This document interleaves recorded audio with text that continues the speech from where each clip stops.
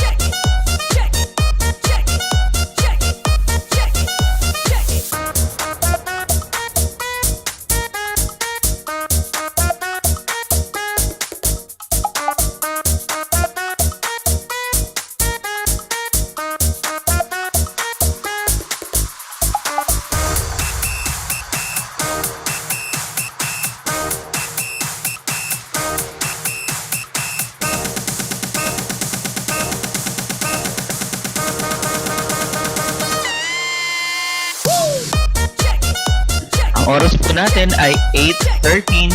Mag-i-start po tayo ng ating program 8:15 ng umaga.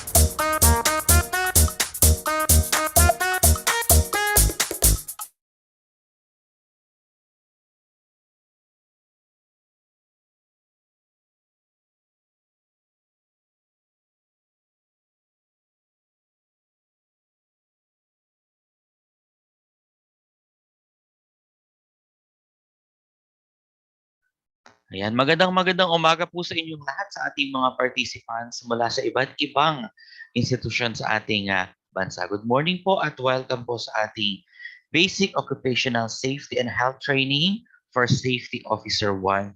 We will start our program in a few moments po. Standby lamang po kayo. Ang lagi pong paalala ng RBA EHS CTS kung kayo po ay nasa pampublikong lugar, kung kayo po ay may kasama, mangyari lamang po na magsuot kayo ng inyong mga face mask para na rin po sa inyong kaligtasan dahil ang inyong pong kaligtasan ay ang lagi namin prioridad.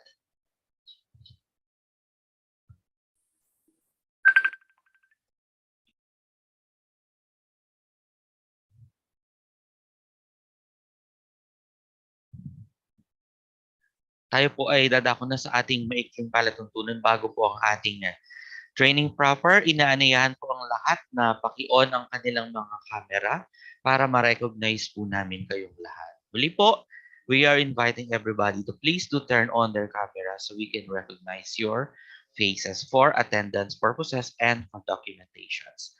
So yan po, lagi po natin tatandaan throughout the training, kung maayos naman po ang ating signal, ay mangyari lamang po na laging nakabukas ang ating mga cameras.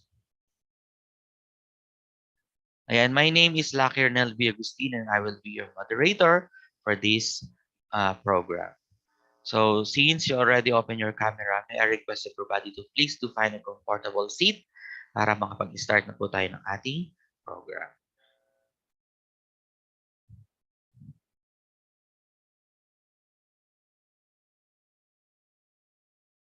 Mga kababayan, ang pambansang awit ng Pilipinas.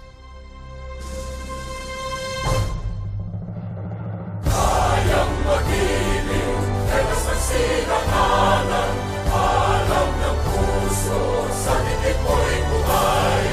Lupang hinirang, tuyag ka ng magiting, sa manlulupin, di ka pasisingil, sa nagatang tutok sa simoy at sa langit ng bangaw, ay hinatang tula, kawin sa pagkayang minamahal.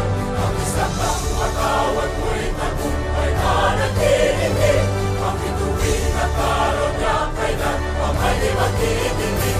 Luha ng araw ng walang pagsinta, mo'y langit sa piling mo. Ang inigaya ng pagkay mga amin, ang mamatay ng dahil sa'yo.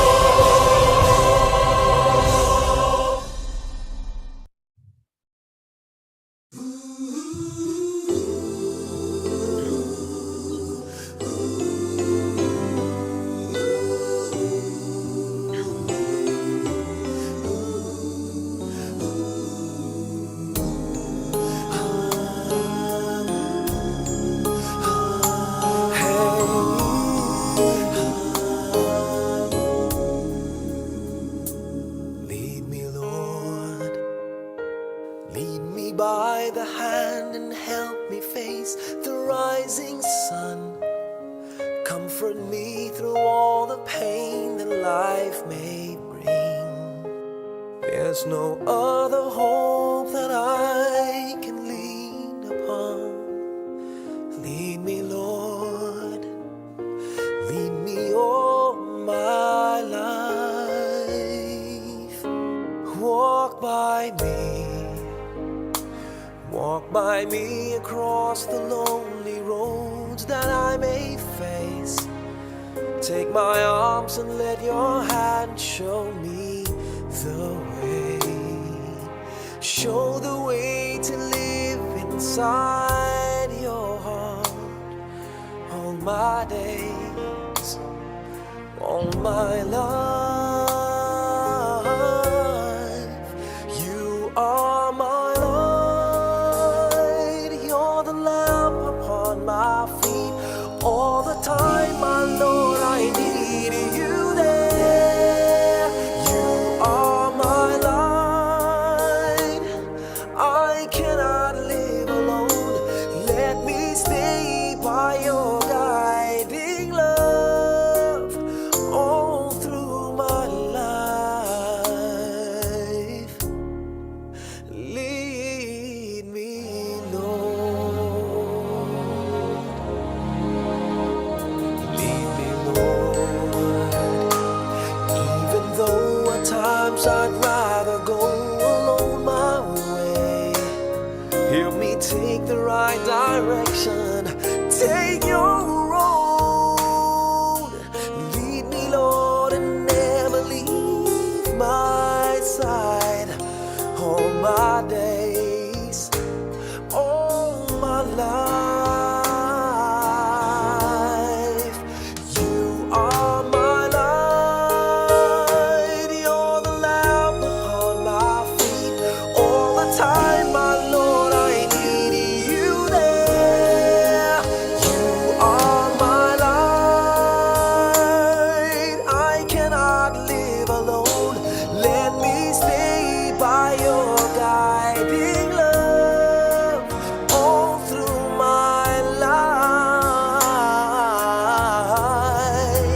You are my light, you're the lamp upon my feet. All the time, my Lord, I need you there.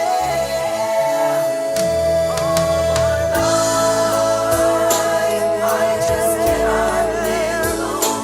Let me stay by your guiding love all through my life, all through my days. So lead me, oh Lord.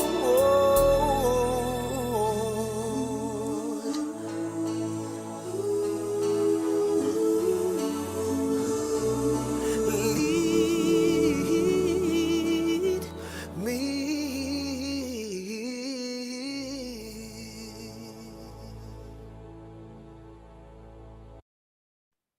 Once again, welcome po sa ating Basic Occupational Safety and Health Training for Safety Officer 1. Kung kayo po ay estudyante ng SLU, mangyari lamang po na pakipalitan ang inyong mga pangalan sa ating mga devices. Sundan po natin ang format, ilagay po natin ang ating course, ang ating first name, and then ang ating last name. At para naman po sa mga participant natin na nasa kabilang link, good morning po sa inyong lahat at welcome po sa Basic Occupational Safety and Health Training. At maraming salamat po sa pagpili dahil pinili niyo po ang RBA, EHS, CTS para maging partner niyo, katuwang niyo sa pagpapalaganap ng safety sa ating community.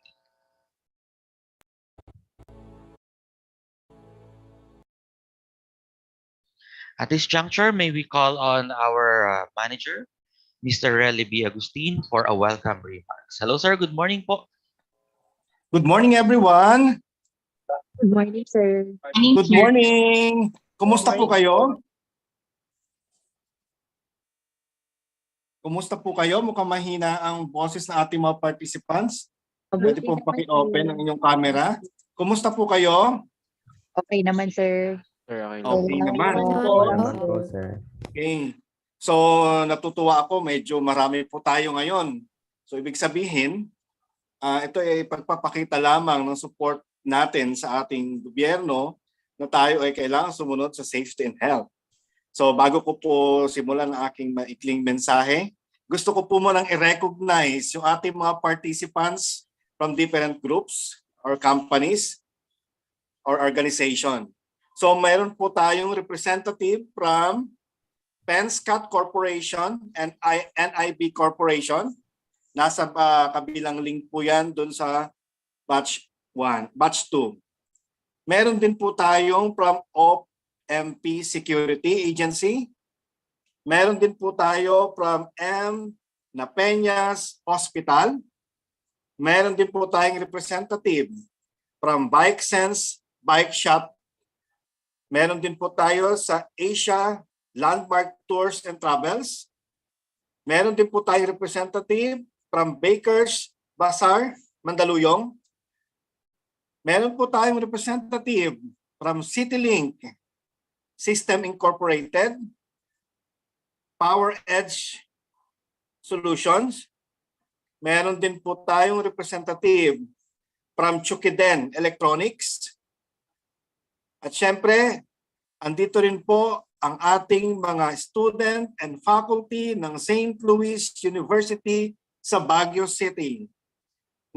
Nandito rin po ang representative ng Pizza Alpeo, isa po sa mga leading ngayon na brand ng ating pizza. At syempre meron din po tayo sa Wood Villa Resto Bar at Worldwide Funds Philippines. So sa kabuuan po, meron po tayong 95 participants at nahati po tayo sa dalawang batch. Batch A and Batch B, dahil ang maximum po ng isang Zoom link ay 50 lamang. So, salamat po sa pagpili sa RBA bilang inyong training partner.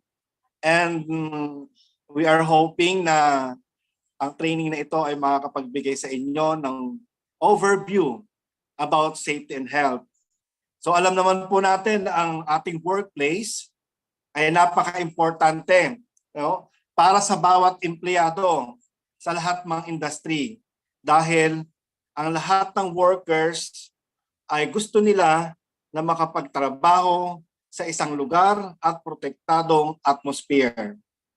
So, ang health and safety po ay ito isa sa mga factors kung paano mai-promote ang wellness ng ating mga empleyado kasama rin ng ating employer.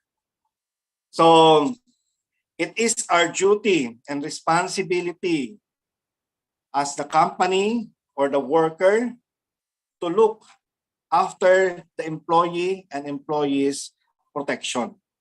So sa training po natin ito, bibigyan namin kayo ng mga pamamaraan o mga programs na pwede ning implement sa ating mga workplace para ma-attain natin ang safe and health workplace. So inaasahan po namin na magbibigyan din kayo ng overview doon sa inyong duties as employer, duties as worker. So hindi po kasi pwede na employees lang o kaya employer lang ang nagpo-promote ng safety. Dapat po parehas dahil meron po tayong moral, legal at financial obligation para sa pananatili ng safety and health sa ating organization. So dahil po dito, inaasahan namin na ang aming mga speakers, they are knowledgeable enough to provide you the basic of safety. And sa loob po ng 2 araw, alam namin na ito ay hindi pa sapat para kayo ibigyan ng full knowledge sa safety. Pero ang importante po ay yung principle, yung basic ay matutunan. So lalo na po sa ating mga estudyante, napakaswerte niyo po dahil kayo yung mga future engineers natin. So malaki kasi ang role ng mga engineers sa mga pagde-design ng mga struktura or anumang mga equipment na incorporated na agad yung safety. At syempre, above all, safety pa rin ang pinakamahalaga. So with that, 2 araw po ito. Sana hindi kayo mabagot. Mag-enjoy tayo sa training. I-open natin ang ating kaisipan na maka-absorb para ma-satisfy natin yung ating training. So, salamat po ng marami at ini-encourage din po namin kayo na hindi sana maputol yung pagsasanay nyo dito sa Safety Officer 1. Dahil ang level po ng safety ay meron din po Safety Officer 2 at Safety Officer 3. Along the way po ng training natin, ipapaliwanag po ng mga speakers natin ano pa yung mga opportunities na pwede nating makuha dito sa safety. Yan lang po at maraming salamat po.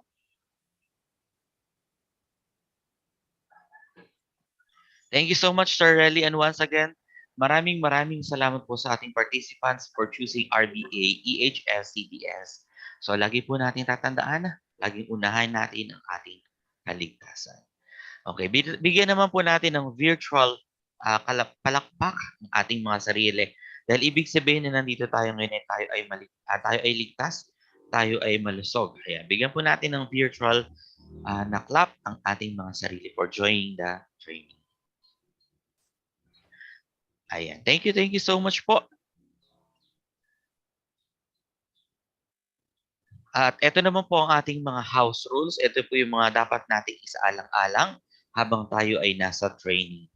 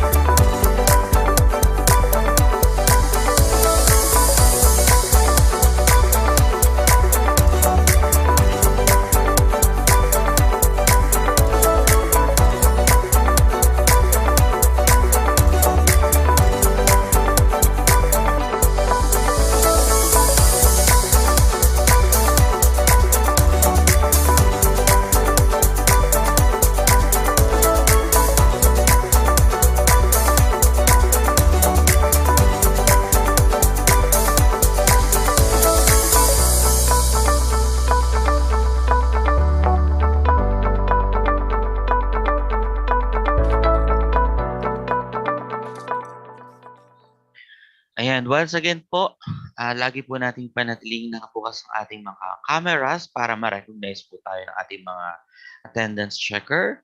For batch 1, we have Ma'am Joy, and then for batch 2, we have Sir Louie. Ayan, good morning po sa inyong lahat, kay Ma'am Joy at kay Sir Louie. So kung meron po kayong mga questions, meron kayong mga queries, feel free po na i-chat sila sa ating chat box para matugunan po nila ang inyong mga pangangailangan. So muli po, lagi po tayo mag-turn on ng cameras para ma-recognize po natin kung talagang kayo ay nandito sa Zoom dahil ang recording po na ito, ang recording po ng ating training ay ipapadala po natin sa DOLE o SH.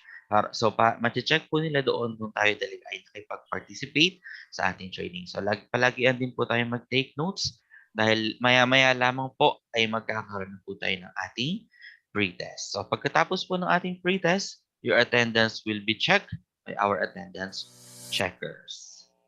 Ayan. So kung meron po kayong, mga devices, dyan, if you have extra phones or using the laptops, you can scan our QR code for our pre-test. Ayan po, kindly scan the QR code for our pre-test, and then later on po, our attendance checker will be posting the link of our pre-test on our chat box.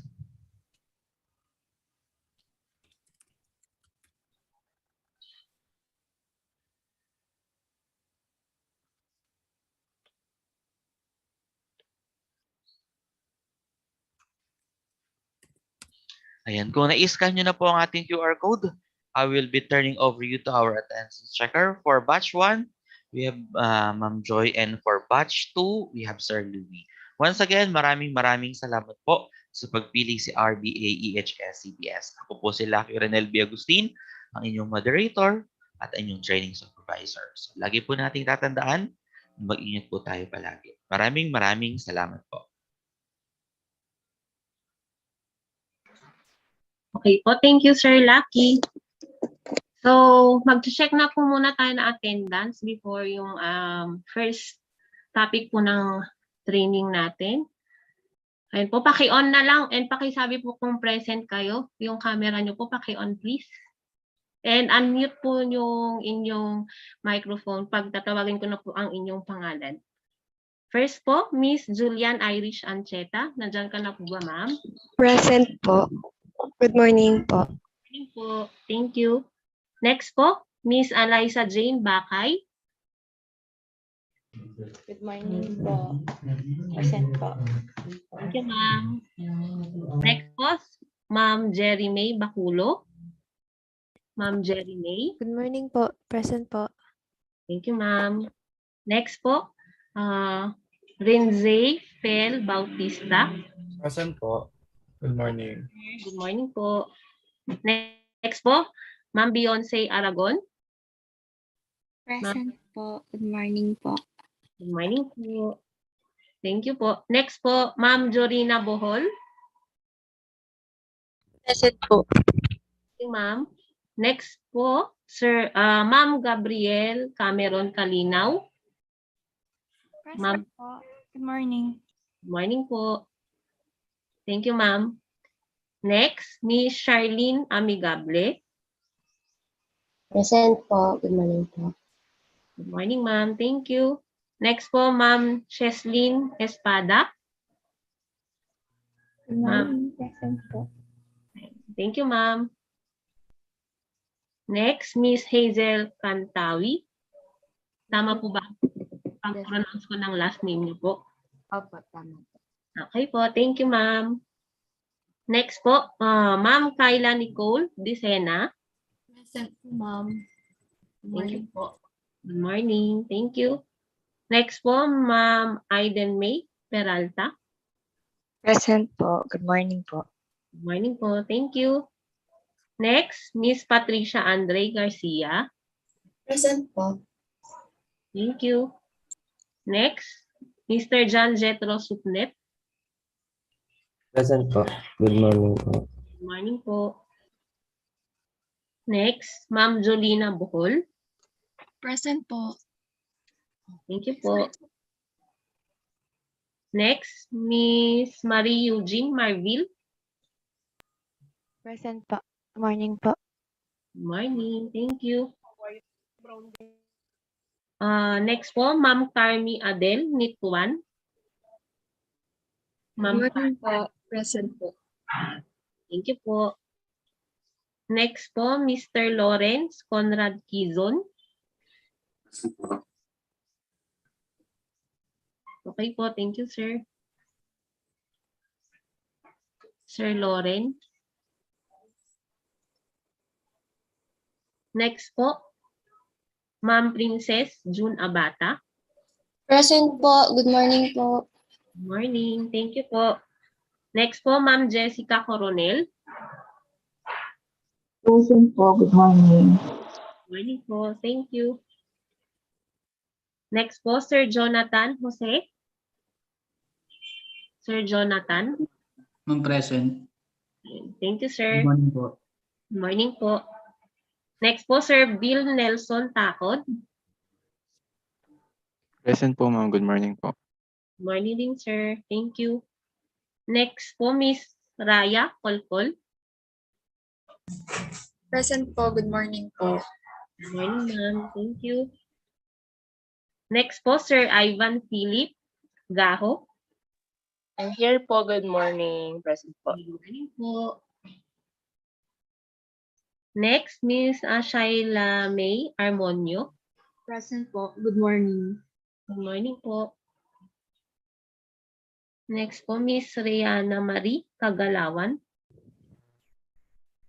Miss Reyna Marie Kagalawan. Ma'am, nakamute po ata kayo, ma'am.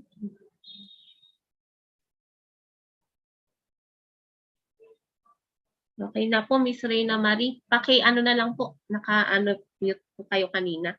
Next po, Miss Renz Justin Manawis. Present po. Good morning po. Good morning po. Thank you. Next po, Miss Julian Reyes. Present po. Good morning po. Ay, okay po. Good morning, ma'am. Next, Miss Alexandrian Tria. Mr. Alexandrian Tria. Present po, ma'am. Good morning po. Good morning po. Next po, Ma'am Trixie Kayabyab. Present po. Good morning po. Good morning po. Ma'am, Avail na camera. po. Wala pong avail na camera. Nagloloko po. Ay, okay po, ma'am. Ma'am, pero paano na lang po ha? Ng Sige po. camera, ma'am. Kailangan po. Thank you po. Okay po. Next po, Ma'am Tiffany Q-An. Miss Tiffany Q-An. Present po, ma'am. Good morning po. Good morning po. Next po, Sir Ivan Pamularcano. Sir Ivan Pamularcano. Present po. Good morning po. Good morning po, sir. Thank you. Next po, Ma'am Messi Felin Bustos. Good morning po. Present po. Thank you, ma'am. Next, Miss Nika Feby Rabago. Present po. Good morning po. Good morning po. Thank you. Next, Miss Moira Abigail Balanon. Present po. Good morning po. Good morning po. Thank you. Sir Mark Emriel Parlan. Present po. Okay po. Thank you, sir. Next po, Miss Fabilin Villena. Present po. Good morning, ma'am. Good morning po. Next, Sir Erlmon Kyle Mutok. Present po. Good morning po. Good morning, sir. Thank you. Sir Mark Christian Aquino. Sir Mark Christian Aquino. Wala po. Next po, Ma'am Rain Nian Balagbagan. Present, ma'am. Good morning po. Morning po.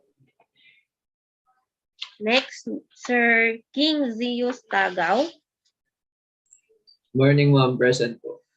Good morning, sir. Thank you. Sir, sir, pa-change na lang po ng t-shirt if ever. Bawal po kasi ang sando natin. Thank you.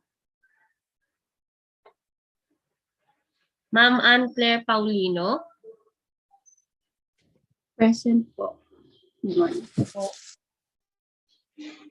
Sir John Ray Flora. Present po. Thank you, sir. Ma'am Giselle Pasqua. Good morning po. Present po. Good morning, ma'am. Thank you. Sir Marion Luigi Ramos. Present po. Present. Paki-on po yung camera, sir. Thank you. Next po, Sir Mark Nicolas Garcia. Present po. Thank you, sir. Next, Miss Eliza Jade Manalansan. Good morning po, ma'am. Present po. Good morning po. Thank you. Ma'am Sandra Nicole Antolin. Present po. Good morning po. Good morning po. Ma'am Michelle Adiwang. Present po. Good morning sa inyong lahat. Good morning po. And Ma'am Jonaline Kimpay. Present po. Okay po. So, bali may isa pong wala, si Sir Mark Christian Aquino. Sir Mark Christian, baka nakalagin ka na. Check ko po ulit. Mark Christian Aquino, nandyan ka na po ba, sir? Ayun, wala pa rin po. Ma'am, i-follow up ko lang po siya sandali. Baka po nag-plug yung internet nila. Ay, sige ma'am. Thank you po. Ito. Ayan po. So, start na po sa ating first topic. Ma'am Marivic. Yes, good morning. Good morning, everyone. Good morning, ma'am. Good morning po. Good morning po.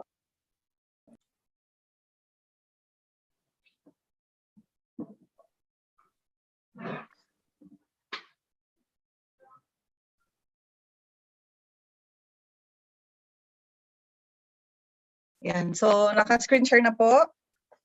Yes, ma'am. Okay, so magandang umaga po sa inyong lahat. May I check if my audio is clear? Yeah. Clear po. Okay. So,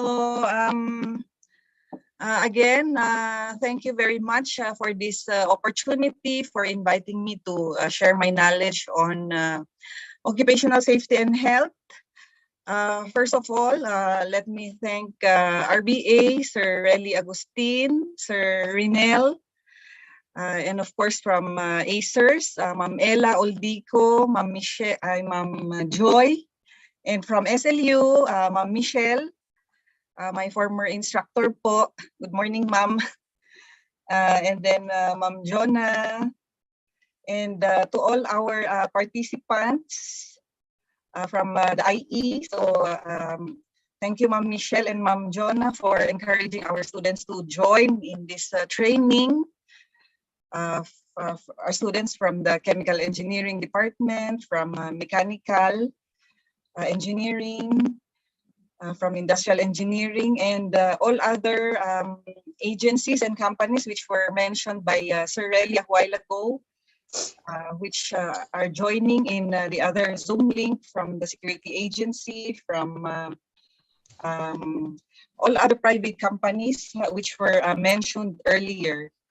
So, maraming salamat po sa opportunity na ito, and I hope that you will learn a lot from this two-day training.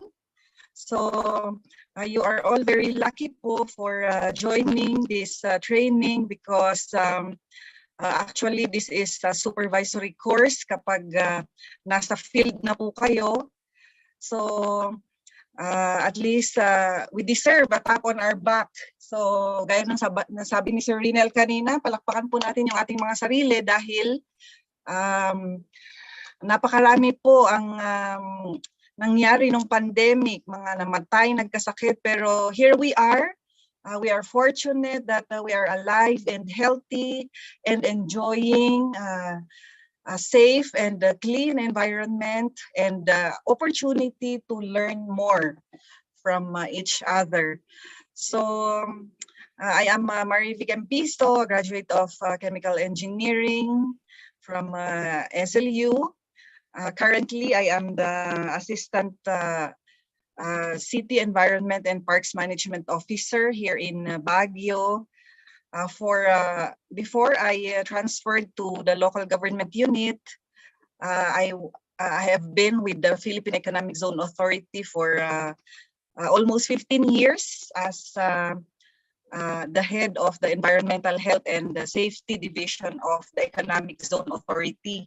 So PEZA is also a government agency which handles PEZA registered private companies like Texas Instruments, Moog Control, Sitel, Timex, Samsung, Toshiba, and all other companies all over the Philippines, from Luzon, Visayas, Mindanao. Before I left PEZA, there were almost 4,000 PESA registered companies. And now that I am with the local government unit, so I am happy that I am blessed with the knowledge and skills to share to our local government unit in Baguio City.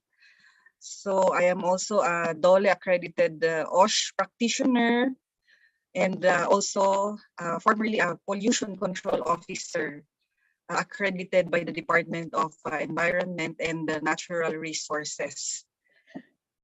So I'm sure you have heard of occupational safety and health before. So I believe that this is already a subject in your engineering course. So you are really lucky that this subject has already been integrated in our curriculum for you to be equipped with what's needed, what's necessary in the industry when you will graduate. So OSH, this is a very important aspect for each one of us. And it is our desire to work in a safe and protected environment. Yan. So aside from the house rules given by Sir Renel, let me share a few reminders also. First is for us to keep an open mind that is ready to learn and understand. Yan. So it's important that we have an open mind, that we can learn from the speakers, from each other, from our experiences as we share. So yan po, we encourage everyone to actively participate in discussions, in sharing their knowledge and experiences. So I'm sure every one of you has their own share of experiences on OSH, which we can learn from. Number 3, of course, that's basic for us to give respect to anyone who is speaking, sharing, and most importantly is for us to enjoy and have fun learning. So thank you all, and if you have questions, you can put in the chat box. Yan, and you can raise your questions. Yan po. Okay, so moving on, let me share the objectives of our training for Basic Occupational Safety and Health Safety Officer 1 training course. So gaya ng nasabi ni Sir Relly kanina, so ipapakita natin kung ano yung mga different tracks. So ito is for the Safety Officer 1 training. So the objectives are the following. Number 1, to discuss the importance of OSH. Yan. Number 2, to discuss the OSH situationer data in the Philippines. And then number 3 is to discuss top OSH violations. Yan. So when this OSH law was signed and was implemented, so the Department of Labor and Employment has aggressively inspected and checked, monitored the compliance of our industries, and let us look at the violations of some of our companies with this OSH law, so that we do not repeat the violations. Yan po, kasi napakataas ng penalties, which we will see later on with these slides. So as an introduction of the OSH in the Philippines, so this is a constitutional mandate to safeguard the worker's social and economic well-being as well as his physical safety and health. Yan, so naririnig po natin yung safety first. So totoo po yan, na-realize natin yan, especially during the COVID-19 pandemic, that we prioritized our safety, our lives, that we distance from other people. We even locked down major establishments and other endeavors, educational system, and other economic activities just to safeguard our life. So this is very timely that the OSH has been signed in 2018, that we have guidelines and standards to follow, especially the case of the COVID-19 pandemic. So as we all know, we have the following importance of OSH, whether we are working in companies, or whether we are still studying, or we are working at home, or we are staying or working at our different locations to protect employees, workers. So this is the most valuable asset, as we have realized. So for companies and for our schools, so that this is to reduce absenteeism, because we are healthy and safe every day as we do our duties as students and as teachers, or as private employees or government employees. So commitment by management to safety, that is to create the safety culture. So yan po yung kahit na walang tumitingin o walang nagmo-monitor, nag-check, we are committed to implementing safety for ourselves and to our colleagues wherever we are. To reduce insurance claims yan on the workers' compensation, to retain business customer, to create a work environment that are high standards for safety, cleanliness, and housekeeping. And most of all is our safety compliance, so that our different establishments will continue with the operations, because we are complying with the legal mandates required of our establishments, especially by the Department of Labor and Employment, by the Department of Health, and by the local government units as well.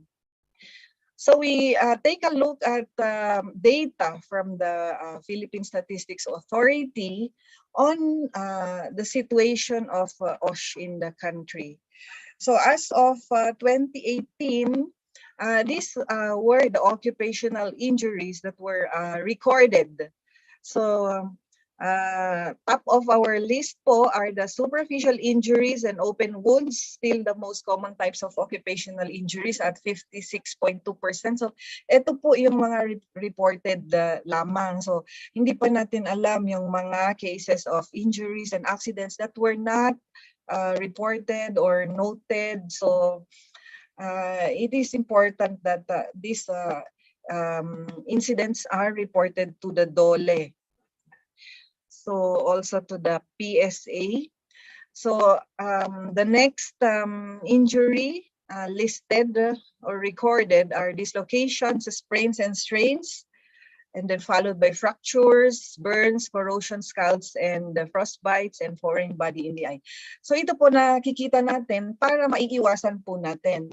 So gaya nung nasabi ko kanina, this training is for our future engineers and those supervisors, safety officers, or to our educators who are already on the field, while we are handling people and employees in our workplace, na maiiwasan natin na magkaroon ng incidents ng injuries and accidents sa ating workplace through this training. So aside from occupational injuries, the following are data on most injured parts of the body. So yan po, so as we use our wrists and hands for our work, they are exposed to injuries at 39.2%, the latest data from PSA. And then our lower extremities. Ano po ang lower extremities? So from hip down, so those are also exposed to injuries. Arms and shoulders also are at 16.17%, and neck was the least damaged part at 1.2%. So again, pinapakita ito para maiwasan po natin na alam natin na ito yung mga top injuries, ito yung mga most injured parts. So we can think of programs and reminders to our workers, to our students that these parts or these injuries will be prevented in our workplaces. So the leading cause of occupational injuries are the following. So stepping on, for example, yan po. So napakasimpleng bagay like nails that are not properly hammered or uncovered or exposed. So they can cause wounds due to stepping on, striking against. So let's say may mga tumatalsik na mga metals or welding work. So these are causing occupational injuries. So very simple po yung mga incidents, but they cause occupational injuries. So the agents of injuries or sources of injuries, so nandyan po yung machines and equipment. So sa school, ano po yung mga examples ng machines natin? So any volunteer from our students? Si John Ray. Yan. So ano yung mga examples ng machines and equipment sa inyong university, John Ray? Nakamute ka? Drill press, lathe machines, mga bandsaws. Yan. Thank you, Sir John Ray. So yan po, so kahit nasa university tayo, we are exposed to machineries and equipment, to materials and objects, to hand tools, which can cause injuries to us students, to us teachers, or to our workers in the private and public industries. So yan po yung machines and equipment as top agents of injuries. Materials and objects, like for example, for construction, we have raw materials like cement, paint, sand, and gravel. So for chemical manufacturing, we have raw materials like chemicals, chemical reagents, mga yan po, and the other products which we use in our workplace. This can be agents of injuries. And then the hand tools which we use, so sa mga carpenters, mga yan po, sa mga electrician, like the use of the drills or the hammer and the other hand tools. They are simple equipment, but they can be agents of injuries if not used properly. So looking at occupational diseases, back pain is the most common type of occupational disease among workers, as reported. Neck and shoulder pain and other MSD or musculoskeletal diseases. Also occupational asthma. Yan. So kahit po nasa opisina lang tayo or nasa bahay lang tayo, we are exposed to different occupational diseases, like even work from home, we are exposed to back pain, to neck and shoulder pain, to asthma, yan po, due to presence of indoor air pollution, mga yan. So akala natin nasa bahay tayo, safe na, pero we are still exposed to the different hazards din pala.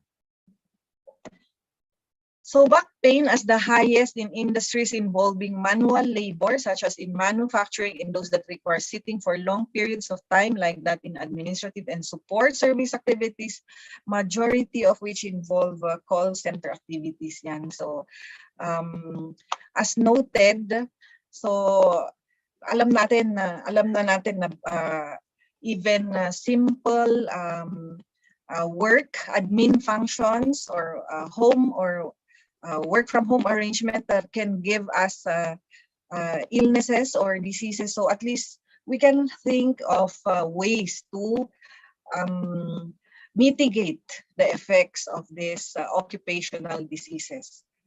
So as noted, those working in call center or offices are exposed to back pain yan, and other diseases. So in your workplace, can you give some example of occupational illness or disease? So anyone po? Si Miss, pwede bang magtawag para hindi tayo antukin?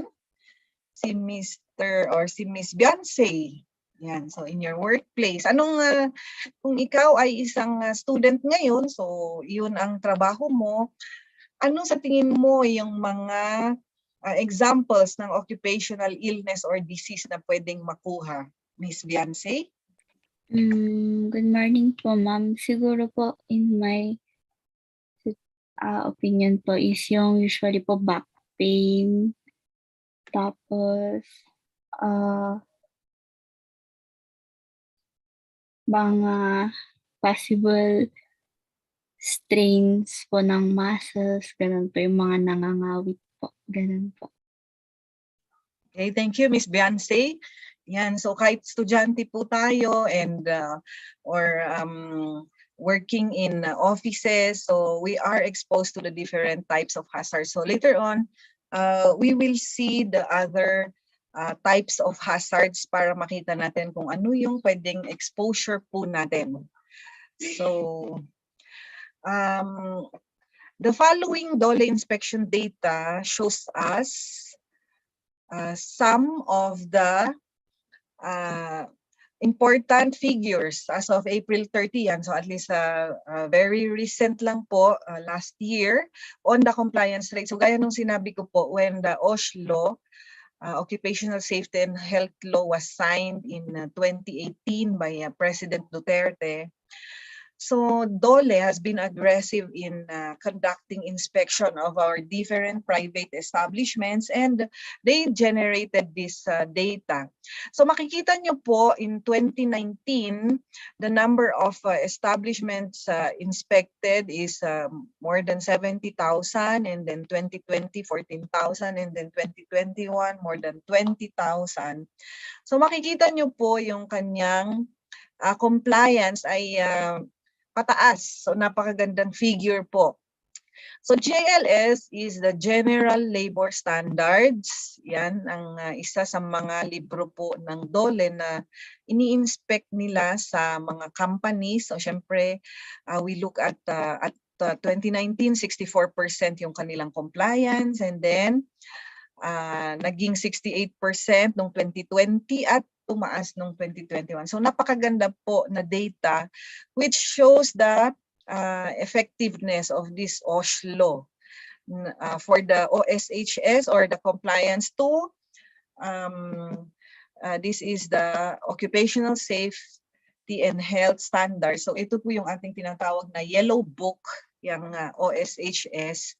So nung 2019, so nandyan po yung data na ang compliance are 44.3, naging 43, naging 68. Yan.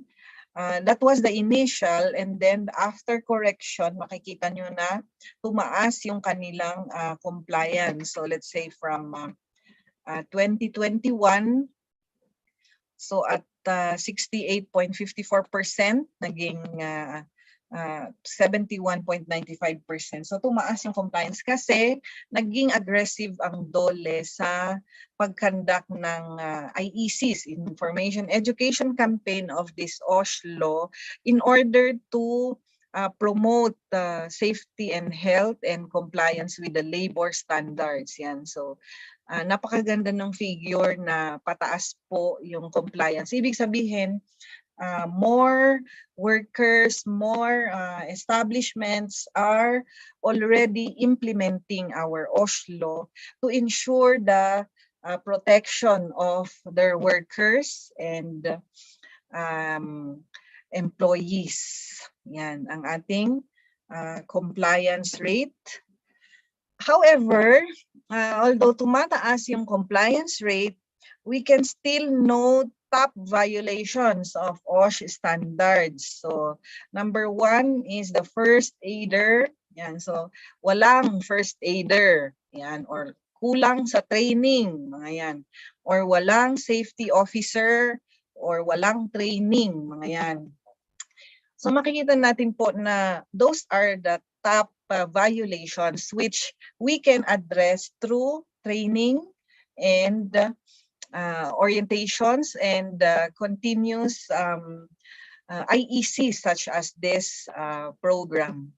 So other violations include non-application of the FSIC or the Fire Safety Inspection Certificate. Saan po kinukuha yan? Saan po kinukuha yung FSIC? Anyone? Yan, are you still there, ladies and gentlemen? Miss Princess, saan kaya ina-apply ang FSIC na yan? Fire Safety Inspection Certificate. Miss Princess? Miss Cherry May. Yan. Saan yan kinukuha yung FSIC na yan? Good morning po. Sa Bureau of Fire Protection po. Thank you very much, Miss Jerry May. So yan po, kasama yan sa Occupational Safety and Health. So sa tagal po ng experience ko sa OSH, nakita ko na parang ang puso ng mga batas po natin ay yung safety and health. So we look at the Fire Code of the Philippines, for example. Pag narinig natin yung Fire Code of the Philippines, ano yung naiisip natin? John Jethro. Pag sinabing Fire Code, ano kaya yung naiisip natin? So that would be fire safety, tama? To ensure that our houses, our establishments, our universities are complying with fire safety guidelines. Yan. So that is the heart of the Fire Code of the Philippines. So how about National Building Code of the Philippines, PD 1096? Pag sinabing National Building Code, if I remember the declaration, the section 2 of Building Code would state that it shall be the function of the state to protect health and property. So mga yan po. So may safety. So when we design buildings, when we construct, when we occupy, when we demolish, we make sure that it is safe and okay for occupancy before we let people come in, mga yan. So titignan natin yung puso niya ay safety. So sa environmental laws naman, like let's say RA 9003, which is ecological solid waste.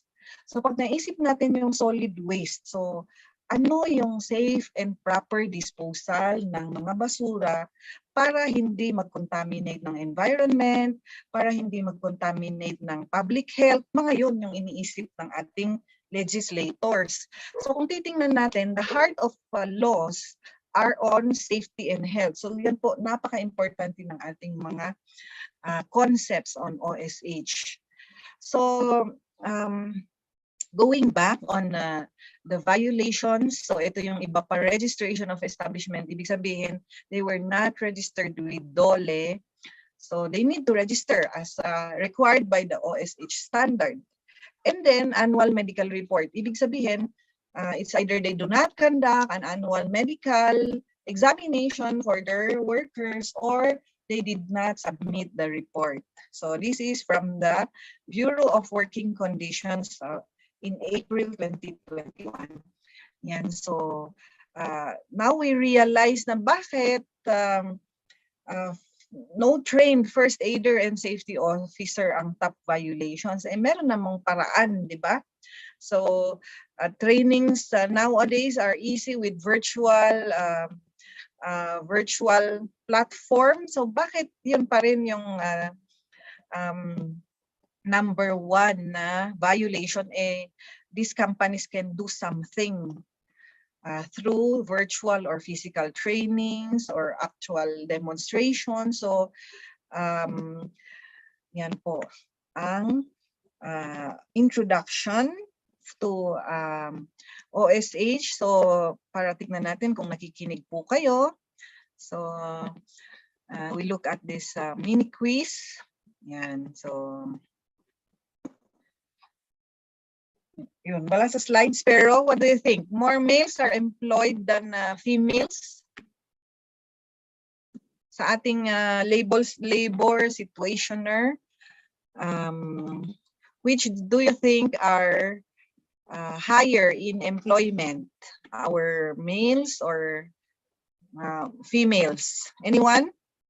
Volunteer? Voluntold. Bill Nelson. Mr. Bill Nelson, ano sa tingin mo? Ano ang mas madaming workers daw ngayon? Yung mga females or mga males po? Males po siguro, ma'am. More? More? Males po. More males, okay? So, let's see later kung tama yan. Yeah, but yes, it's true. More males are employed than females based on statistics. So, tama ka, Mr. Bill Nelson. So what are the top 3 most injured parts of the body if you were listening? Any volunteer po? Top 3 most injured parts. So sabi natin pinakita yung data para alam natin kung ano yung mga iiwasan na masugatan. So ano po kayang mga yun? Sino nakikinig po kanina? Yan. Sige, si Miss Jolina. Wrists and hands, lower extremities, and then arms and shoulders. Thank you very much. That was Miss Jolina. Tama, di ba? Yes, sir. Yan. Salamat po. Yan. So, nasabi niya yung most injured parts of the body. Then, the most common type of occupational disease among workers as recorded in 2015. So, anyone? Ano po? Yes, Miss Alexandria. Back pain po, ma'am. Yan. Thank you very much, Mr. Alexandria. Yan. So, back pain is the recorded most common type of occupational disease among workers. Yan. So, meron pa. What are the top most OSH violations in 2021? So, ano po yung ating top violations? Yes. So, tingnan natin si Tiffany. Ma'am, first aider po.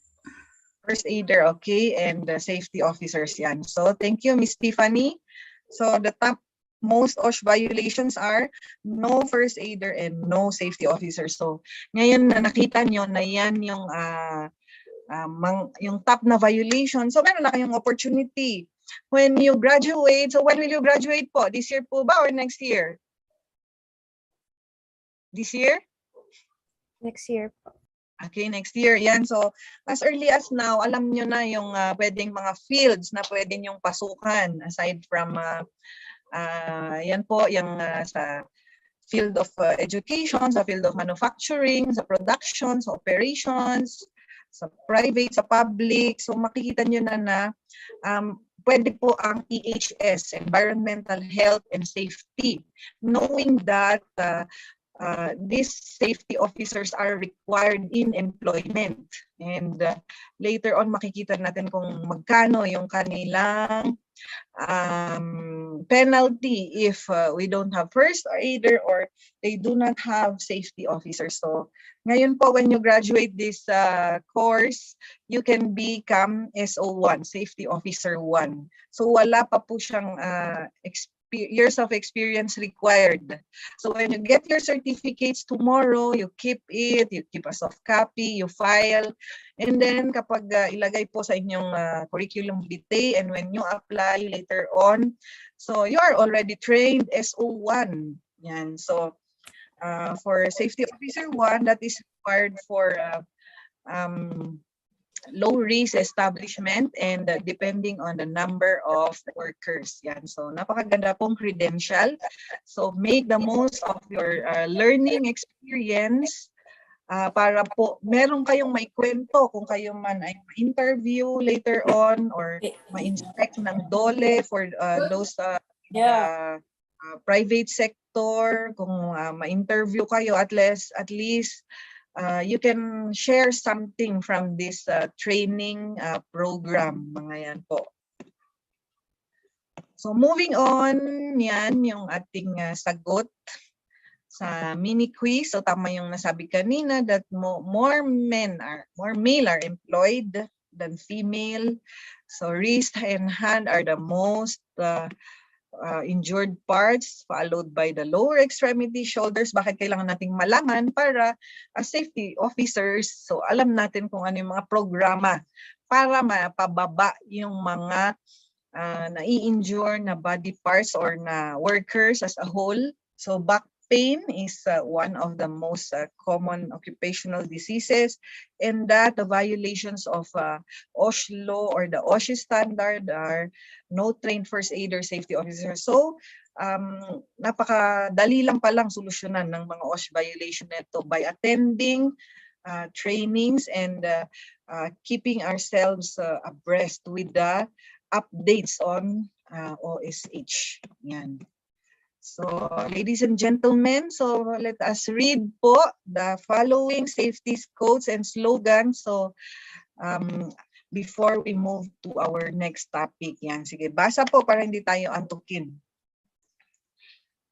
So, a spill, sleep, a hospital trip. Napaka-simpleng incident. Pero, halimbawa may natapon na tubig, may nabas ng flooring. So napakasimple pero may nadulas. Tapos anong nangyari? Nauntog yung ulo, mga yan, nabagok, mga yan. So kailangan dalhin sa hospital, emergency, mga yan. So these simple things can be corrected. And then alert today, alive tomorrow. Yan. So napakaganda po na safety codes and slogan. Yan. So, basahin ni Miss, sino pang pwede dyan? Sino? Volunteer? Anyone? Yan. Para hindi po antukin. So, si Miss Gabriel. As soon as you see a mistake and don't fix it, it becomes your mistake. Yan. So, when we pinpoint pala to others that they are unsafe, it's their fault, mga yan. So, more fingers are pointed to us dahil pwede naman pala tayo yung nag-correct. So, we could have done something before the incident or the accident happened. Yan. So, thank you, Miss Gabriel. Next. Si Mr. John Jetro, pakibasa po.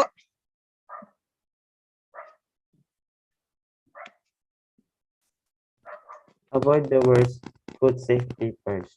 And thank you, John Jetro. Yan. So, nabanggit na natin kanina na lagi kahit nasaan man tayo, nasa bahay, nasa trabaho, nasa kalsada, yan. Avoid the worst, we put safety first. Next. Si Ms. Chesley, pakibasa po.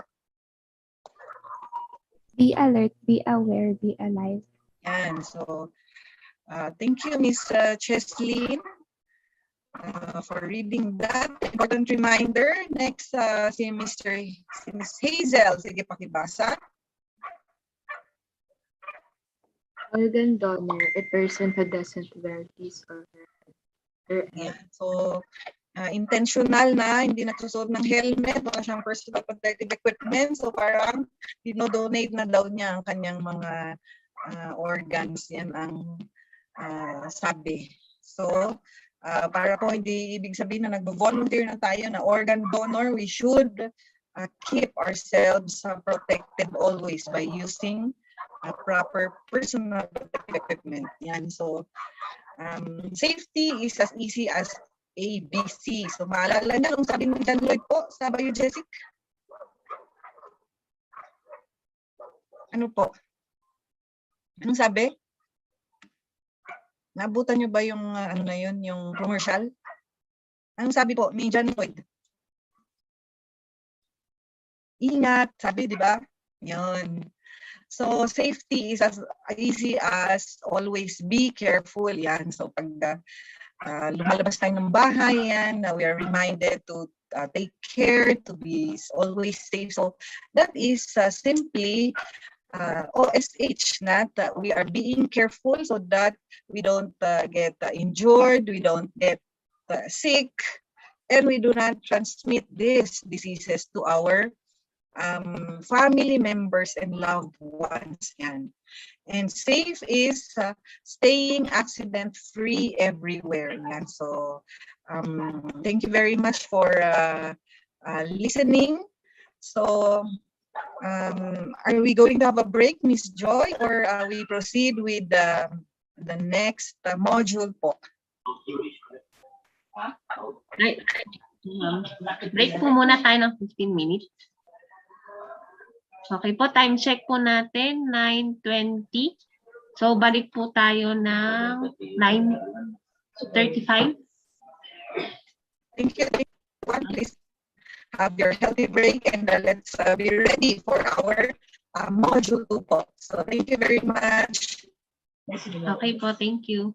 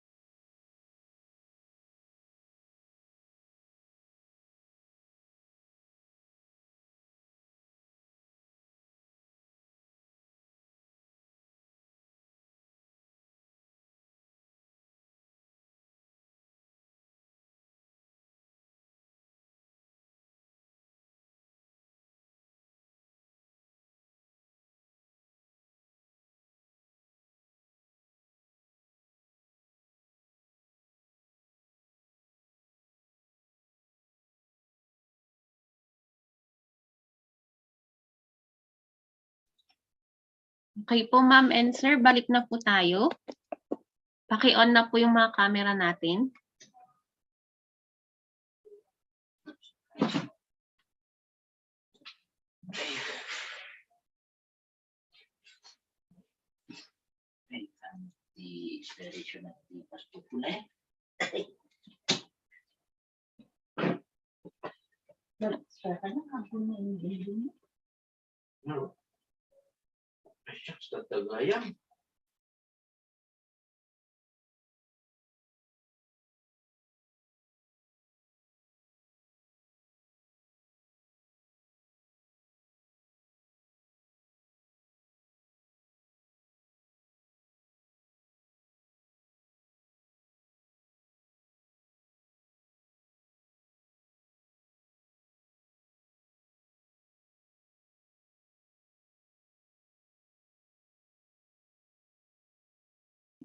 Po sa mga naka-off cam po, paki-on na lang po yung camera.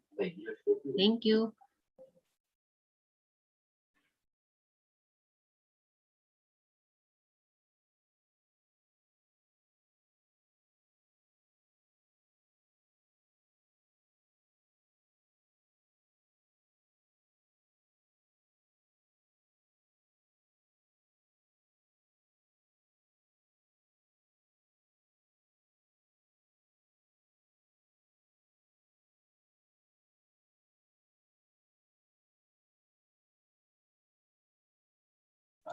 Nakain na po ba lahat?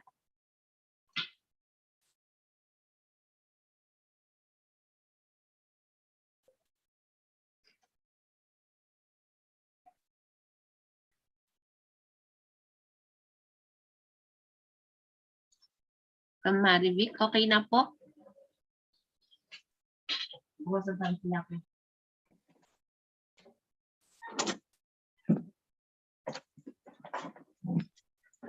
Okay, so nakamerienda naman po ba kayo? O naka-breakfast na?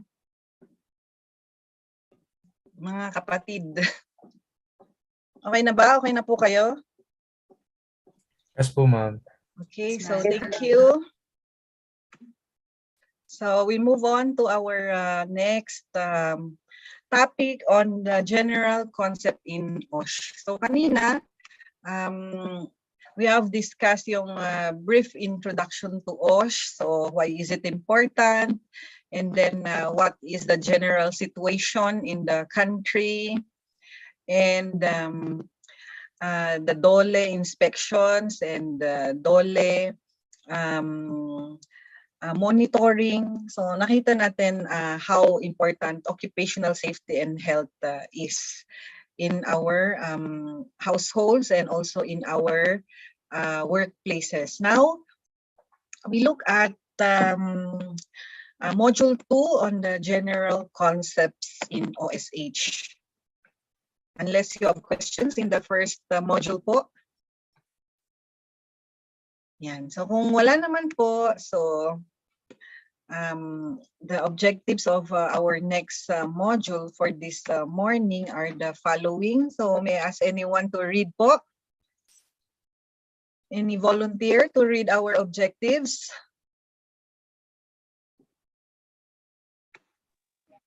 Ma'am Marivic. Yes po.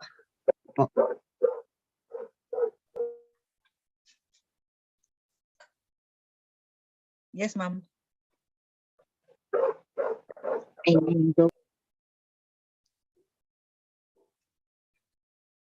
May tanong ka, ma'am, or magbabasa ka po? Magbabasa sana ako, kasong ingay ng aso, ma'am. Sige, ma'am. Si Miss Hazel na lang, ma'am. Thank you, ma'am. Objectives. Number 1, identify the different accident causation theories. 2, discuss accident prevention. 3, discuss unsafe acts and unsafe conditions and their prevention. Lastly, 4, define the term safety, health, and risk. Thank you, Miss Hazel. Salamat, Ma'am Mitch, for your active participation po. Okay, so moving on, as we look at the objectives of our next module on identifying the different accident causation theories yan. So Even years before po, OSH has already been studied and it is considered a science yan. So kung maalala natin yung definition natin ng science is a body of knowledge. So ganyan din po yung OSH, our safety specialist, technical people have studied accident causation theory. So paano nagkakaroon ng aksidente, insidente yan. So marami pong pag-aaral, makikita natin later on. And then we'll discuss how to prevent these accidents. Since we know the causes, we know the root causes, so how can we prevent? And then we discuss unsafe actions and unsafe conditions, and again, how to prevent. So it's not only knowing, but also thinking of ways to prevent this unsafe actions and conditions from happening. And we define basic terms on OSH like safety, health, and risk. So the first in our definition is accident. It is an unplanned event that results in personal injury. Yan, so as we all know, wala namang sinasabing aksidente, walang may gusto, walang nagplano, mga yan. Pero dahil napag-aralan, pwedeng pigilan, mga yan, na hindi mangyari para walang injury, walang accident, walang damage to properties, walang disturbance, walang inconvenience. Yun ang ating objective. So one of the famous theories on accident causation is the domino theory, although there are a lot. Actually, there are 8.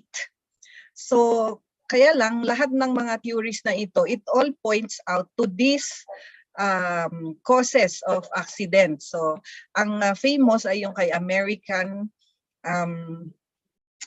Herbert W. Heinrich, yung kanyang study on the domino theory, where he discovered, so siya po ay isang officer ng isang insurance company, and he studied how accidents happen. So syempre pag sa insurance ka, panay ang dasal siguro ng mga ito na walang aksidente, di ba? Para walang mag-claim.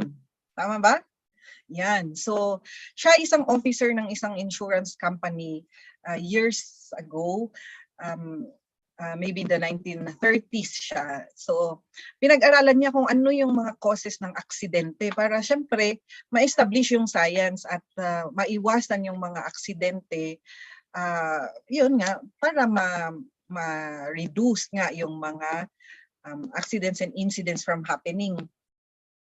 So, this theory of Herbert Heinrich, called the domino theory, discovered that 88% of all accidents are caused by unsafe acts of people. Yan. So, napakalaki po nung human factor na causing the accident. So, karamihan sa mga na-study nila, na-receive nila, na-review nila ng mga accident claims, 88% of these accidents are due to unsafe actions of people. So, there's a human factor, majority, or form part of the causes of this accident are from human unsafe actions, and then 10% are due to unsafe conditions. This should be condition.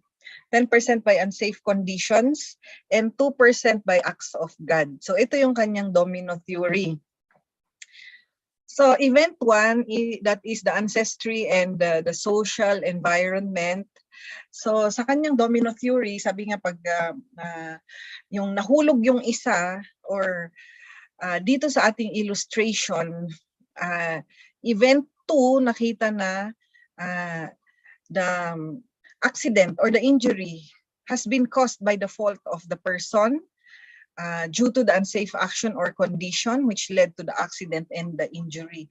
So itong tatlo pong ito, event 1, 2, and 3, were considered mistakes of people. So generally po, doon sa mga na-study, na-receive nila na mga claims, nakikita nila itong mga ito na it can be ancestry and the social environment. So there's a factor of people, of human.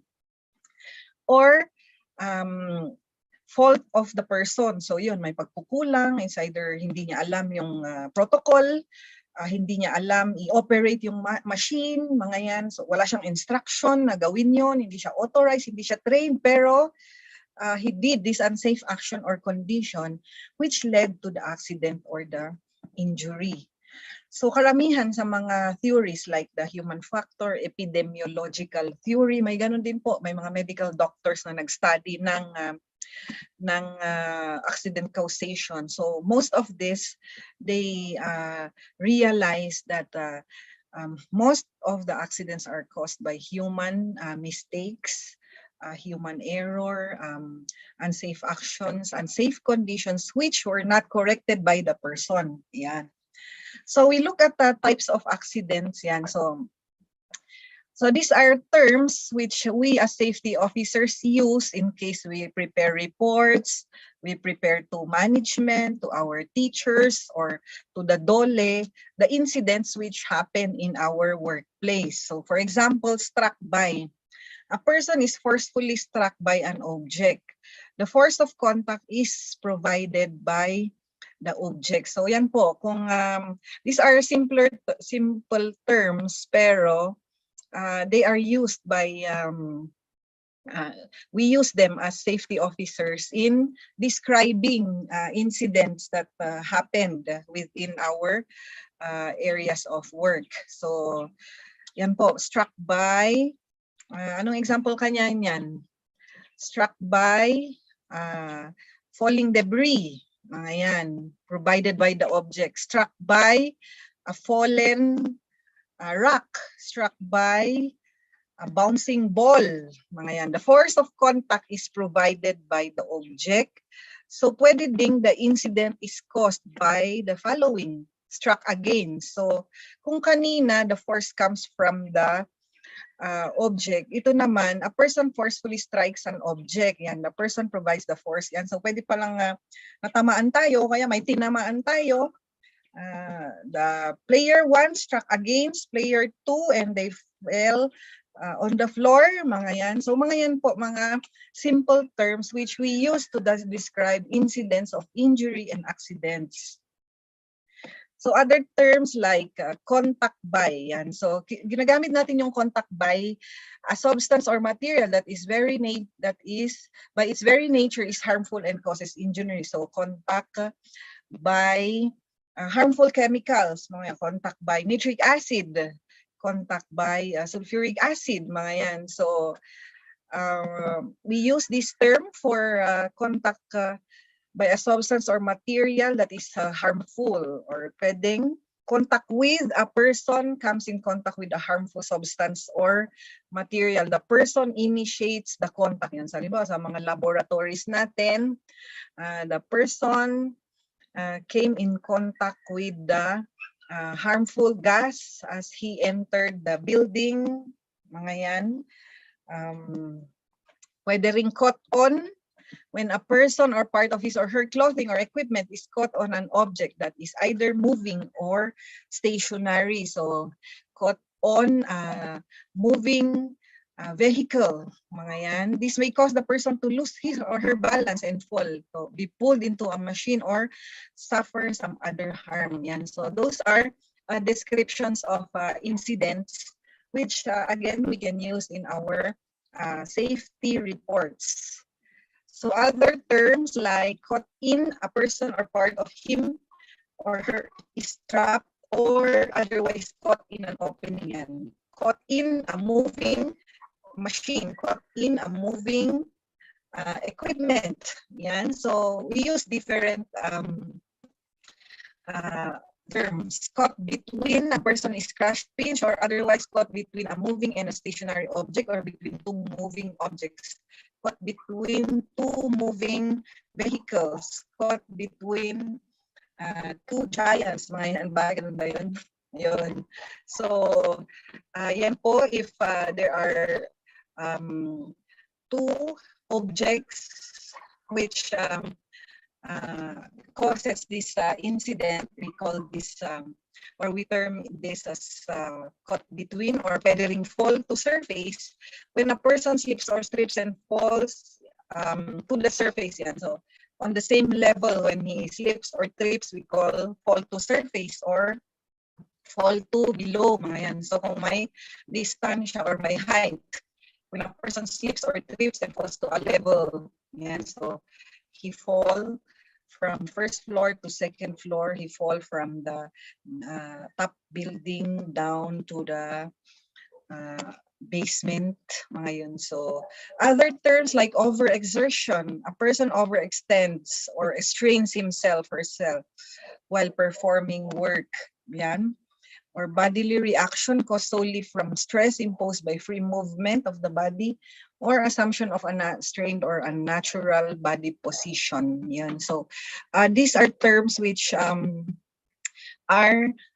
which we can use for the effects of the hazards we are exposed to. So pwedeng overexposure to a certain physical hazard like noise, temperature, hazardous chemicals. Yan. So overexposure is also one type of health and safety hazard. So types of incidents as defined earlier, yung accident, injury or accident, an unplanned and unwanted event that leads to personal injury, damage only. So pwedeng damage only to property, mga yan, or the personal injury, or worse is death. So meron din near miss or muntik na. Yan, so tinatawag natin na chamba. Yan, so maswerte ka dahil muntik na. Pero huwag mo nang antayin na mag-worsen yung scenario at maging accident or incident. Yun. So these are already early warnings. So near miss or tinatawag natin na muntik na, an unplanned unwanted event that had the potential to lead to injury, damage, or loss but did not in fact. Yan. So at least may chance ka pa na i-correct yung mga mistakes. So wag na nating antayin ito. We are given the opportunity to live again and be healthy and well and to correct these unsafe actions and incidents. So other terms like dangerous occurrences may not or may cause serious bodily harm to workers employed or seriously damage the premises. So we have this BOSH standard. So pwede nyo pong i-download yon, or you can download it, yung soft copy, or this is what we call the yellow book. Yan. So you can download a soft copy when we have a break. Yan, nakikita ba sa screen? Yan. So this is what we call the OSH standard. Yan. So ito po ay may mga different rules like OSH rule 1053 shall be investigated and imported by the employer upon occurrence to DOLE, regional office, or duly authorized having jurisdiction. Yan. So kung may mga dangerous occurrence daw based on our standards, so you can download as your Bible as safety officers. Yan, nakikita ba? Or yan po. So pag may nakita daw tayong dangerous occurrences, may pwedeng maaksidente, may pwedeng mamatay, may pwedeng masugatan. As per our occupational safety and health standards, Rule 1053, we should report this to our safety officers, to management, to DOLE, to authorities having jurisdiction, para po they will investigate and they will correct. Yan. So wag na nating antayin na may sumabog. Parang sasabog yun na, yung gasolina na yun, amoy ganyan, amoy gasolina doon sa area na yun. So wag na nating antayin dahil it is already a dangerous occurrence. Again, may pwedeng masugatan, mamatay, may pwedeng sumabog, pwedeng mag-collapse, mga yan po. May pwedeng masaktan, i-report na po natin for correction. Yan. So that is required under our occupational safety and health standards. Section 7, workers' right to report accident. Yan. So we are protected by our laws that management cannot reprimand or remove us from our or terminate us if we report this the dangerous occurrences as we are protected by law. Yan. Ill health incident. So pwede ring ill health incident that it is an unplanned, unwanted event that leads to ill health. Yan. So if we see health hazards which can be a cause of ill health, so this can be reported. Yan. So volunteers po, ano po ang PPE? Yes, Mr. Alexandrian. Personal protective equipment po, ma'am. Okay, thank you, Mr. Alexandrian. Yan, so before the pandemic, ano yan, parang foreign sa atin. Pero ngayon, pinag-agawan pa yan noong 2020, di ba? Yan yung mga nawawala, dahil sa walang stock, walang supplies. So ngayon we are very aware of its importance and use, personal protective equipment. So others, ano po? Ano po ang OSH?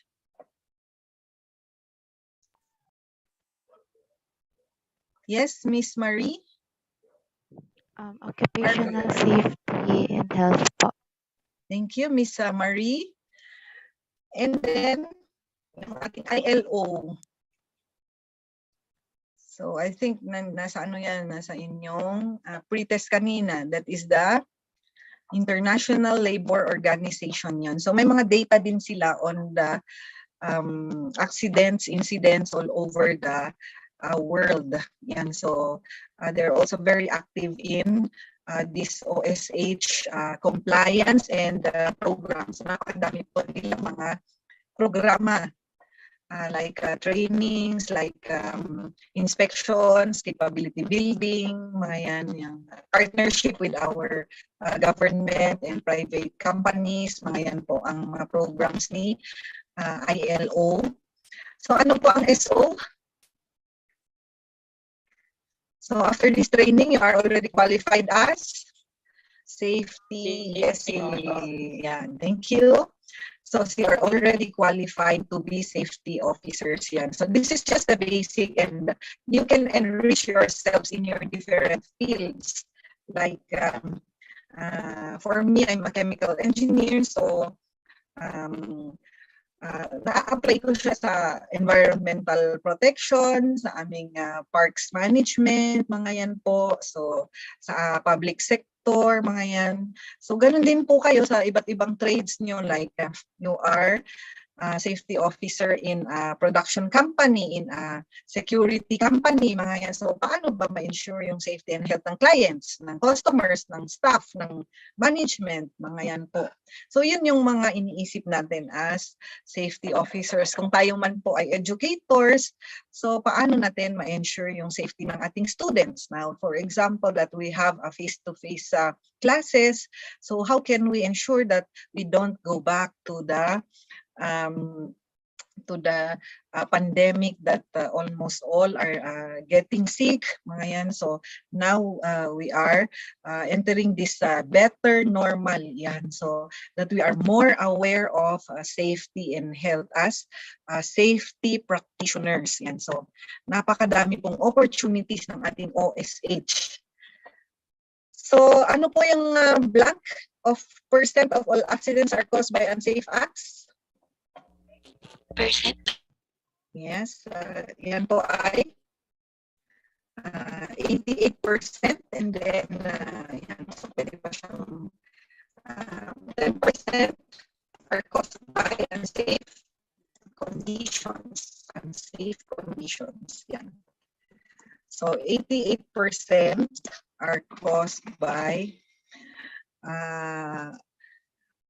unsafe actions, and 10% are caused by unsafe conditions. Still, they are caused by people not correcting the unsafe conditions. So generally pala, 98% are due to people who perform the unsafe action or do not correct the unsafe condition. So since sabi ni accident causation theory na most of the accidents are due to unsafe actions and unsafe conditions. So doon po nagbo-boil yung ating discussion on how to prevent these unsafe actions and unsafe conditions. So what are unsafe actions? As the term is defined, or as it is defined, the human action that departs from a standard job procedure or safe practice, safety regulation, or instruction yun. So alam na nating bawal, pero ginawa pa rin. So may nagkaroon ng insidente, nagkaroon ng aksidente, mga yan. So yun yung naging cause ng accident or incident. So examples of unsafe actions, ladies and gentlemen, are operating equipment without authority. Yan. Lalo na po sa mga manufacturing, like manufacturing companies. So there are equipment that needs test the certification, for example MC2, mga yan. So kailangan mo ng certificate bago ka mag operate ng forklift, mga yan.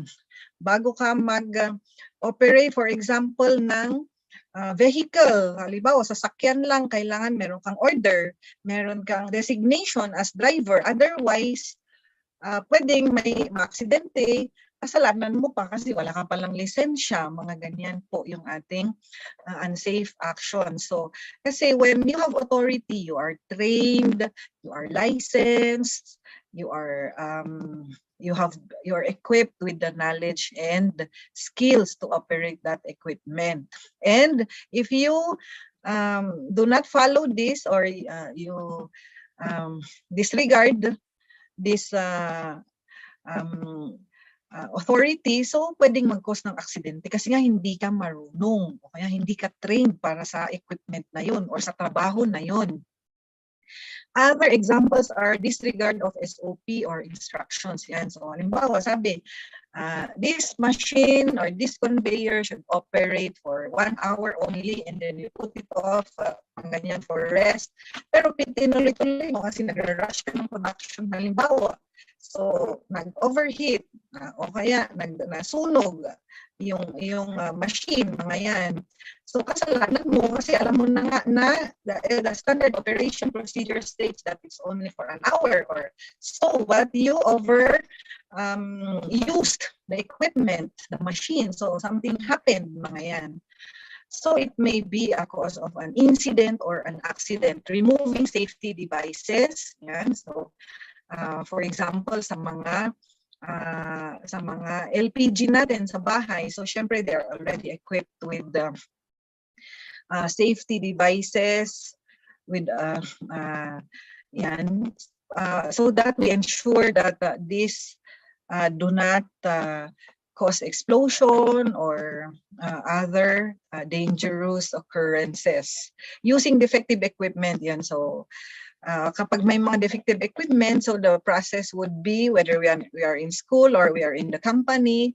So syempre we endorse it for repair. Yan. So we label, mga yan po, or we keep it. We put safekeeping so that they do not use this and may cause an incident or an accident.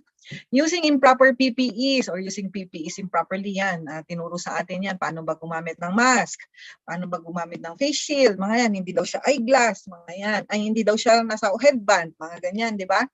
So kasi yung mask hindi daw nakababa sa chin, yun nga kasi we are exposed to the bacterial hazards or the other hazards in the air, mga yan. So these are unsafe actions. Horseplay, yan. So we are reminded in our laboratories, in our production areas that syempre bawal yung horseplaying, mga yan.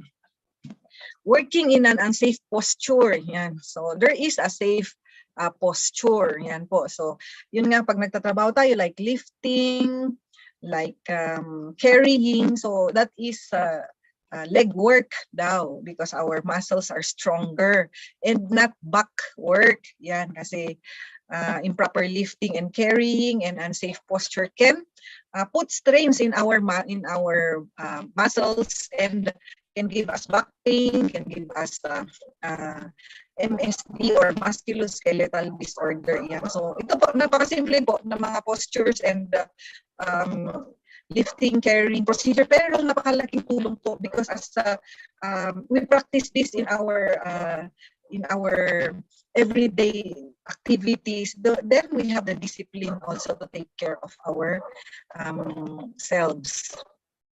Absent-mindedness, nervousness, mga yan. So those are unsafe actions. Siyempre, baka ninenervyos kasi hindi nag-study, mga yan, hindi nag-prepare sa exam, mga yan. So unsafe pala yun, di ba? So kahit estudyante tayo, yan pala yung mga non-preparation which leads us to certain anxieties or worries. So it can lead to unsafe actions. So at least we have to be mindful of these unsafe actions.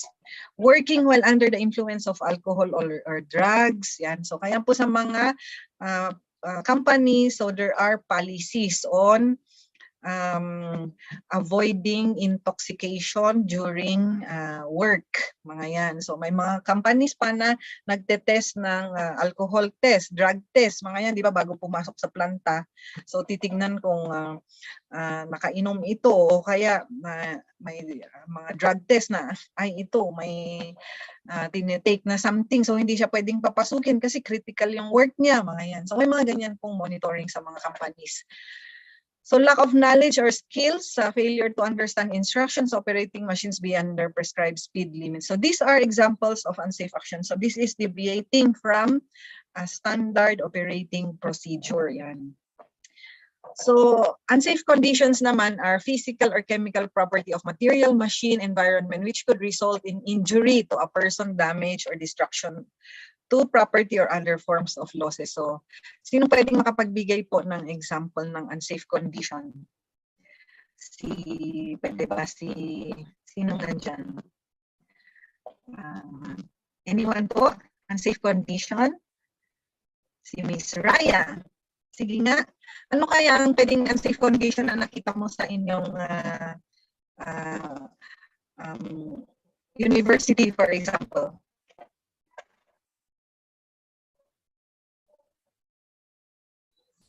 Siguro, ma'am, yung stairs po. Bakit yung stairs? Never po akong naka-enter, pero marami daw pong nadadapa dun. Bakit kaya? Ayun, di ba? Bakit kaya? Accident causation, yun, di ba? Yan, bakit kaya? Maraming nadadapa. Yan. So, pwedeng, tingnan mo, pwedeng unsafe actions, hindi tumitingin o kaya nagte-text, nagbabasa habang naglalakad sa stairs, so unsafe action or unsafe condition, talagang madulas or talagang mali yung design, yun, pwedeng ganun. Imbawa kasi syempre yung mga yan, may mga standards din sa building codes like yung rise, overrun, meron siyang standard, yung standard width, length, yung height, mga ganyan. So meron din siyang standard sa building code of the Philippines. Yan. So kung hindi nasunod yung standard ng design, so nagiging unsafe condition siya, which is also due to the person who implemented the design, di ba? Which is also an unsafe actions that he or she deviated from the standard. Kasi may design nga na dapat yung landing at saka yung height niya ganito based dun sa libro. Kaya lang nag-deviate siya, kaya unsafe, mga ganyan. Or talagang safe naman yung stairs, pero yung tao lang talaga is unsafe yung action. Yun, dahil hindi tinitignan kaya nadapa. Okay, thank you, Miss Raya. So the following are examples of unsafe conditions. So falling of heavy items from crane, yan. Damage electrical wires, faulty machine or equipment without proper protective guard, yun. So kung titignan natin, hindi pa rin kasalanan ng mga conditions na ito, kasalanan pa rin ng tao na nag-manage, nag-handle. So, halimbawa, dun sa heavy items from crane, bakit kasi pinuno, di ba? Nag-overstocking, nag-overload. Yun. Kasalanan na naman ng tao. Damage electrical wire. So, sira na, pero ginagamit pa rin, hindi rin repair or nag-overload yung system kasi ganito, ganun. Kasalanan pa rin ng tao, di ba? Makikita nyo talagang it's a human factor. Faulty machine or equipment without proper protective guard, yan. So, sira na nga pero hindi pa na-safekeeping, hindi na labelan, ginamit. Yun. Oil or chemical spillage. So, sinong nag-spill? Bakit hindi niya lininis? Mga yan. Slippery and unsteady surfaces. Yan. Faulty or lack of emergency escape route. Yan. Sino bang nag-design, nag-construct? Bakit walang emergency exit based from the Fire Code of the Philippines? Mga yan po. So, it's a deviation of standard, of guidelines. Unhygienic and unsafe work environment. So, yan. Bakit hindi lininis? Mga yan. Bakit hindi na-sanitize? Mga yan po, hindi na-disinfect. Kaya ayun, nagkalat yung COVID, mga ganun. So still unsafe conditions still due to human factors. Improper storage of inflammable goods, faulty or expired fire extinguishers, machines produce excessive noise. So this is a physical hazard. Inadequate or excessive lighting yan. So sa ating mga bahay, do we have sufficient illumination? Mga yan po. That can provide conducive and safe working environment. Yan. So sa ating mga bahay, we can control this, and also to our classrooms and also to our workplaces. Yan. So anyone po, you can annotate whichever unsafe or hazards you can see. So pwede kayong gumamit ng annotate. Sige po. So, is this available in your screen, the annotate? So, pwede po. Please identify the hazards that are present in this picture. Ano po ang pwede nating makita? Anyone? Yes po. So, ano po yung mga pwedeng unsafe? Yes, Miss Jerry May. Yung wires din po, pwede pong matip yung mga workers po. Ayan, so asan yung wires yan? So yung mga wires that are not secure, so tama. So ano pa? Yung chair po nung nasa left side po. Yan, so yan. So pwede siyang matumba. Yan, kawawa naman siya, no? Yan, no? Pag nahulog siya, kawawa siya. Slippery floor is an unsafe condition. Tapos, block exit. Yan, napaka-importante po yan sa mga bahay natin at sa mga classrooms natin, sa mga trabaho, sa workplace natin. Yan. What else? So, yan po, yung kanyang visibility, yung kanyang daan, hindi niya nakikita. Mga yan, hindi nila nakikita. Yung kanilang daanan. So, ngayon uso na yung one way, this way, tapos entry, exit, mga ganun, di ba? Yung traffic, human exit, egress, and passage, pathwalk, mga yan. So, yan po, yung mga workplace na unsafe. So, printer sa floor, mga yan, storage, yan. So, identify slippery floor, wet floor, mga yan, tapos garbage on the floor, mga yan, tapos unattended housekeeping materials, mga yan. So, at least now we can identify unsafe actions and conditions. Clear all. Yan po. So, clear all drawings. Yan. So, nandyan yung person carrying too much at once. Now, number 1, nasan si number 1? Hanapin natin. Uneven floor, carpeting, trip hazard. Yan. So, yun po, yung mga wires, mga yan, or yung mga carpeting natin, it can, these are, uneven floors are unsafe conditions. Number 2, files on the floor. Yan. Number 3, ano pa? Sitting at desk, repetitive movement. Sitting at desk. Repetitive movements. Yan. So at least sabi natin is yung 20-20 rule. For 20 seconds, ay ano to? After every, kung may timed out, we look at a distance of 20 meters. And then we rest our eyes. Mga yan. So 20-20 second rule. Yan. So at least hindi tayo naka-focus lang sa ating desk, sa ating screen. So for 20 seconds, we look at a distance of 20 meters or more para at least ma-freshen yung ating mind, mga yan. And then we can stand and exercise, galaw-galaw, lakad-lakad, mga yan po. So these are safe, or these are things which we can do to avoid these unhealthy actions and conditions of repetitive movements, mga yan. Boxes and files stacked too high yan. So may mga stacking limits po sa mga company sa storage natin. So merong mga standards ng stacking limit yan. Overloading trolley to move files yan. So syempre meron ding limit yung ating mga machines. 5. What else? Workstation ergonomics yan. So ergonomics is the science of equipment design yan. So napakauso na ngayon ng ergo ball pens, mga yan, ergo chairs, ergo tables, mga yan po. So those are the improvements due to occupational safety and health.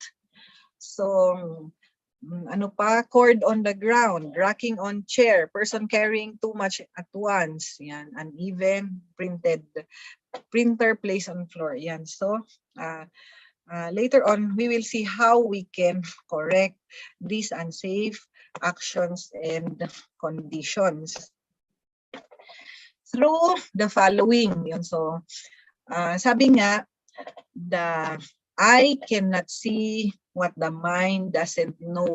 Anong ibig sabihin po nun? The eye cannot see what the mind doesn't know. Anong ibig sabihin? So kung hindi natin alam na unsafe yung action, unsafe yung condition, na pwedeng makasakit, makasugat, mga yan, makasakit ng tao, makakos ng aksidente, hindi natin alam. Pag hindi natin alam, hindi natin makikita. Yan.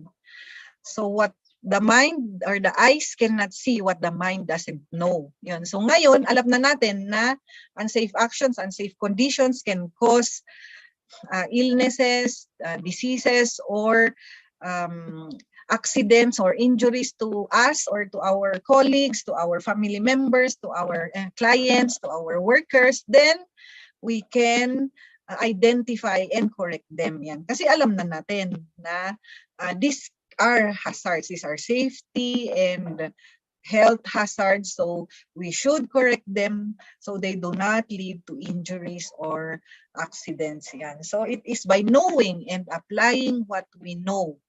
So from there, we look at accident prevention and controlling unsafe action. So yan po yung the different control measures. Yan. So number 1 is elimination. Yan. So we can apply this po to our daily life then. Yan. So halimbawa, malaki yung problema natin. So halimbawa, so pwede ba yan i-eliminate? So halimbawa, yung ating girlfriend or boyfriend or wife or husband, siya ay masyadong magbibigay ng stress. Halimbawa, pwede ba siyang i-eliminate?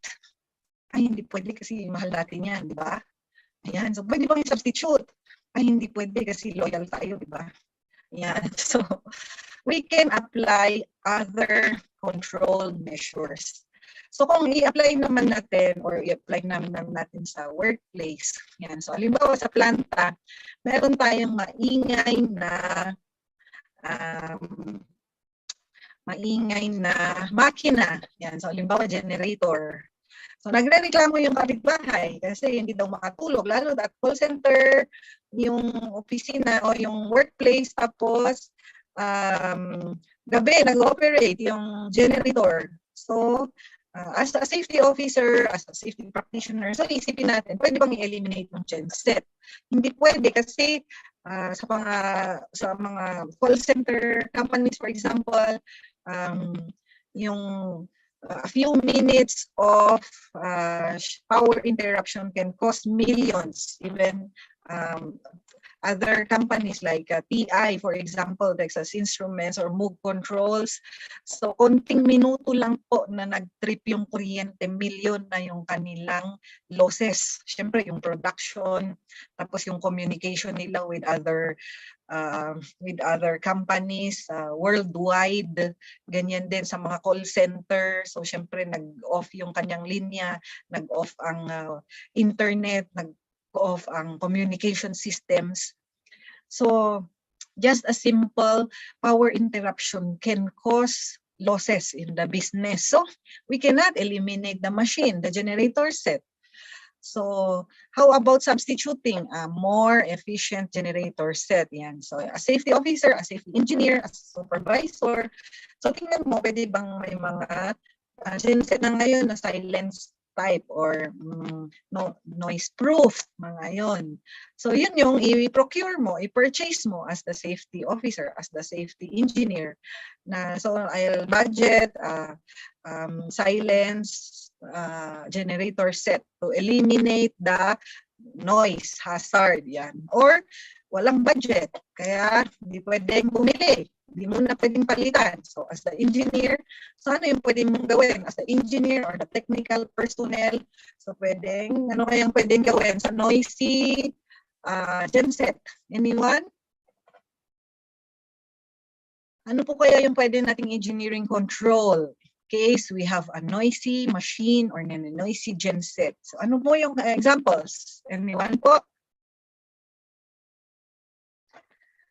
Ano kaya ang engineering control? Maingay yung genset. Ikaw yung safety officer. Ano ang pwede natin gawin? Si Ivan. Yan. So maingay daw, noisy. What engineering control? Ma'am, ako po bang Ivan? Apo. Ay, ma'am, for me po, pwede po siyang ilayo po or kaya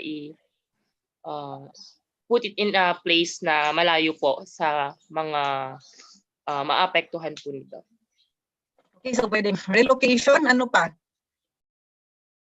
Transfer or relocation. What other engineering controls can we implement for noisy machine or genset? So, halimbawa, limited yung space.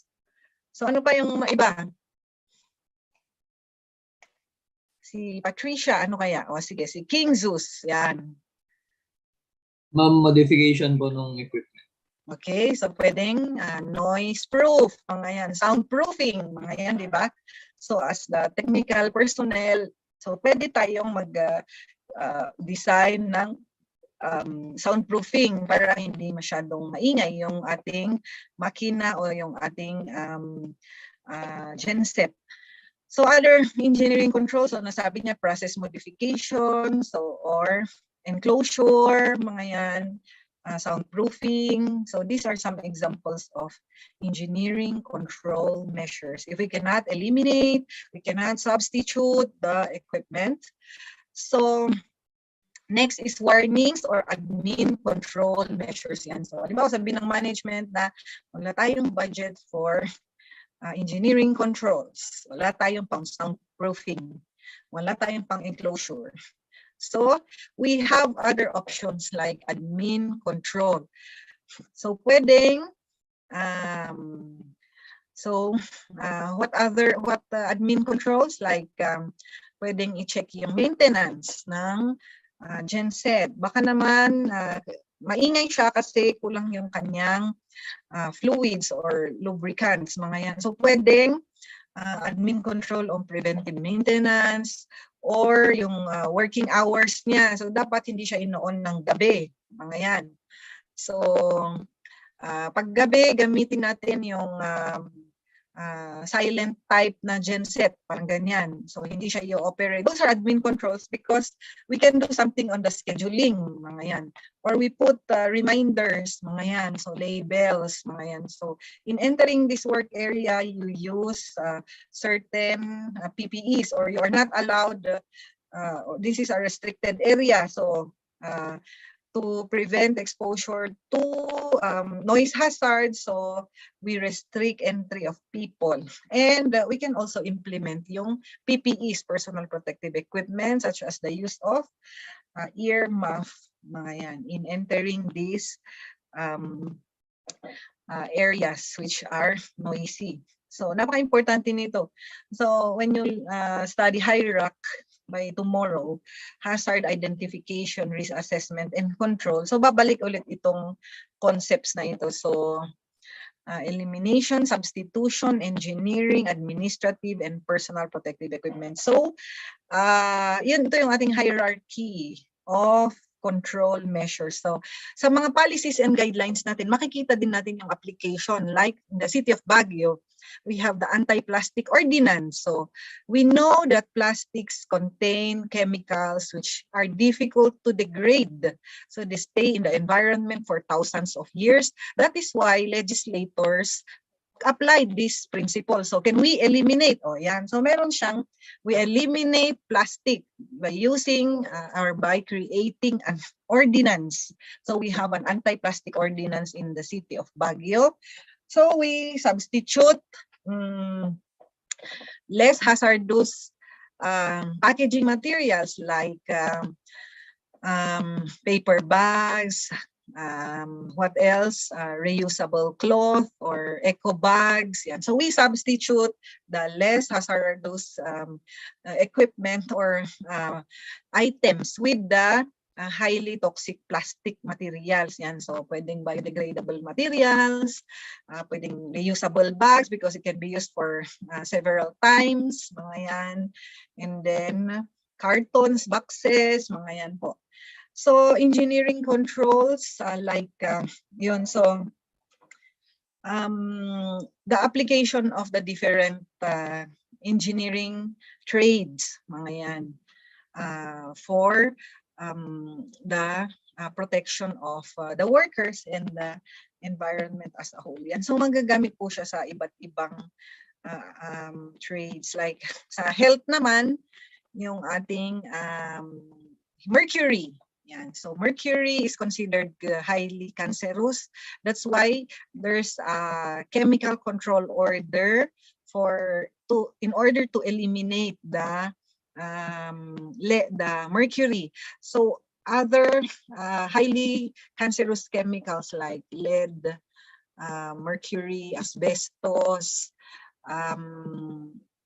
chromium, yan po, hexavalent chromium, and then PCB, yung sa electrical transformers po, the polychlorinated biphenyl, these are already banned. Yan. So that is the process or the concept of eliminating. So that's why we have policies by DENR na chemical control order. So yun yung pinakamataas na requirement for chemicals. So these are required a phase-out plan. So halimbawa sa mga companies natin na workplace, halimbawa may mga asbestos pa na roofing or insulation, meron ka ng phase-out plan kasi asbestos can cause asbestosis which is carcinogenic. So dapat yung safety officer niya, yung safety engineer niya, nagpaplano na ng phase-out plan, how to dispose the asbestos roofing, how to demolish yan. So meron po siyang plano. So you will acquire the services of a DENR accredited hazardous waste hauler in order to demolish, in order to dispose in accredited facilities. Yan. So marami din mga transformers which are contaminated with polychlorinated biphenyl. So these were used in previous years as coolants, mga yan, lubricants, mga yan. Kaya lang nakita nila na isang patak lang nitong PCB, halimbawa, it can contaminate the whole of a lake, mga yan. So it is highly carcinogenic. So kaya may mga policies in order to eliminate and to substitute a more or a less hazardous chemical. Yan. So for DNR, for example, we have this chemical control order, and then we have a priority chemical list. Yan po sa mga universities natin. May kailangan po ng mga permits yan like benzene, acetone. We can check the list from DNR na kailangan po natin ng permits when we use these chemicals like nitric acid that is controlled by PNP. Because it can be used for explosives, ammonium nitrate, mga yan po, mga sulfuric acid, mga acetone, may PDEA permit po because it can be precursors of illegal drugs, mga yan. So pwedeng pang manufacture ng shabu, mga yan po. Kaya kailangan ng permits, mga yan. So i-check po natin yung ating chemical sa laboratory, baka kailangan ng permits.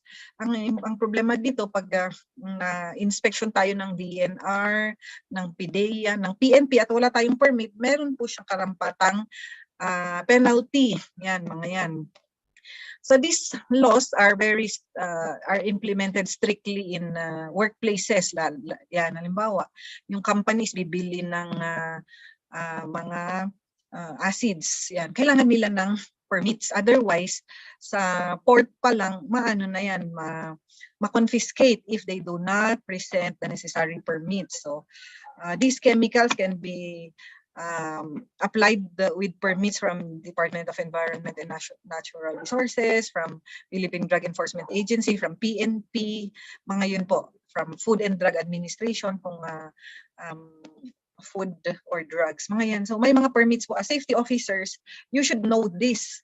Otherwise, you are exposing your company to penalties and possible closure dahil hindi natin alam yung mga batas na ito. So those are the applications of the different control measures, which we can also use in our educational system and in the different companies or workplaces which we are connected with. So other control measures like ito na mga admin controls na ito, like sa school, for example, or sa companies, pwedeng may reward system. So pwedeng most safe area, ganyan. So most obedient employee, mga ganyan. May mga ganun, di ba, na award. O kaya Kalabasa Award, mga ganun, di ba? Yung mga hindi nang compliant, mga yan. So bigyan nyo ng Kalabasa Award, mga yan. So ibig sabihin na hindi nagko-comply, mga yan. O kaya may penalty, mga yan, kasi may mga violation siya during your inspection, during your monitoring. So these are admin controls which we can employ in our household, in our schools, in our companies. Yan. So sa mga companies, pag nag-field trip kayo, makikita nyo yung very proud sila sa 10,000 safe man hours. Mga ganyan, di ba? So magpapalipad pa sila ng mga balloons, mga yan, mga tarpaulin, marami silang celebrations to celebrate safe man hours, mga yon. So pagkakita nyo pa lang sa company, pagpasok nyo, kung you will have a chance to go to a field trip, yun makikita nyo na this company has worked for 10 million working safe man hours, mga yan. Or zero lost days, mga ganyan. Zero accident, mga ganun. So very proud sila. And they celebrate this dahil wala daw na aksidente, wala daw namatay, mga yan. So sana totoo, mga ganyan. Kasi minsan magagaling din na magtago. Yan. So yun yung iniiwasan natin na magaling tayo sa mga promotional activities, advertisement, pero ganun din sa ating sa totoong buhay na kahit walang nakakakita, talagang safe naman yung company na yan. No? Mga yan, di ba? O safe lang magtago. Mga yan. So maraming ganun that you should know. But safe man hours is celebrated. Yan, dahil wala daw pong na-aksidente, walang nasugatan, walang namatay, and it's a cause for celebration in companies or schools or other sectors. So other control measures, we encourage active involvement, encouragement, yan, provision of training, welfare facility, and safe working environment. Yan. So dito po sa Oslo, RA 11058, yan. So it is required that all workers should be trained, mga yan. So pag nag-inspection si Dole, titingnan niya, meron ba kayong attendance sheet? So pwede niyang interviewin yung janitor, yung security guard, yung kitchen crew, mga yan. O, nag-training ba kayo ng safety? Mga ganyan. So may safety officer ba kayo? Mga ganyan. So pwede pong yung university natin, pwede tayong may inspection ni Dole or yung companies natin, mga yan po yung tinitignan. And it is required that all workers were trained. So sabi pa nga is yung 8 hours. Yun. So ang ginagawa ng ibang companies is staggered para syempre hindi naman mag-down yung kanilang operation. So pwedeng yung first 4 hours itong 50% of the workers, the next while the others are working, and then tomorrow may ganito. So dapat meron kang documentation. So that is also part of your ISO certification. So I know that SLU is also ISO certified. So ibig sabihin they are complying with international standards on quality management system. So yung ISO na yan, napaka-importante po niyan, lalo na sa mga private companies and all other sectors, because those are client requirements. Yan. So required na ISO certified, ibig sabihin maganda yung kanyang quality management system. So it coincides with international standards. So with this, tinitignan yung documentation. Yan. So sabi nila is, do what you document. Yan. Kung anong ginagawa mo, isulat mo. And you document what you do. Yan. Do what you document. Yan. So yung ginagawa mo, isulat mo para mayroon kang proof. And you document. Kung ano man yung ginagawa, ganun din, i-document yung ginagawa. So that is the principle din of ISO, which the SLU has successfully attained, and the other companies as well. So yun, napakagandang learning opportunity dyan din ng ISO, pero napakalaking trabaho kasi nga pag sinabi mo na, oo, na-training ko, nasan ang proof? Yun. So we have trained our personnel with safety. So where are the attendance sheets? Where are the training modules? Where are the documentations? Where are the pictures? Mga yan. So as safety officer, ganun din yung isip natin. Kasi marami yung jackpoti, jackita. Sabi nila, di ba? Hindi ko ako maniwala hanggat hindi ko makita. Saan ang proof? Yan. So laging ganyan yung isip natin. So kayo as early as now, you collect documents. So for example, in your organization, so halimbawa, yung organizations nyo ng PICHE, IIEE, yung Honor Society, may mga programs kayo on safety. Like after this, for example, you conduct trainings or seminars to other to other officers also. So you do yung attendance sheet, documentation, mga yan. So napaka-importante po nun. And from there, pwede nyo siyang ikwento na experience niyo as safety officers kapag naghanap kayo ng work, for example. So when I attended BOSH SO1, for example, we initiated seminars for our organization, and then from then on, there were no accidents in the university, and then we have promoted awareness on safety. Mga ganyan po yung pwede niyong ikwento as students, as and other trades also. Explanation of consequence of accident yan. So pag may nangyari, bigyan mo ng memo, ganyan. O, explain why, mga ganyan. So hindi na niya uulitin kasi mahirap gumawa ng explanation. Yan, tama ba? Tama ba, Ivan? Madali bang gumawa ng explanation? Ha? Yan, o, lalo na pag sa company, may record ka na.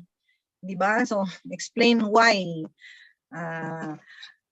Mga ganyan, or investigation report, tapos ikaw yung involved, mga ganyan, tapos ikaw yung pwedeng cause ng accident. So mahirap siyang mai-record, kaya kailangan na we are following with guidelines. Discipline, rules, and regulations are applied. Mga yan.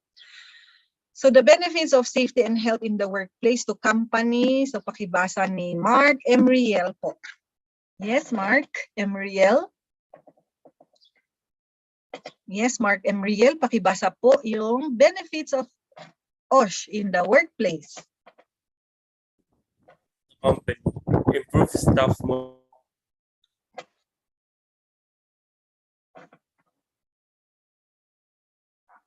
Yes? Industries, finance, and litigation.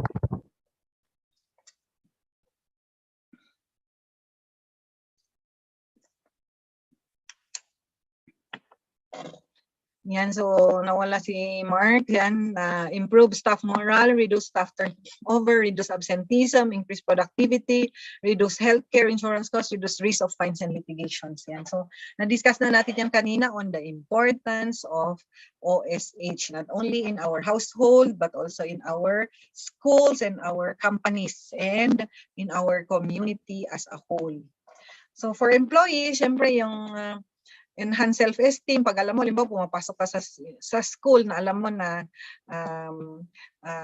naka-implement strictly yung mga COVID measures. So confident ka na, safe naman sa school, mga ganyan, safe sa classroom, yan, safe sa planta, mga yan, safe sa opisina, mga yan. So mas enhance ang self-esteem, mas reduce daw ang stress, improve morale, increase job satisfaction, increase skills for health protection, health, sense of well-being.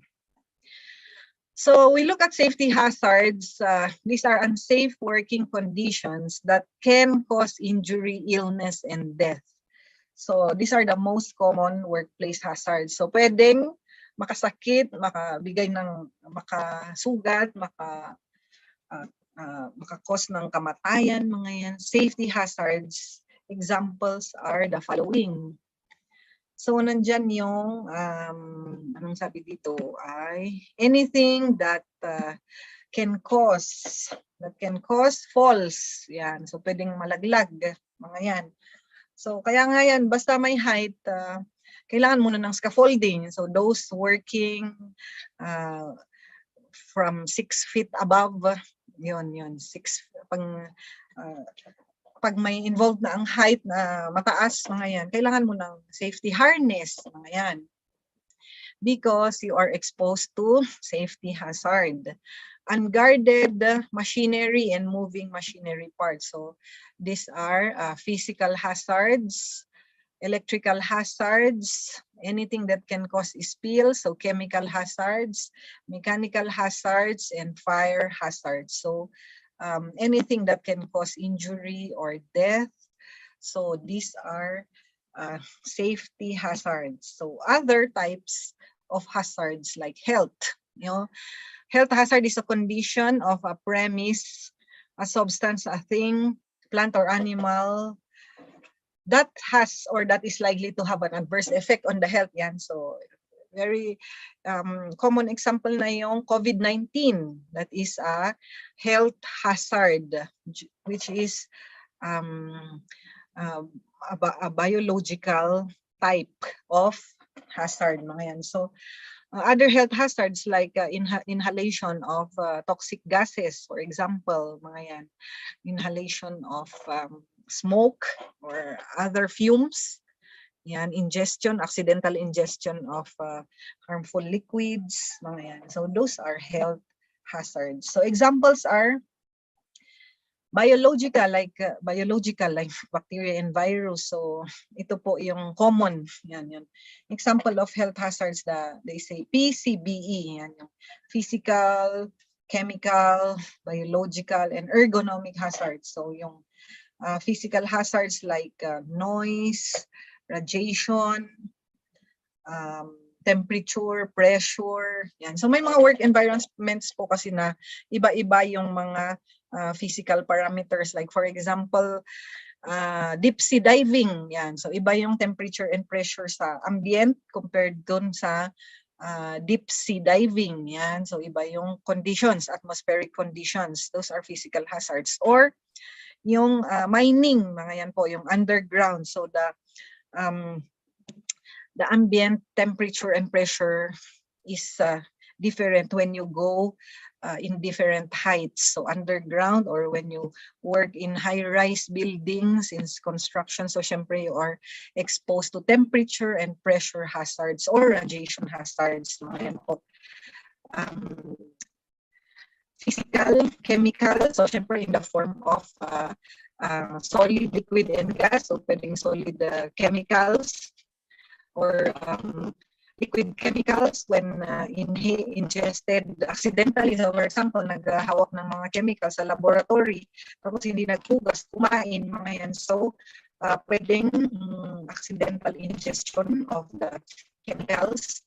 So smoking, for one, is a health hazard because it contains a variety of harmful chemicals like nicotine, benzene, and a lot more of harmful chemicals which enters the human body. That is why it is a health hazard. Chemicals also in the form of toxic gases like syempre sa combustion of gases. So saan yung mga cheming natin diyan na students? Ano yung mga products of combustion? Bakit daw harmful yung combustion? Sige nga, saan yung mga CHE natin dyan? Saan sila? Volunteer po, ano ang products ng combustion? So, saan po yung mga CHE natin dyan? Volunteer? Saan po siya? Saan po kayo? Anyone? Ano po ang products of combustion? Saan sila? Saan mga kemeng? Miss Jolina, ano? Yes, ma'am. CO2 po. And? H2O. Ayun. And other gases. Thank you, Miss Jolina.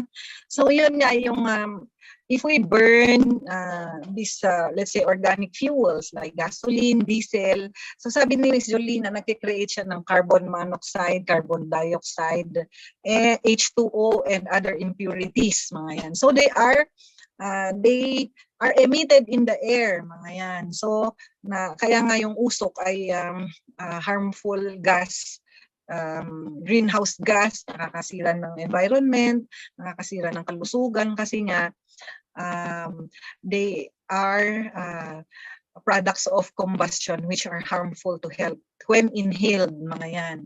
So, other gases like sa mining, halimbawa yung hydrogen sulfide, yan, yung smells like, ano yung description natin, Julina, for hydrogen sulfide? Smells like rotten egg, di ba? Hydrogen sulfide, mga yan. So, nakikita sa mining, mga yan. Tapos yung sulfur dioxide, nitrous oxides, mga yan.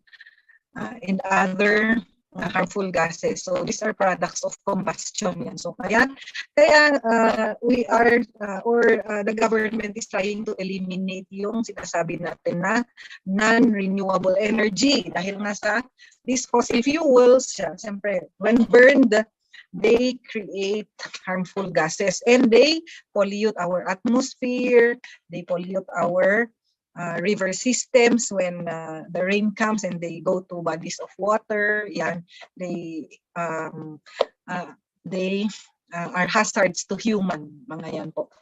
So those are chemical hazards aside from the raw chemicals that we use in our laboratories or in our production areas, which are considered hazardous chemicals when not handled properly. Physical, chemical, biological hazards like bacteria and virus, yan, example na yung COVID-19. Saan pa makikita yung biological hazards? Sa mga basurahan. Yan, so sa mga food preparation, mga yan, salmonella, E. coli, mga yan po. And other bacteria and virus which we can see in restrooms, for example. Yan po. And then ergonomic hazards. So sabi natin, ergonomics is the science of equipment design. So if not designed properly, it can cause hazards. Yan. So for example, too high yung table, too low yung chair. Mga yan. So yung storage mo napakataas, mahirapan kang abutin yung mga kailangan mo, mga yan. So that is an ergonomic hazard. So those are the different types of hazards. So other definitions in this module include yung risk. Yan. So yung ito ay pag-aaralan din sa inyong HIRAC, hazard identification, risk assessment, and control. So risk is defined as the combination of the likelihood of a hazardous event occurring and the consequence. Yan. So meron po siyang formula. Yan. So meron na rin siyang simple lang naman na mathematical computation. The risk is computed as the likelihood. Yan. So likely to occur, very unlikely, mga ganyan. Certainly, likely, ganun. Mga definitions. Tapos meron siyang grade, 1, 2, 3, mga ganyan. So pwedeng low, medium, high risk, mga ganun. So low risk, medium risk, high risk. So yun yung kanyang likelihood. At yung consequence, so pwedeng negligible yung effect niya or fatal, mga ganyan. So halimbawa itong itong hazard na ito, let's say, inhalation of harmful chemical, what is the likelihood? So it can be low, medium, high, or it can be, yung consequence niya is negligible, yung effect niya, or severe or fatal, mga yan. So makikita yan sa safety data sheet. So bawat chemical po merong SDS, safety data sheet. They call it MSDS, material safety data sheet, or CSDS, chemical safety data sheet, or SDS. So makikita dyan yung kanyang likelihood and consequence. So makikita nyo kung this is highly cancerous. Ayan. So meron siyang rating din. NFPA rating, yan makikita kung toxic, yan, health hazard, mga yan, and the other effects, yan. So in HIRAC makikita yung table nitong risk assessment. Yan. So malaking science na rin itong risk assessment. And actually, this is also being used sa ISO standard. So kung yung ating mga faculty, nung na-audit sila ng ISO, hahanapin yung risk assessment, mga yan. Kasi yung mga new versions ng ISO certifications like ISO 9001 2015 version, nag-employ na siya ng risk assessment. So ito na yung safety. So i-measure mo na, i-quantify mo na this workplace is high risk because because of the computation. Risk is yung consequence and yung likelihood. So dun sa computation natin, makikita na the effects are severe or fatal, and the occurrence is very likely, mga ganun. So doon sa ISO certification natin, pati sa mga private companies, so meron na siyang risk assessment na na-include. So mini-measure na natin yung risk exposure, mga yan. So ginagamit na rin siya sa mga ISO standards as compared sa ISO 9001, 2008 version. Yan. Kasi may mga 2008 version, tapos lumabas tong 2015. So nag-employ na siya ng risk assessment. So bago pa mangyari yung aksidente, yung insidente, meron ka ng control measures. Yan. So nagfo-foresight ka na bago may magkasakit, meron na akong computation ng risk, tapos meron na akong control measures. So meron akong trained safety officers, may first aider, merong medicine, merong isolation facility, may treatment facility, may ambulance to bring them to hospital, mga ganun. Ganun yung risk assessment na foresight muna. Meron ka ng control measures in place. So aside from ISO 9001, meron ding ISO 14001. That is EMS, Environmental Management System. Tapos meron na rin yung dati is the OSHA's standard. Yan. Pero ngayon is meron ng ISO 45001 integrated yan. So maganda yun, magandang experience ang mga certifications kasi matututo kayo ng lahat ng aspects ng inyong trabaho. Tapos ganun din yung i-foresight mo na paano to hindi maiiwasan? Paano ko bababaan yung risk factor? Mga ganun. Ano yung control measures ko?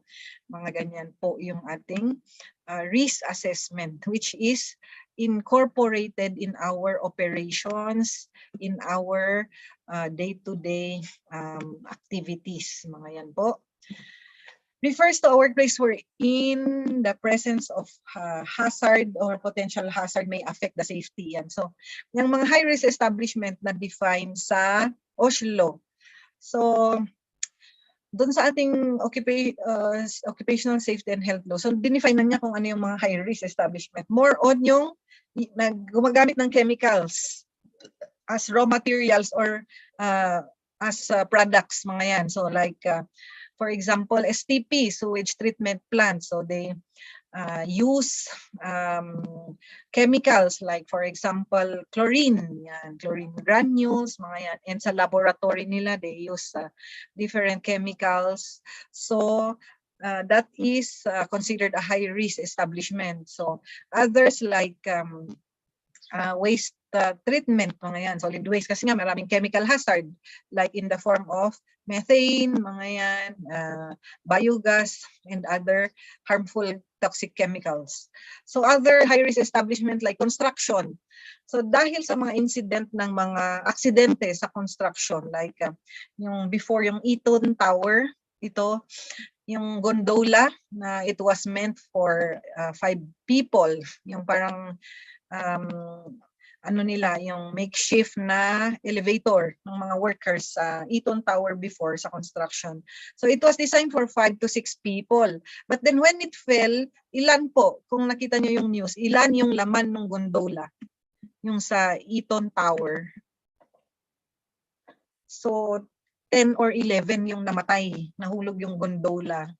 So it was designed for 5 to 6, but then 10 or 11 yung namatay sa Eton accident na yun. So yung mga cases na yun ang nag-cause ng na gawing high risk ang construction yan. So yun yung mga naging result ng mga aksidente na na-observe. So aside from construction, sewage treatment plant, manufacturing, mga yan yung manufacturing of chemicals and others, petrochemicals, mga yan, refineries, mga yan po, production companies. So those are indicated in the OSH law as high-risk establishments. So, nandyan yung ating other examples like chemical works and chemical production plants owing to the chemical hazard. Construction due to numerous accidents in construction companies. Yan, so kahit maliliit kasi may mga na-aksidente, mga namamatay, kaya na-consider na high risk yan. So kung gusto nyo maging contractor later on, so kailangan may safety officer kayo nakapag-attend ng COSH, Construction Occupational Safety and Health. Yan. So deep sea fishing, yan. So kasi sabi natin may iba't ibang differences like pressure, temperature. So merong ibang physical parameters which cause the hazard. Explosive and pyrotechnics, syempre chemical hazards, firefighting. So syempre chemical hazards of smoke, gases, mga yan po. Healthcare facilities due to exposure to biological and medical hazards. So as an information, healthcare waste are considered hazardous waste. So dapat, yung mga mask natin, for example, hindi yan dati natapon sa general waste. So that will be under RA 6969 or the toxic substances in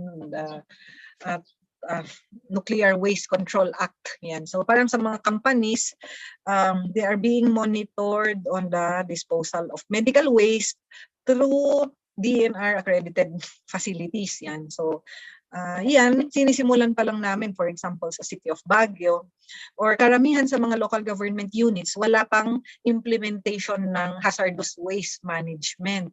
Pero syempre sa mga companies, nauna na sila. So these healthcare waste are considered hazardous waste. So kailangan mo ng pollution control officer, kailangan mo ng hazardous waste ID, mga yan. So ganyan po, dyan din. Kung halimbawa sa school meron kayong chemicals, kailangan nyo po na mag-comply sana sa RA 6969. Siyempre, so paano tinatapon yung chemicals, di ba? So bawal sana siya sa sink, mga yan. Or yung mga sa medical facilities natin, bawal siya sa general waste. Dapat meron kang pang hazardous waste. So to comply with RA 6969, kailangan mo ng pollution control officer. May training din po yun na 40 hours. Tapos, other hazardous waste like used oil, mga yan, because they are highly carcinogenic. So in private companies or in other sectors, they dispose this as hazardous waste. Yan. So yung used oil, expired medicines, mga yan, infectious waste, mga yan. Waste electronics and electrical equipment, WEEE, is considered hazardous waste because they contain chemicals like yung busted lamps. Yung busted lamps, they contain mercury. Yan. So Supposedly, sa mga household, they are disposed as waste, mga yan. They are treated in DNR accredited facilities, mga yan. Yung waste electronics natin kasi, siyempre meron siyang, yung halimbawa LCD, liquid crystal display. So may liquid doon, may chemical, may copper, mga yan, mga PCBs, mga yan na content, yung waste electronics. Kaya siya nagiging hazardous waste. Also batteries, so may lead acid battery, mga yan, chromium, cadmium, zinc, yan. So pag tinapon yun sa environment, it can cause pollution, it can cause contamination of wastewater sources. Yan. So napakahalaga na alam din natin yon as safety practitioners. Installation of communication accessories, towers, and cables. Siyempre, there is a height naman. So during the installation, may hazard on height, kaya consider siya na high risk. LPG filling, siyempre chemicals. Yan. Mining, so yung sinabi natin na yung condition sa ground is different from underground kasi may mga harmful gases like hydrogen sulfide, sulfur dioxide. So mataas yung concentration ng toxic gases and pwede niyang kainin yung oxygen. Yan. Content ng hangin, kaya nadideplete yung oxygen, mas concentrated yung harmful gases, mining, kaya siya naging high risk. Petrochemical, syempre chemicals, power generation, transmission, so syempre hazards on power generation, so syempre yung machineries, equipment, mga yan po, yan, storage, handling, toxic chemicals, yan. So yun, basta usually pag may chemicals, yan, or construction, may height, yan, or machineries, mga yan. So kung meron yung mga yan, they are considered as high risk. Yan. So, iba yung requirements. So, later on, makikita natin. Meron ding medium risk. Workplace where there is moderate exposure to safety and health hazards and with probability of an accident, injury, if no preventive or control measures. Yan. So, usually, the human resource, HR, is given the power to classify an establishment. So so syempre kailangan niyang mag-train ng BOSH para alam niya kung ano yung low risk, medium risk, at yung high risk, mga ganyan. So halimbawa, the commercial establishments are given power to classify. So halimbawa, dito sa office namin, this is sabihin na HR na low risk kasi konti lang kami, halimbawa ganyan, less than 10 kami, or wala naman kaming machineries na malalaki, na equipment, wala kaming raw materials na hazardous or toxic, yan. So, pwede niyang i-justify na low risk, yan. Pero pag nagpunta si Dole, nag-inspection at sinabi niya na hindi to low risk, ito ay medium risk kasi ganito, maliit yung space, dikit-dikit yung mga tao, halimbawa, may COVID, so malaki yung risk of exposure, transmission. So, classify niya, halimbawa, na medium. So, si Dolly yung masusunod. Yun. Pag the inspection. Pero dun sa high risk, naka-indicate na yung mga establishments kung ano yung high risk. Yan. So, yan po. Test or knowledge. What is unplanned, unforeseen event which may result? So, anyone po?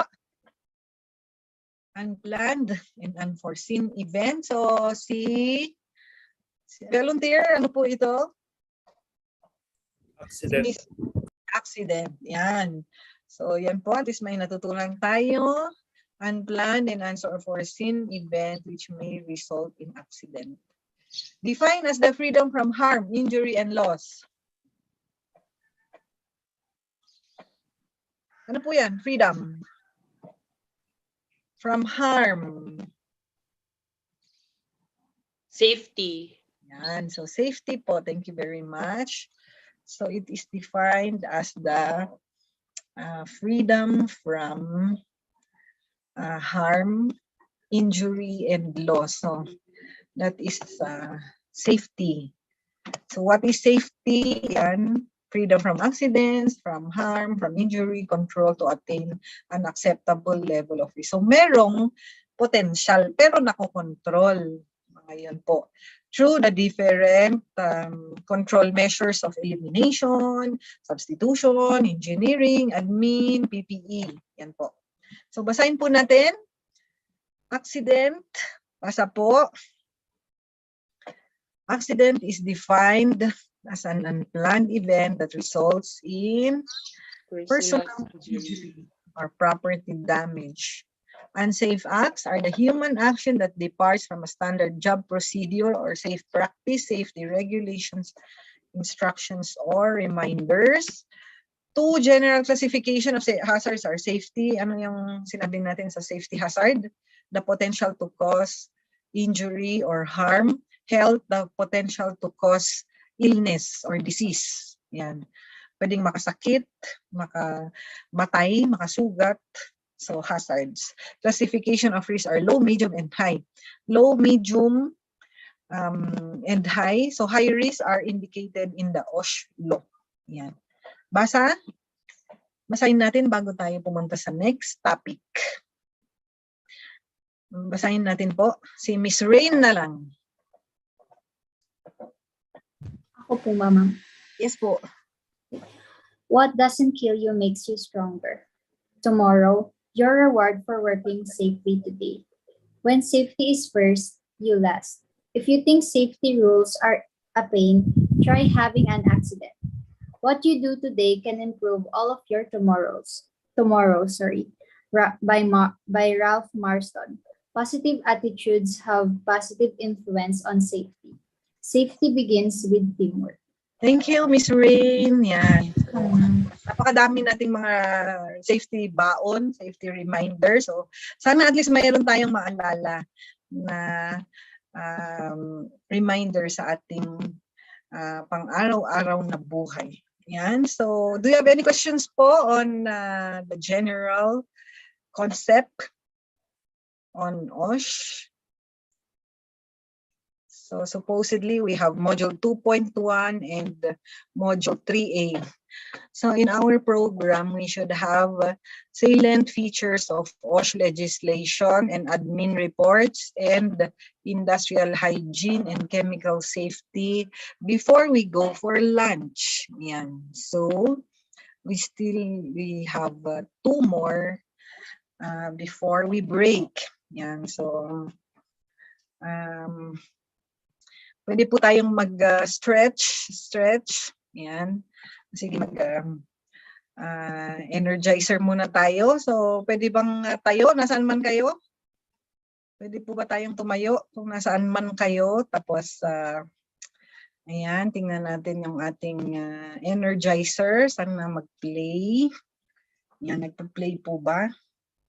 Yes. So,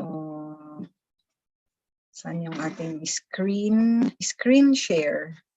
So, konting, nasaan na yun? Energizer dance. So, yes.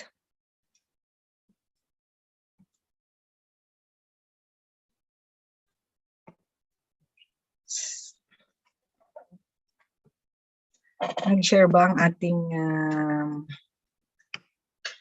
yan, sige. Nag-share ba? Yan. Sige, tayo muna tayo. Hindi man makita yung ating yan.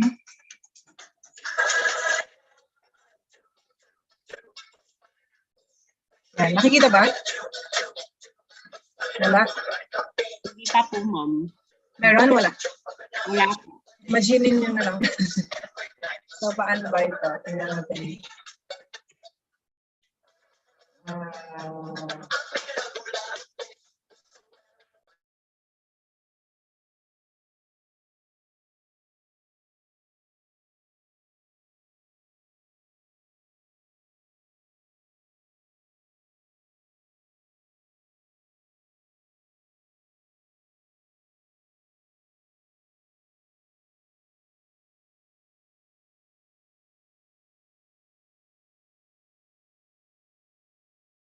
Yan.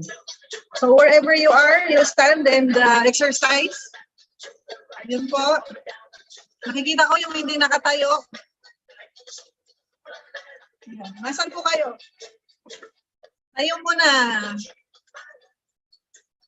Yan, tayo muna po. Konting exercise.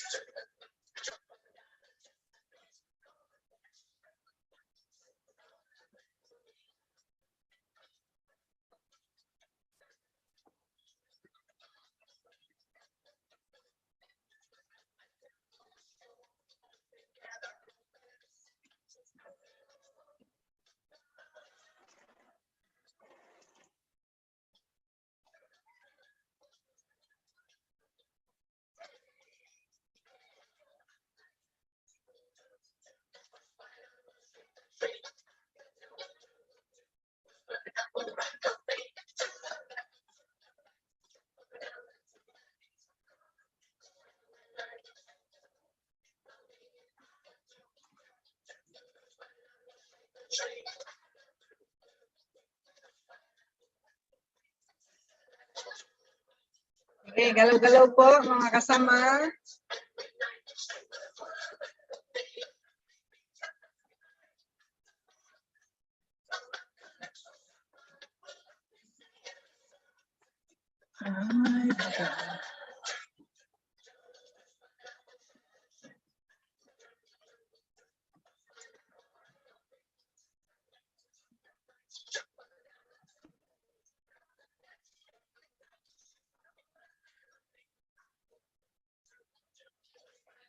Galaw-galaw.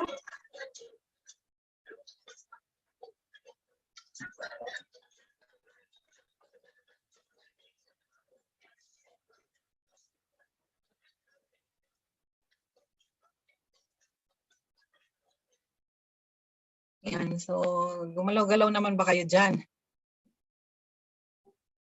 Sige. So, sana po ay na-exercise kayo ng konti. Yan, so we move on to two more before we go for lunch. So 2-1A, salient feature. Yan, so salient feature and then IH before we go to basic safety rules. So screen share, share screen, salient features. Salient features.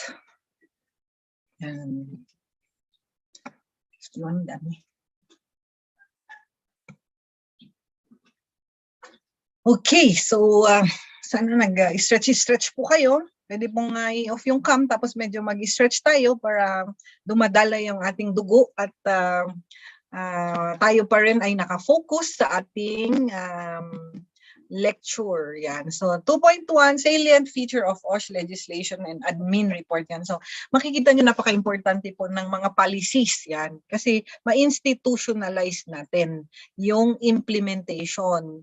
Tapos meron tayong may ngipin ang batas na magsita, ganyan, mag-penalty para ma-promote yung compliance. Yan. So a safety professional, safety practitioner, safety officer, so kailangan nyong malaman ito para meron kayong basis. Yan. Kapag mag-inspection kayo, at least papakinggan kayo ng management. So ito yung sinasabi ko kanina on RA 11058, titled an Act Strengthening Compliance with OSH Standards and Providing Penalties for Violations thereof. So ang kanyang IRR ay ang DO 198, Department Order 198, as the implementing rules and regulations. Yan. So, dito sa legislation, makikita natin yung mga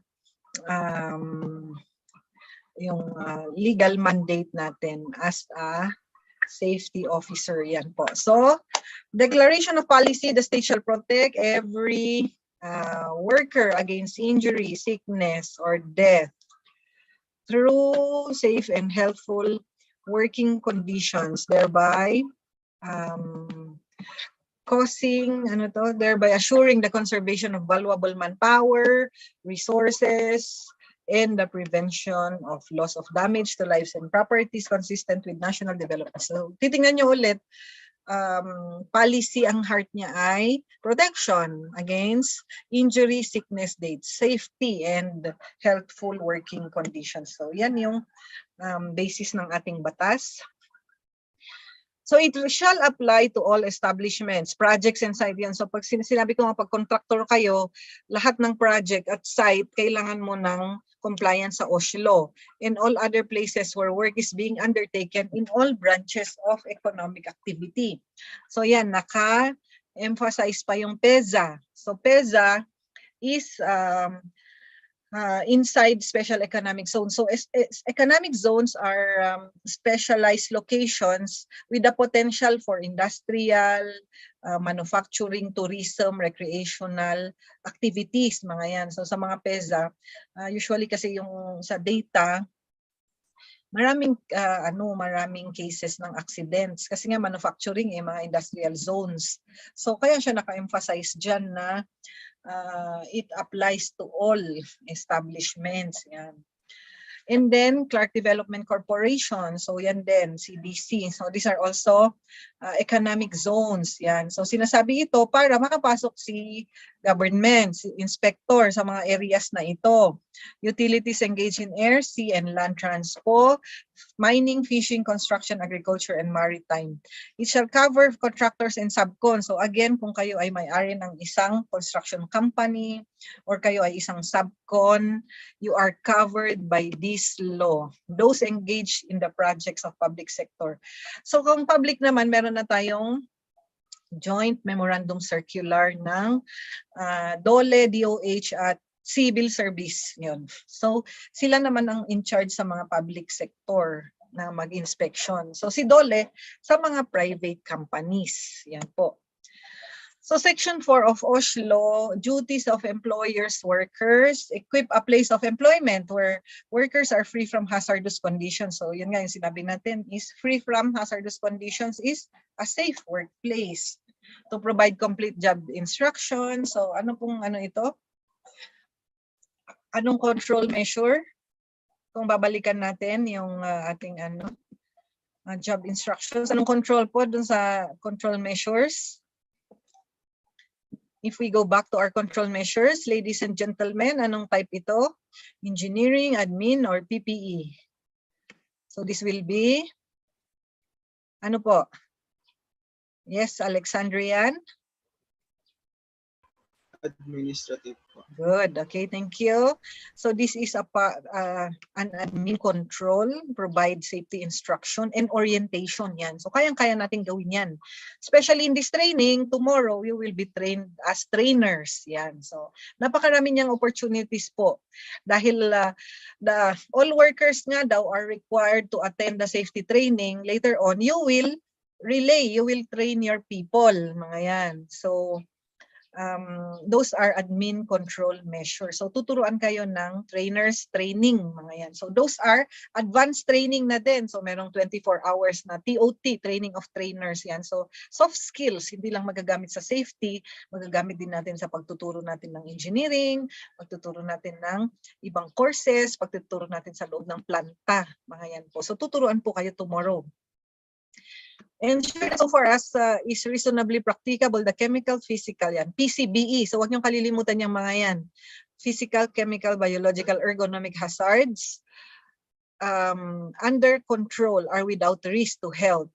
Yan. So yan din ay mga control measures when the appropriate measures are taken. Use only a specific industry set of standards of devices and equipment for the workplace. Yan. So that is the duty of the employer, the worker, and other persons. Yan. So they are covered by the OSH law. So huwag natin kalimutan yan as safety officer. Yan ang ating Biblia. Aside from yung OSH standard, yung yellow book. Yan. Duties, employers, yan yung trabaho nila, comply with the OSH standard, make arrangement for workers, provide when necessary, trainings, reportorial requirements, register establishment to DOLE. Yan.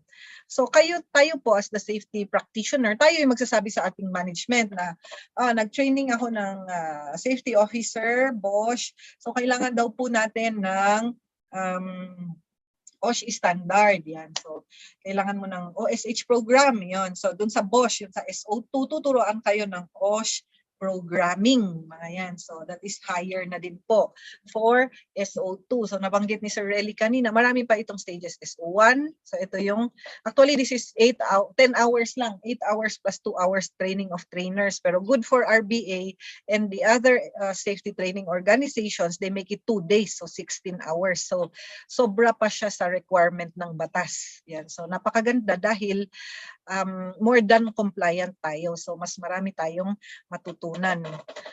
So, yan yung mga trabaho ng employer. Kung kayo ay may-ari ng business, so dapat alam nyo itong OSH law para pag nagpunta si Dole, so alam nating sagutin yung mga interview at inspection. Si worker naman, syempre trabaho din niya na gamitin yung safeguard and safety devices provided, comply with instructions, observe steps, report to immediate superiors, any responsible official, safety and health personnel, and any work hazard. Yan. So yan yung trabaho ng worker. So lahat po tayo, hand in hand, the employer and the worker has functions in the overall OSH program. Yan. So Section 5, the worker's right to know. So kaya po sinasabi na all workers should be trained because they have the right to know that there are chemical hazards, there are electrical hazards, mechanical, ergonomics, and other hazards in their office. That's why we have to orient them as the safety engineer, as the safety professional, as the safety practitioner. Section 6, Section 6 workers' right to refuse. Yan. So pwede po niyang i-refuse. So, halimbawa, inutusan mo na umakyat sa crane pero wala siyang PPE, pwede siyang mag-refuse. Yan. Without threat or reprisal from the employer as determined by DOLE. So pwede siyang tumanggi kung imminent danger. So hindi mo siya pwedeng tanggalin kung nag-refuse siya. Kung wala kang binigay na control measure. So halimbawa pinakyat mo tas wala namang harness. So bawal 'yun. So pwede siyang tumanggi, mga yun po. Kung alam niyang imminent danger, mga yan. So yun, ito din ina-abuse kasi nung time ng pandemic, halimbawa sa mga call center, maraming matitigas ang ulo. Ayaw nilang pumasok dahil sa COVID. Yan. Yung talagang yung ipipilit nila na napaka-unsafe naman ng workplace natin dahil wala namang safety measures, mga yan. So pwede silang hindi pumasok dahil walang safety measure in place. So that is a right to our workers. Kaya tayo as safety professionals, tayo yung magbibigay or mag-implement ng control measures. Hindi safe naman na tayo. We have engineering controls, we have admin controls, we have PPE. So yun naman yung stand ni company na pwede na akong magpapasok kasi engineering, admin controls are in place. Mga yan. So yan naman ang pwedeng isagot ni employer. Workers' right to report accident. So yan, so kung meron, yun nga yung mga dangerous occurrences, pwede nating i-report. So napakadali na lang mag-report ngayon. Nandiyan ang social media, mga sumbungan forum. Ayan, so ang bilis nang mag-report and it is their right daw. Ayan. Workers' right to PPE. So actually sa mga program of work, dapat libre yung PPE ng mga workers. So halimbawa, contractor ka, dapat nasa bill of or nasa line item mo yung safety and health, mga yan. So babayaran mo yung para sa mga workers, like for example yung safety hat nila, safety shoes, nakalagay yun doon sa budget mo na libre. So pwedeng pumunta si Dole, interviewin niya yung mga tao, so binigyan ba kayo ng libreng or pinabayaran ba o hindi yung PPE nyo? So pag sinabing pinabayaran, so pwedeng i-call ng Dole yung company, mga yan. So we should know that they have the right for PPE.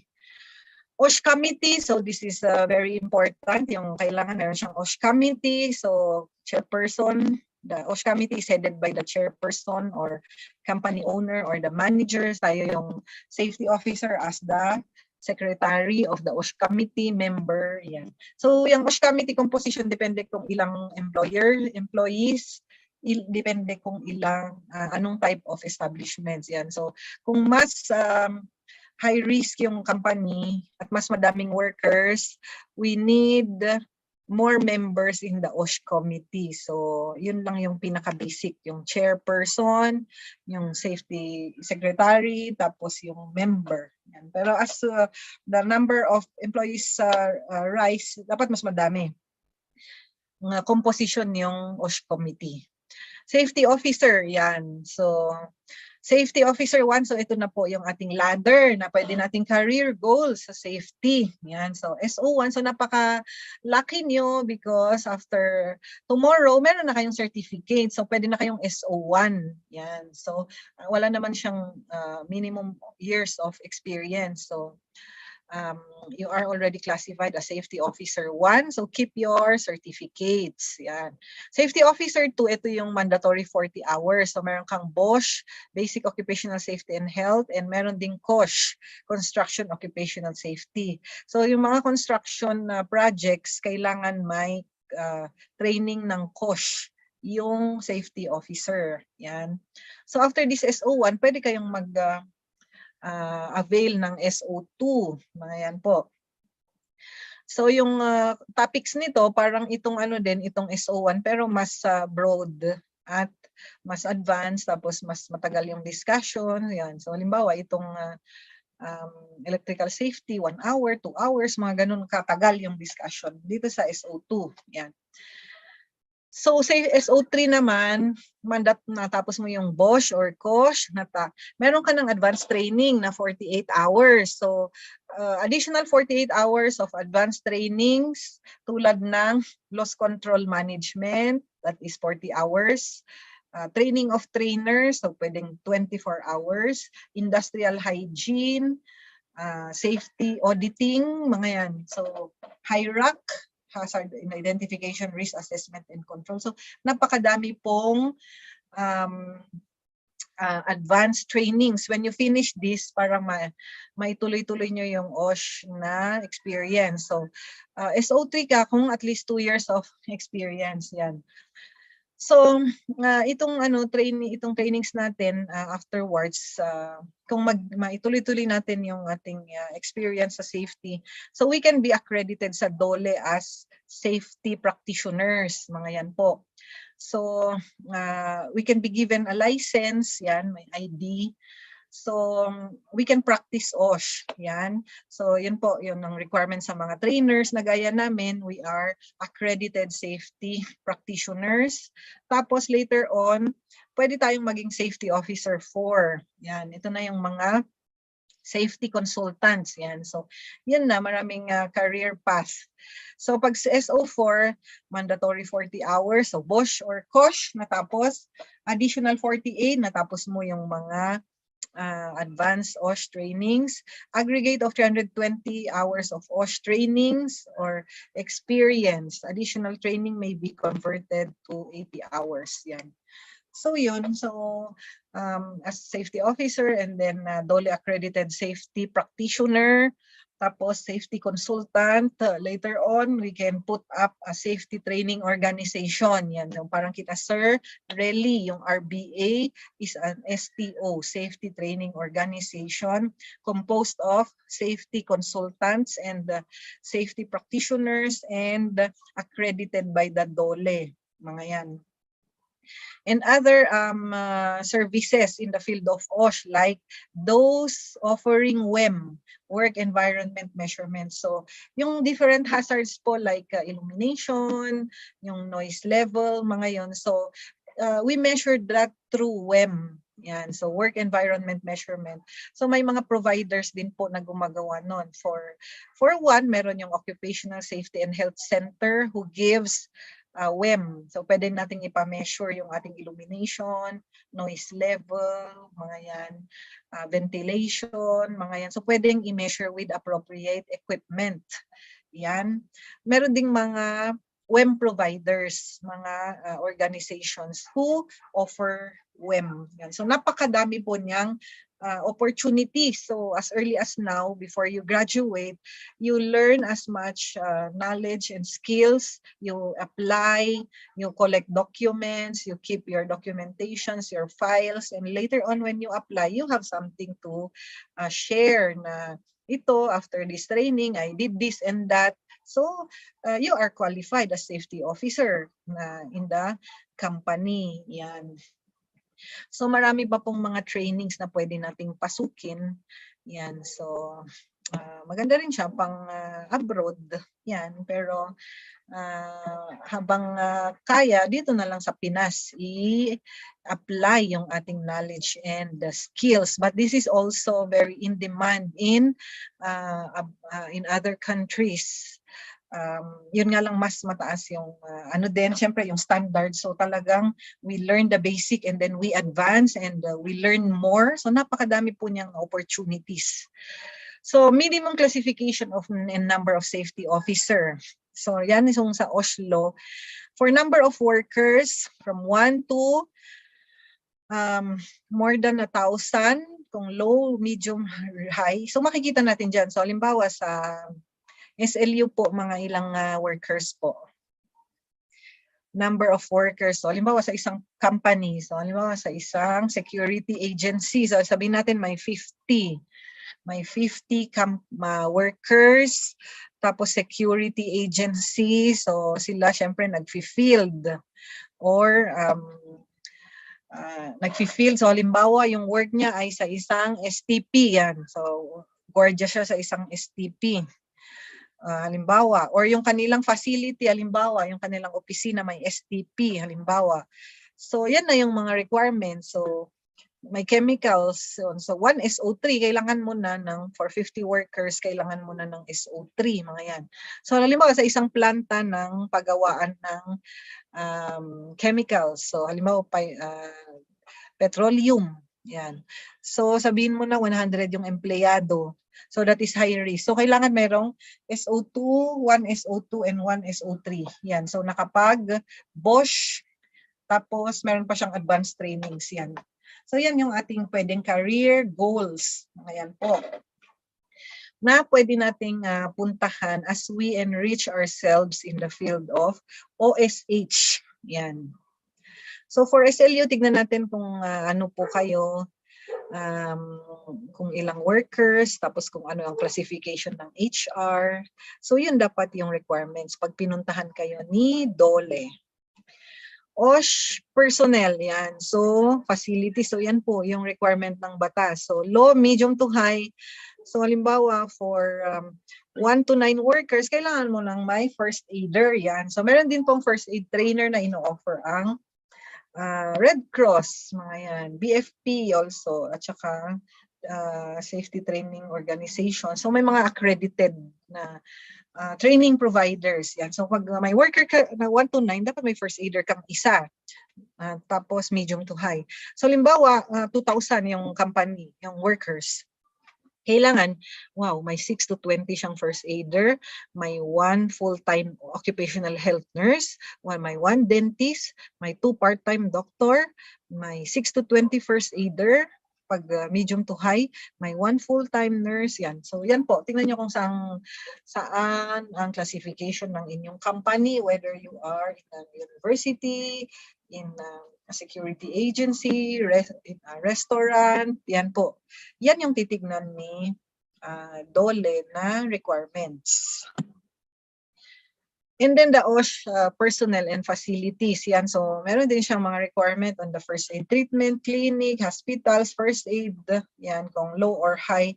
So for the hospital, so pwedeng MOA with a nearby hospital. So yun po. So may assurance na kapag may emergency, merong hospital na mag-attend doon sa mga empleyado, mga yun. So yun po. Safety and health training, mandatory workers OSH seminar may be conducted by the safety officer. Yan. So kung low risk yung company nyo, so pwede na yung SO1, kayo na po yung mag-conduct sa company nyo. May be conducted by the safety officer of the establishment or any certified OSH practitioner or consultant. Yan. So basta meron kayong attendance sheets, documentation. So ipunin nyo para pag mag-inspection yung DOLE, meron kayong proof na orient yung mga tao ng BOSH. That's competency. All critical occupations shall undergo the mandatory competency assessment and certifications. Yun. So, halimbawa sa mga manufacturing company na sabi natin kanina, halimbawa mga forklift, dapat meron siyang TESDA certification, certificate of training, yan for heavy equipment, mga ganyan po. So, kailangan may training, competency. Workers' welfare. So, tingnan nyo po yan. So, halimbawa, may-ari kayo ng company or kayo ay naka-employ. Tingnan nyo kung meron kayong ganyan kasi kailangan yan sa batas. Workers' welfare.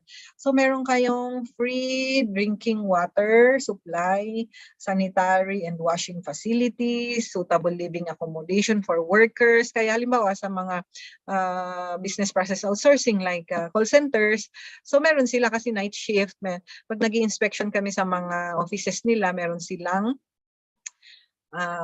dorm, male or female dorm, yan.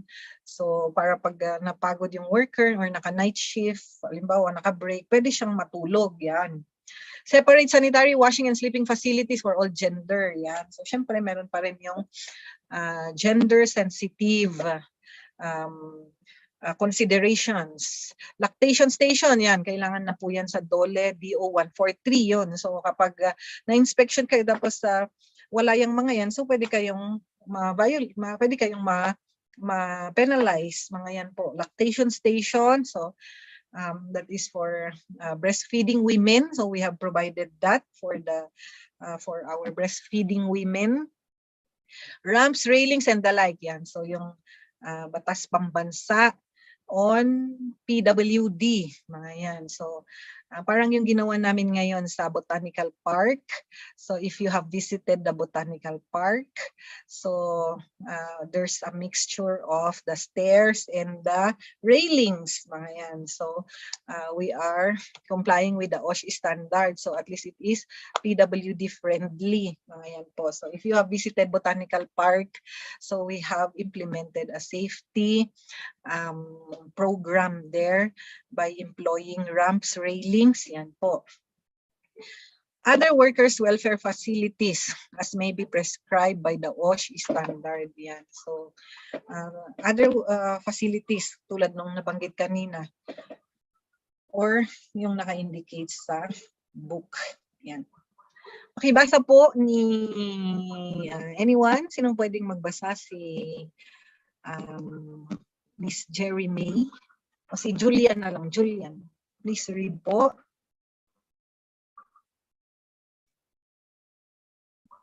Sino pong Julian? Julian Cale Reyes.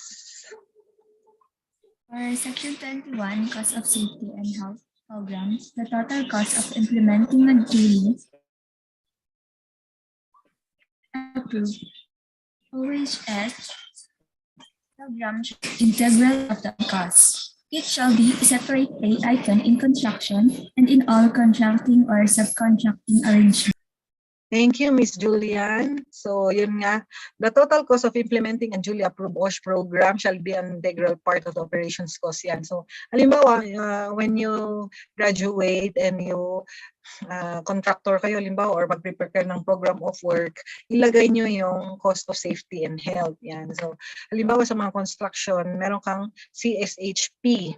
Yan. So, construction safety and health program. So dapat meron kang budget na line item. So halimbawa, yung mga city projects natin ngayon, merong naka-indicate na a provision for safety and health like a safety officer. Yan. So syempre nakapag-training, may certificate, mga yan. Tapos safety signages, mga yan. Nakalagay sa budget doon sa program of work mo para ma-implement ng contractor. So, caution tapes, for example. So, halimbawa may ongoing excavation, may mga safety signages, may mga caution tapes, tapos may mga barriers, mga yan. Tapos may mga PPE, yung mga tao kasi sabi nga for free, di ba? So, ilagay mo yun sa program of work mo as the designer or as the engineer of the project. It shall be separate pay item.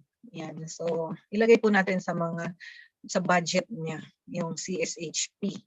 Yan. So, employer's responsibility, pakibasa ni Miss Julian Ancheta. The employer, project owner, contractor, or subcontractor, if any, and any person who manages, control, or supervise the work being undertaken shall be jointly and solidarily liable for compliance with occupational safety and health standards, including the penalties imposed for violation thereof as provided for in these rules. Thank you, Ms. Julian. So, employer's responsibility. So, yun nga yung nakalagay sa Construction Safety and Health Program. So, parang siya yung pipirma kung construction, so CSHP siya yung pipirma nung CSHP, or kung planta OSH program, sila yung pipirma para kung may mangyari, sila yung liable together with the safety officer or the manager, mga yan. So napakalaki po ng ating responsibility as safety officer if we will be employed as such. So kailangan we know the laws and the regulations. Yan. So yung safety officer, aside from this heavy responsibility, may power naman siya to issue a work stoppage. Kung may nakikita siyang imminent danger, yun nga yung pwedeng may mamatay, may sumabog, may mag-collapse, mga yan. So pwede siyang mag-issue ng work stoppage. At kung hindi yan sinunod, pwede niyang isumbong sa DOLE. Yan. So, the payment of workers during work stoppage also due to imminent danger. So, pag pinag-stop yung work, so the employer needs to pay the workers. Yan. So, prohibited act. So, yung sinasabi natin kanina na penalties of OSH law violations. So, kung hindi ka registered sa DOLE, 20,000, that is per day of violation. So, napakabigat po pag pinuntahan tayo ng DOLE at hindi tayo compliant. Wala kang job safety instruction or orientation, 20,000 per day. Provision of workers training. So, wala kang workers training, wala kang first aid training, mandatory OSH training, 25,000 per day. Wala kang safety signage, walang medical supplies, walang reports. Yan. So later on, sasabihin kung ano yung mga reports na kailangan isubmit. Wala kang safety officer, wala kang OSH standard, wala kang OSH committee, walang safety and health program, mga yan po. Pag wala po yan, from 20,000 to 200,000. Yan. When the violation exposes the worker to death, serious injury, the imposable shall be 100,000 pesos. Yan. Should there be 2 or more non-compliances, all penalties shall be imposed, provided that the total daily penalty shall not exceed 100,000. Yan. So from 20,000 to 100,000 per day of violation. Imagine, so ano na lang yung mag-employ sila ng safety officer, magpa-training, kaysa magbayad sila ng napakamahal. So yan po yung mga penalties for OSH law violation. Yan, so Guide for Compliance of Establishment to DO198. So DO198 is the IRR of RA 11058. Safety officer shall be certified by the company's HR. Yan. So na-delegate naman na yung trabaho. So pwede nang i-appoint ng HR based on the qualifications requirements. So yun nga kung SO1, SO2, SO3, or SO4, low, medium, high risk yung establishment. So pwedeng mag-designate si HR. Appointment and the category level shall be issued by the company. So ito naman yung OSH committee. Yan. The planning and policy making group in all matters pertaining to safety and health. So syempre planning and developing programs. Yan. Safety meetings at least once a month. Yan. So when I was in PESA, we have this monthly EHS meeting. Yan ng mga companies namin.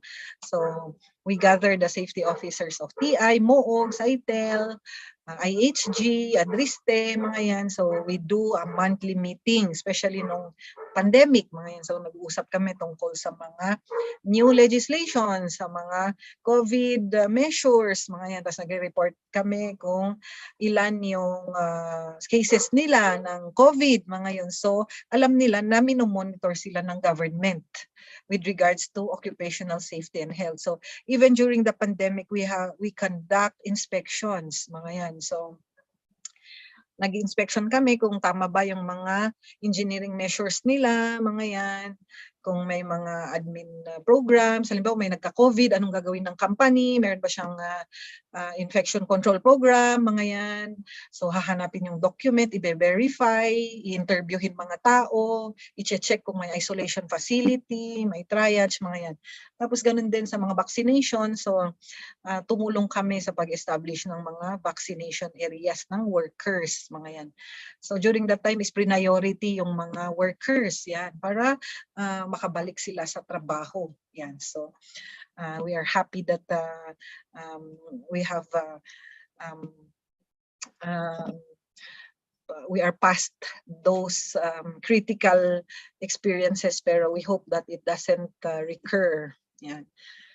So OSH standards, review report, submit report, initiate and supervise trainings, duties of the safety officer, prepare minutes of meeting, yan. So dapat magaling tayong gumawa ng documentation, yan. Kasi nga part of documentation requirements. So pag sinabi natin nagpapa-meeting monthly, dapat meron tayong monthly minutes of meeting, status of recommendation. So halimbawa may mga action items, so ano yung ginawa after notification of ano yan po. So yan yung mga trabaho ng mga safety officer, first aider. So yan, nasa libro naman po yan sa OSH standard. Yan. Standard color of signs, for example, red, fire protection, to call attention to fire protection equipment. Green, for safety, designating safety. White, traffic, standard color of signs. White, black, or a combination of these are the basic colors for the designation of traffic and housekeeping. Yellow, caution, to designate caution and for marking physical hazards. Orange, alert, to designate dangerous parts of machines. Blue, precaution, to designate caution limited to warning against starting, use of, or the movement of equipment. Purple, yan. So pwede tayong mag-designate ng mga colors, dimensions of safety signs, yan. Express in the same unit of measurement area over the distance of observation, yan. So meron pa tayong standard on the signages. So the signage, area of the safety sign and the distance of the observation. So yan po yung ating standard for safety signs. So yung sinabi natin kanina na non-submission of safety reports will cause penalties to our companies. So tingnan natin kung ano yung kailangan. So syempre may OSH committee ka, ipapakita mo kung sino yung mga members. Tapos meron kang minutes of meeting at least. So kung hindi kaya ng monthly, so at least merong quarterly basis. So meron ding mga form. So pwede nating i-download yung annual medical report to be submitted on or before March 31. So as the safety officer, alam natin yung mga deadline. Otherwise, hindi na yan i-consider as submission. So pwedeng non-submission, late submission of documents. So di ba may magkano yung penalty for absence of OSH reports? Yun, mga 25,000 or more. So as the safety officer, dapat alam natin ito. AMR, yan. So after the annual medical exam, may report to be submitted on or before March 31, yung ating annual work accident or injury exposure data report to be submitted with or without accident. So meron or walang accident, kailangan mo mag-submit ng AEDR on or before January 30 following the covered year. Form DOLE, yan. So meron ma-download po ito sa website ng DOLE. AEDR, WAIR, Work Accident Investigation Report. For work-related causes resulting to disabling, yan. So kung may mga disabling injuries, kailangan pong i-report yan sa DOLE. tinatawag natin na WAIR. So yung kanina, OSH committee, minutes, tapos AMR, tapos AEDR, tapos WAIR, yan po yung mga reports na kailangan nating i-submit. So nung COVID-19 pandemic, ito din, we monitor our companies that they submit a COVID-19 prevention and control compliance report, work accident yan. So every 30th of the month yun. So dapat nagsasubmit sila para makita ng DOLE kung may nagka-COVID, ano yung ginawa, and pwedeng ma-verify. So for example, yun kasi yung during that time is naging prevalent ang COVID transmission sa mga workplaces, mga yan. So kaya nag-implement sila ng bagong form para mai-report. Tapos makita kung anong ginawa ng company kasi may mga IATF guidelines, may mga DOLE guidelines. So halimbawa, before, so kung may nag-COVID, shutdown for disinfection. Yan. So minsan makikipagtalo pa yung mga company kasi syempre may production sila. Paano sila magsasara? Paano sila mag-disinfect? Mga yan.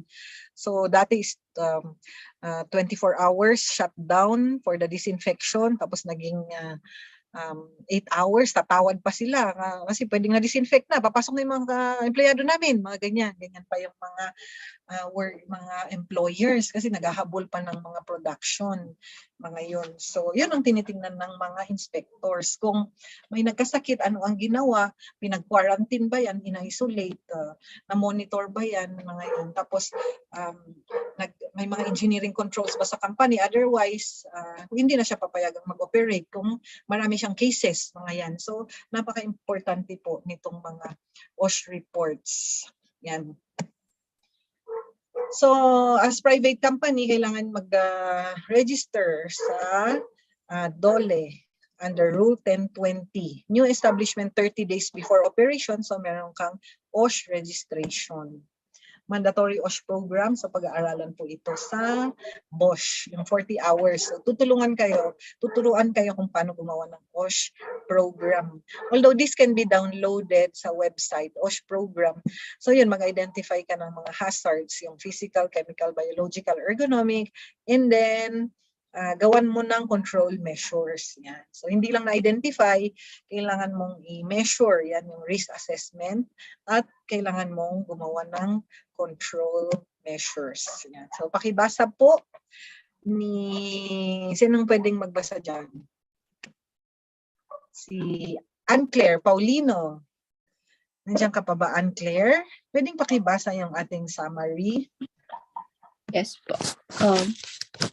Department Order 198 to 80, 198.18, the implementing rules and regulation of RA 11058. The occupational safety and health standards was formulated in 1978 in compliance with the constitutional mandate to safeguard the workers' social economic well-being as well as his physical safety and health. Last is safety officer refers to any employee or officer of the company trained by DOLE or DOLE accredited training organization and tasked by the employer to implement an OSH program and ensure that it is in accordance with the provisions of OSH standards. Thank you very much, Miss Anne-Claire. Yan. Yan. So, yan po yung summary ng ating OSH legislations, DO.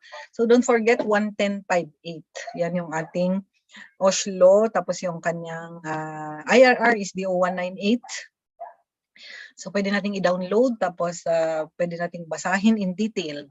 OSH standard was formulated in 1978. So, imagine, 1978 pa, hindi pa tayo pinanganak. Meron na palang OSH, di ba? Pero ngayon lang nagiging common yung yung kanyang practice. Yan. In compliance with the constitutional mandate to safeguard the worker's social and economic well-being as well as his physical safety and health.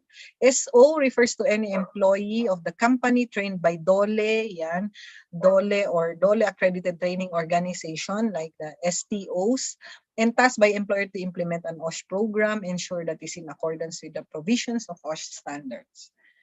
So, questions po? Kung walang question, pakibasa po natin. Okay, basta ni anyone? Volunteer po? I-volunteer ko si Miss Patricia Andre Garcia. Safety quotes and slogans. Safety isn't expensive, it's priceless. Working without safety is a dead-end job. You are the key to safety.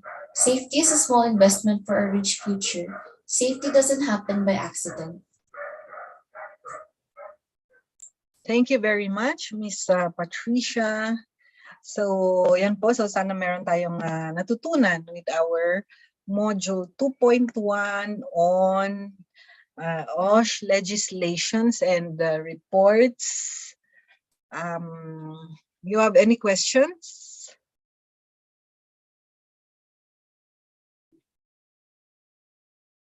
Kung wala po tayong tanong, so maybe we can pause for lunch muna before we go to the next. Ms. Joy? Yes, ma'am. Thank you po. So, mag-early lunch po tayo. 1 hour lunch po sana. Pero, yun po. Mamaya po balik po tayo by before 1 p.m. po, mga 12:55 para po mag-check pa po ng attendance. Yun po. Happy lunch po, everyone. Thank you po. Happy lunch din po. Thank you po. Thank you po. Pwede po kayong mag-out muna sa Zoom, tapos balik po kayo before 12:55. Thank you. Thank you po. Thank you po. Thank you po. Happy lunch din po.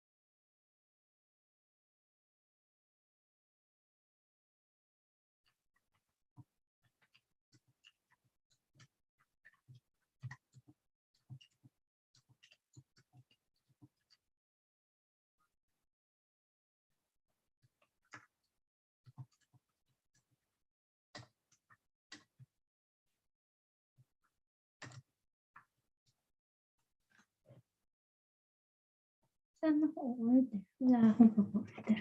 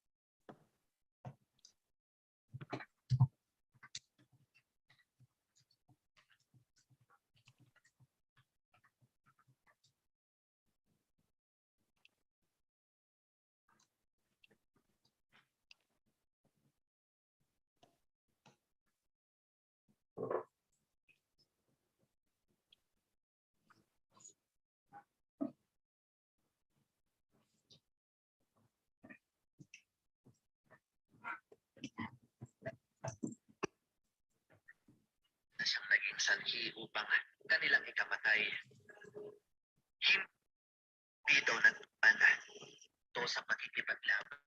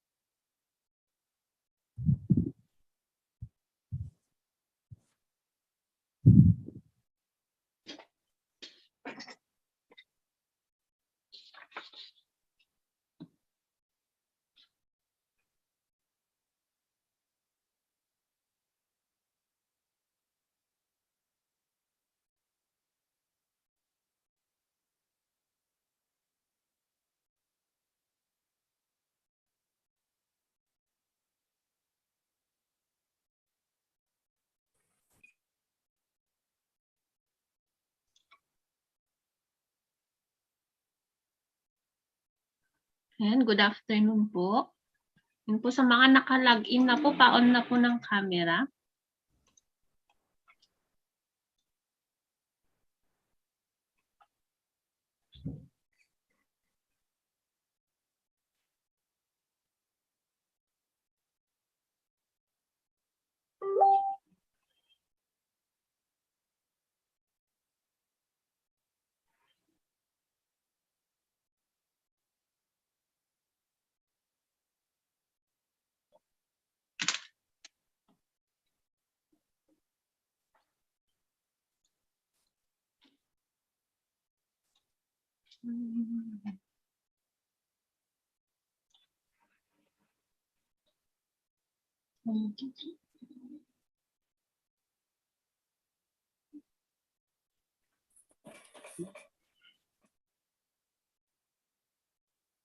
Hintayin lang po natin yung mga iba. Parang may mga 10 pa tayong inaantay.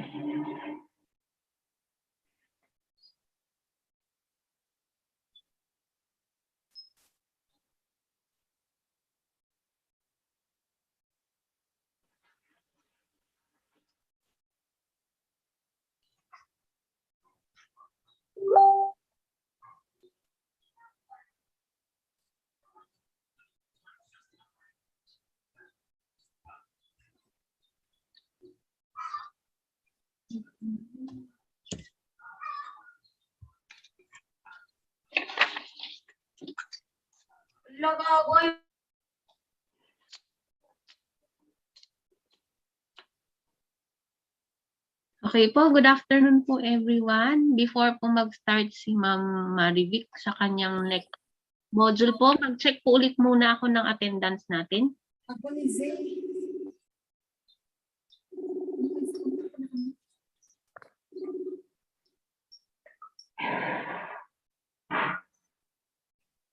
Ma'am Julian Irish Ancheta, nandyan ka na po ba, ma'am? Present po. Ma'am, next po, Ma'am Eliza Jane Bakay. Present po. Good afternoon po. Good afternoon din po. Thank you. Next po, Ma'am Jerry May Baculo. Present po. Good afternoon po. Thank you po. Next po, Ma'am Rensay Penel Bautista. Ma'am Rensay Bautista. Wala pa po. Next po, Ma'am Beyonce Aragon. Present po. Good afternoon po. Good afternoon din po. Next po, Ma'am Jorina Bohol. Present po. Good afternoon po. Good afternoon din, ma'am. Thank you. Next po, Ma'am Gabriel Cameron Kalinaw. Ma'am Gabriel Kalinaw. Wala pa po. Next po, Ma'am Shardine Amigable. Present po. Thank you, ma'am. Next po, Ma'am Cheslin Espada. Good afternoon po. Present po. Good afternoon din, ma'am. Thank you. Next po, Ma'am Hazel Kantawi. Okay, ma'am. Thank you. Next po, Ma'am Kayla Nicole Dicena. Present po, ma'am. Good afternoon po. Thank you, ma'am. Good afternoon din po. Next po, Ma'am Aiden May Peralta. Present, ma'am. Good afternoon po. Thank you, ma'am. Good afternoon po. Next po, Ma'am Patricia Andre Garcia. Present po. Thank you, ma'am. Next po, Sir John Jetro Supnet. Sir John Jetro. Wala pa. Next po, Ma'am Jolina Buhol.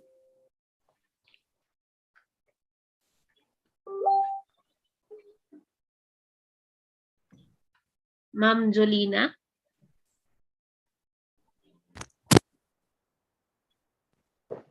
Ay, okay na, ma'am. Thank you. Thank you po. Next po, Ma'am Marie Eugene Marville. Andito na po. Good afternoon po. Ma'am, thank you. Next po, Ma'am Carmi. Konti lang garo. Ma'am Carmi Mitwan. Present po. Good afternoon po. Thank you, ma'am. Good afternoon. Messenger audio. Next po, Sir Lawrence Conrad Quizon. Sir Lawrence. Present po. Thank you, sir. Thank you. Next po, Ma'am Princess June Abata. Ma'am Princess. Ay, okay. Present po. Thank you, ma'am. Ma'am Jessica Coronel. Present po. Good afternoon po. Good afternoon po. Thank you. Next po, Sir Jonathan Jose. Present, ma'am. Good afternoon po. Good afternoon din, sir. Thank you. Next po, Sir Bill Nelson Takod. Ma'am, present po. Good afternoon po. Good afternoon din, sir. Thank you. Next po, Ma'am Raya Kulkol. Ma'am Raya? Wala pa? Present po, ma'am. Good afternoon po. Good afternoon din, ma'am. Thank you. Next po, Sir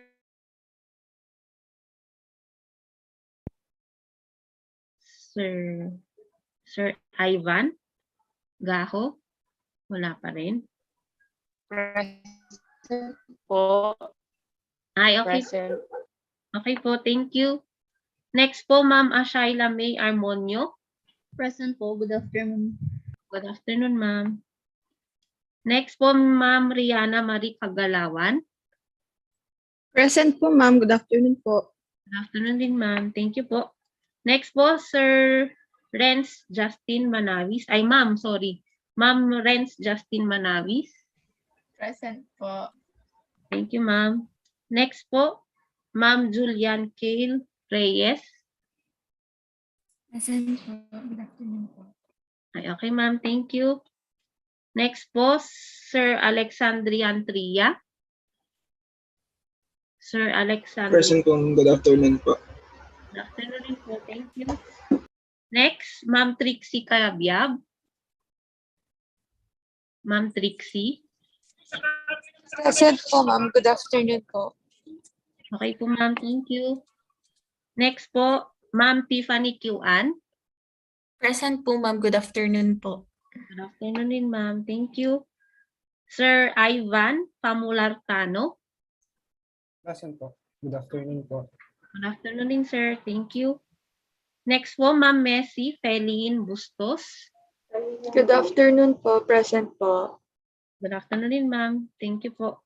Next po, Ma'am Nika Feby Rabago. Good afternoon po. Present po. Good afternoon din, ma'am.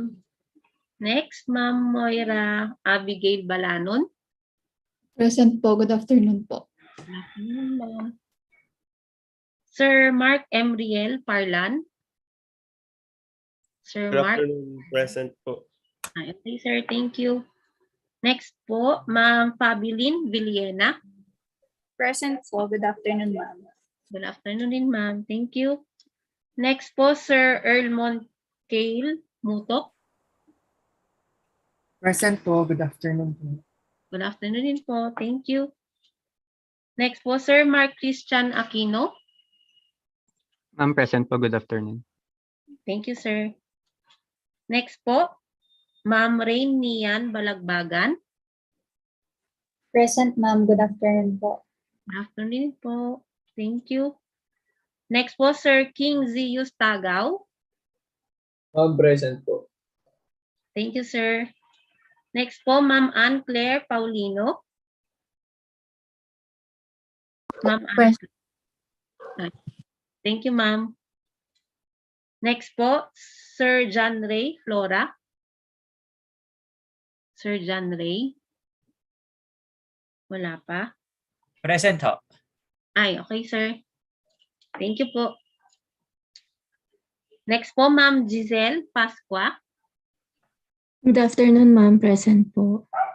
Good din po. Thank you. Next po, Sir Marion Luigi Ramos. Present po, ma'am. Good afternoon. Good afternoon din, sir. Thank you.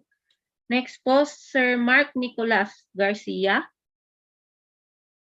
Sir Mark Nicolas Garcia. Wala pa po. Next po, Ma'am Eliza Jade Manalansan. Present po. Okay, ma'am. Thank you. Next po, Ma'am Sandra Nicole Antolin. Present po. Thank you, ma'am. Next po, Ma'am Michelle Adiwang. Hindi ko po present. Good afternoon. Good afternoon din po, ma'am. And Ma'am Jonaline Kimpay. Present, ma'am. Good Thank afternoon. Good afternoon po. Balikan ko lang po roll call dun sa mga kaninang wala. Kung nandito na po, Miss Rense Fail Bautista. Miss Rensei, wala pa. Ma'am Gabriel Cameron Kalinaw. Ma'am Gabriel. Wala din. Sir John Jetro, Supnet. Sir John Jetro. Wala pa. And Mr. Mark Nicolas Garcia. Sir Mark Nicolas Garcia. Wala pa po. Okay po, baka late lang sila. Ma'am Marivic. Hello, okay na po. Okay na, ma'am. Bale, may ano pa, ma'am? 1, 2, 3. May 4 pa pong wala, ma'am. Baka late lang po. Okay, so thank you, Miss Joy. Good afternoon po sa inyong lahat. So, nakakain po ba tayo? So, sana po ay nabusog naman tayo sa ating lunch. Okay, so bago tayo pumunta sa industrial hygiene, so let us look at some energizers here. So, share screen. Yeah. Sige, so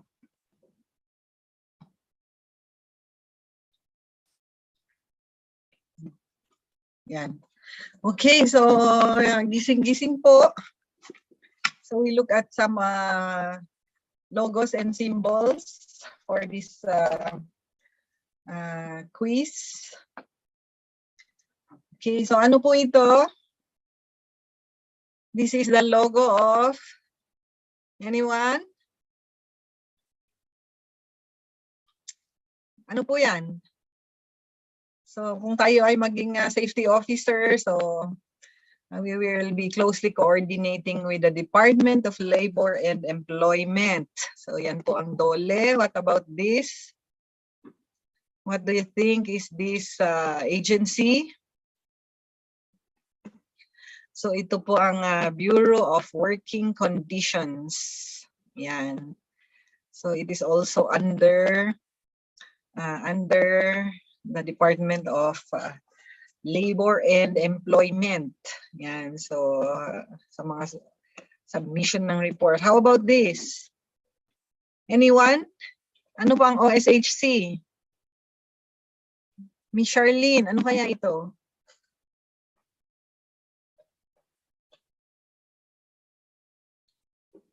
Si Mr. Lawrence.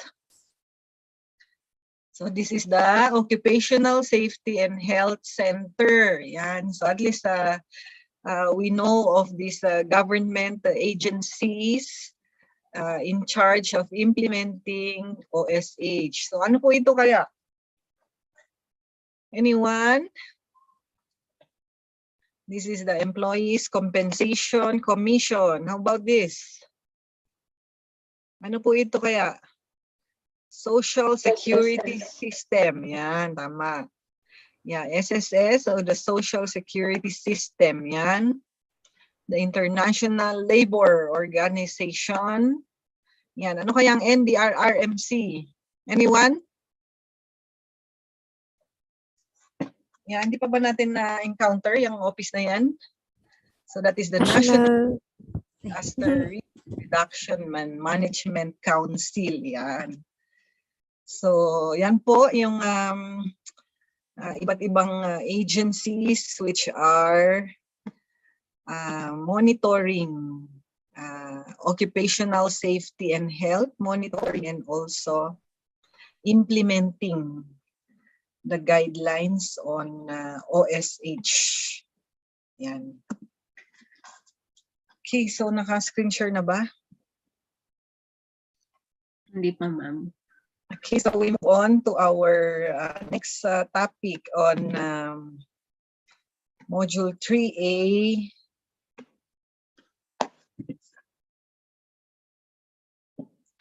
On the industrial hygiene and chemical safety. Yan po. Okay. So we still have three more topics for this afternoon. So sana po may natututunan tayo sa mga lectures. Kung may tanong, i-raise nyo lang po or isulat sa GC para ma-address po natin. Okay, so medyo mahaba ito kaya I hope hindi nyo ako tulugan kaya meron tayong sharing and recitation ha. Yan.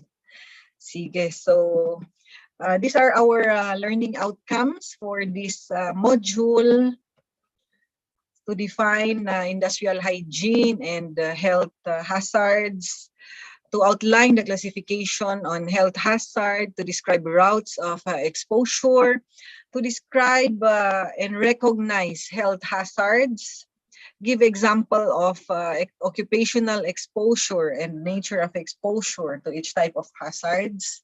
So yung mga nabanggit natin kanina, so this will be discussed in the detail.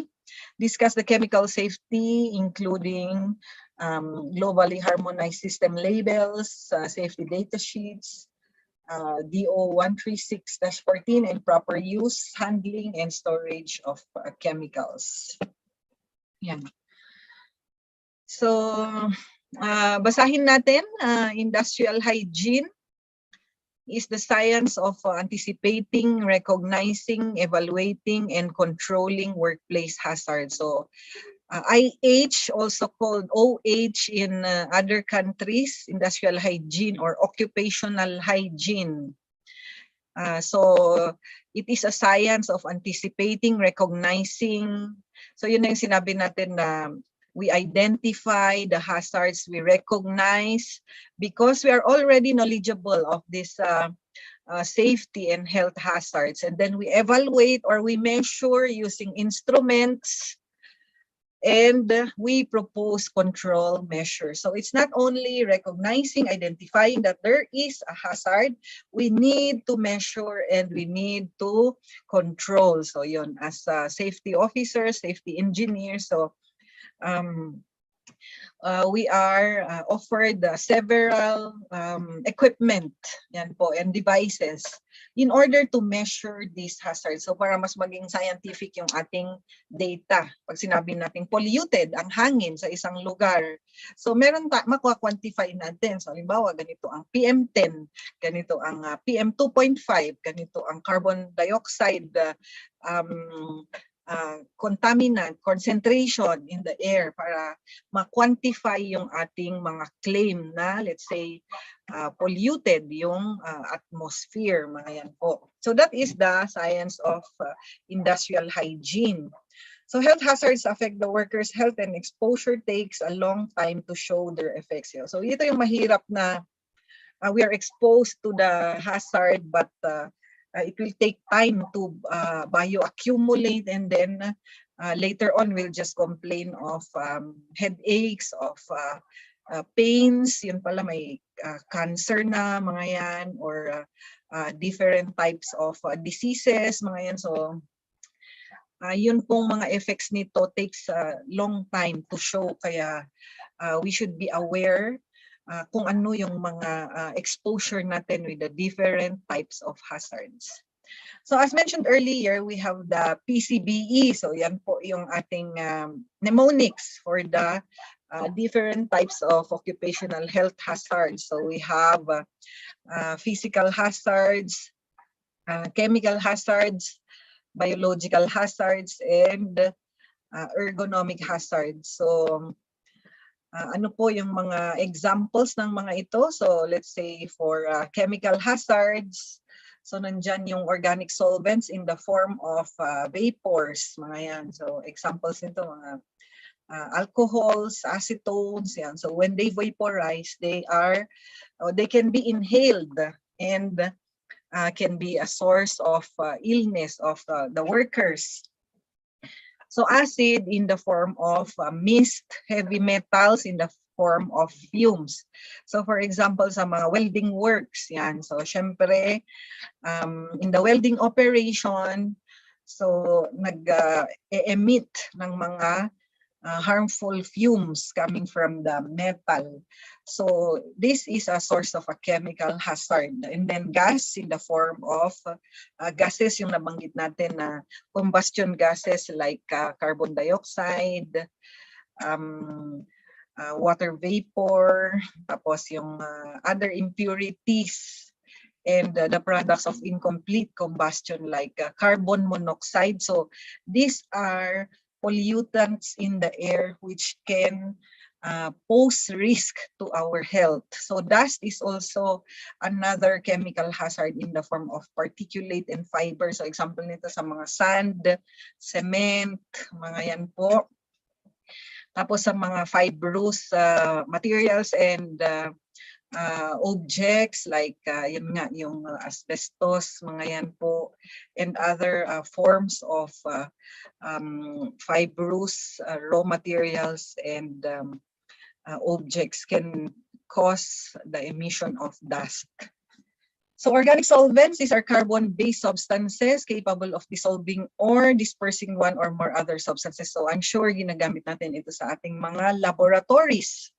So nature of exposure, solvents enter the body by inhalation. So ito yung mga routes of exposure natin through inhalation and then accidental ingestion or swallowing and the skin contact. So knowing this, we can implement programs in our laboratories, in our production areas, in our work areas in order that our workers are not exposed to these different types of chemical hazards.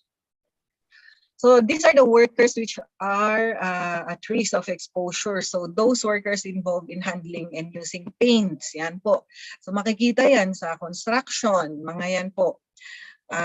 May mga pintura, may mga varnish, lacquers, adhesives, glues, degreasing and cleaning agents. So pati sa mga janitorial services, so they handle cleaning acids like hydrochloric acid, muriatic acid, mga yan po. So these workers are exposed to the different types of chemical hazards. So other workers such as production workers of dyes, polymers, plastics, textiles, pharmaceuticals, cosmetics, products, and gum powders.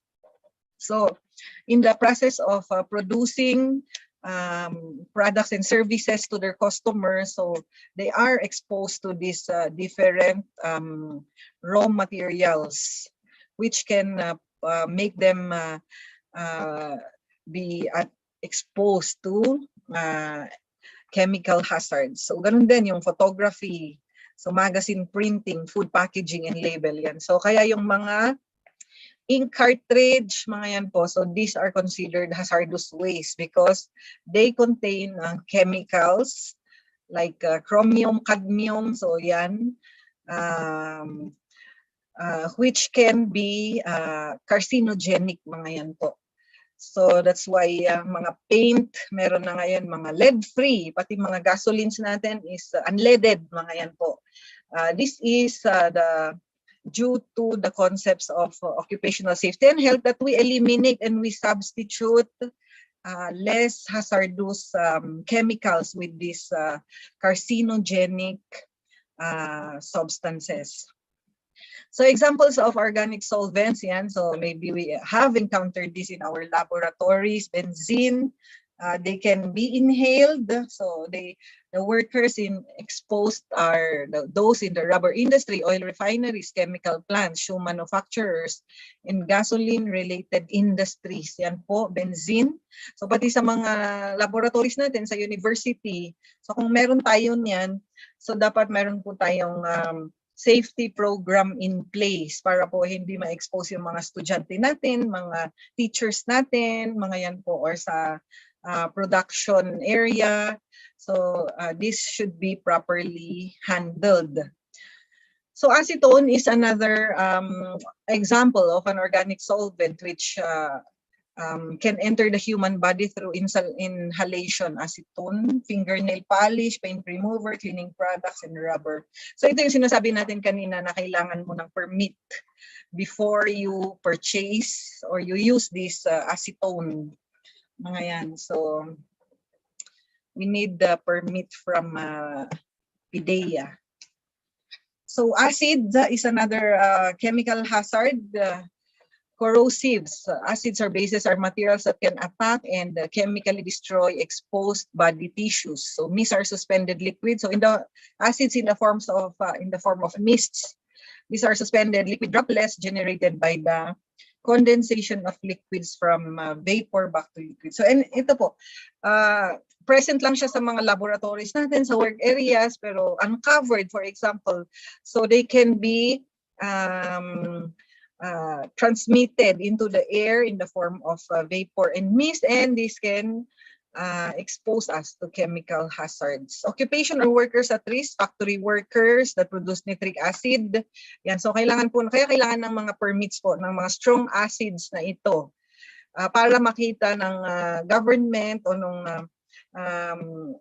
authority na tama yung handling, tama yung storage, tama yung PPEs, tama yung disposal before these are used in production companies. So mechanics who handle dirty batteries. So nasabi natin kanina that batteries contain lead, chromium, cadmium, zinc, mga yan. So it contains chemicals which are harmful to the environment and to public health also. Publishing, printing, photography shops, steel workers due to fumes, yan po. Production of plastic, cellulose acetate, so yun, yung mga presence of raw materials or chemicals which can emit harmful mists or vapors. So other examples of acid, so sulfuric acid in batteries, steel workers, printing, nitric acid, yan po. Manufacture of chemicals and explosive. So sa ating sa ating laboratory, are we using this kaya sa ating laboratories? Yes or no? Have we encountered these chemicals? Yes? Yes? So at least we are aware that these chemicals are regulated and should be applied with the necessary permits and should not be disposed directly in sink in laboratories because they can harm our environment and the public health also. So aside from those mentioned, we also have dust and particulate matters. Yeah, include dust and fibers. So nature of exposure, particulate matter enters the body through nose and mouth. Yan po.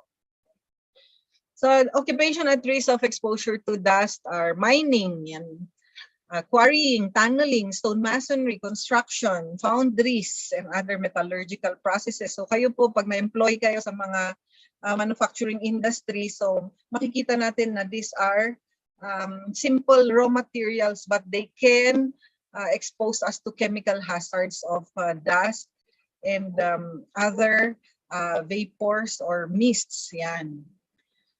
Manufacture of glass and ceramics, handling of powdered chemicals, and farmer and food processing. So, halimbawa, yung mga fertilizers, mga yan.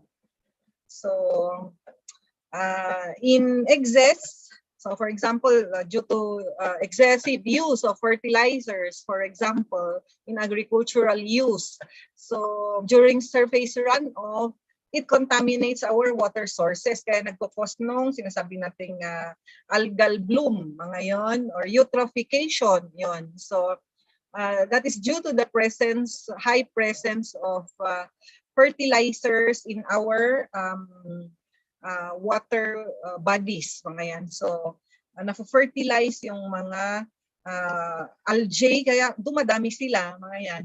So they compete with the oxygen in the water, so that's why there are reports na mababa ang dissolved oxygen, mga yan, and then it results to fish kill, mga yan po. So that is due to environmental pollution, mga yan po ang effect din ng chemicals na ito. So asbestos, as earlier mentioned, used in insulation work, plumbing, mining, shipbuilding yan. So sa ating mga safety officers, kung meron pang mga asbestos insulation, plumbing sa ating facilities, so kailangan nating gumawa ng phase out plan nito. We get the permits from the DNR, mga yan, DNR accredited hauler, and treatment facility. So ganyan po ka detalyado, taas ang requirements ng mga hazardous waste na ito because of these harmful chemicals. So silica, so that is from abrasive blasting sand. So in brick, concrete, yan po. Concrete blocks, yan. Ceramic products, and so silica is another example of agent of dust or fiber. So heavy metals, nabanggit natin kanina, no? Halimbawa, welding works, and syempre, from the carbon steel, you burn that, so it can produce different fumes like carbon dioxide, sulfur dioxide, mga yan po, as component of the steel. Yan, when you burn, so the products of combustion again harms people as the workers and the environment as a whole. Kaya nagkakaroon ng greenhouse gas, mga yan, global warming, mga yan. So due to excessive production, emission of toxic gases from burning of fossil fuels, mga yon, and economic activities like yun po, mga construction and other activities. Occupational workers exposed to heavy metals, yan po yung miners. Siyempre, when they underground, when they mine copper, for example, so those are heavy metals. Gold, mercury, mga yan po. They are exposed to these different types of heavy metals, yan, mga precious metals. So this can also harm the miners. Firing range employees, yan po. So yan, yung nitrates na napoproduce from the bullets, mga yan. So these workers are exposed to these heavy metals. Stained glass makers, yung nasabi natin kanina, silica, battery. So ano na ulit yung galing sa battery? So mga cadmium, lead acid battery, chromium, mga yon, zinc, yung mga yun po. Kaya hazardous waste ang mga ito kapag i-dispose, yon. Welders, so due to the fumes, smelters, so these occupations are exposed. Yan, so tayo as the safety professionals, so we should formulate programs for these people, for our workers. So hindi natin alam, mga kapamilya pala natin yung nagtatrabaho sa mga ganitong companies, at least we can protect their health and safety. So heavy metals, nature of exposure, ingestion through eating contaminated foods or through inhalation, yan. So yun, may mga balita noon ng mga cosmetics which contain chromium or lead, mga yan. So minsan yung mga mumurahin, yun mga yon, mga cheap na cosmetic products, they may contain harmful chemicals, yan. So tulad nung mga yung, let's say yung sa children's park dito before, it was closed because they discovered presence of chemical concentration sa mga playground, mga yan. Kaya pinasara yung playground, for example, dito sa city of Baguio, in order to rehabilitate, to repaint, mga yan po. So yun yung mga BOSH programs, elimination, substitution. So we substitute these paints with less hazardous chemicals since we have identified the presence of harmful chemicals which can be accidentally ingested by kids. So syempre yung halimbawa, they play and then they touch the surfaces.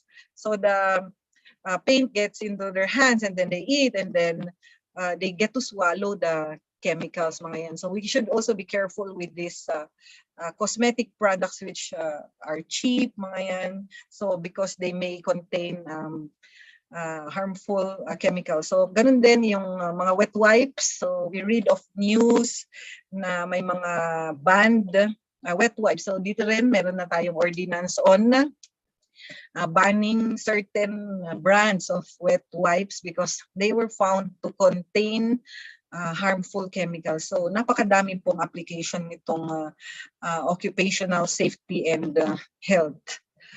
So those are for heavy metals. Arsenic is also found in glass manufacturing, non-ferrous melting, recyclers, yan, mga e-waste yan. Kaya po siya na-classify as hazardous waste. And legislation is in place for this. That's why we have Republic Act 6969 in order to control these chemicals from being produced or from being manufactured.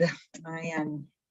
Lead from batteries, miners, refineries, lead smelters, firing range. Yan. So napakadami pong exposure ng chemical hazards.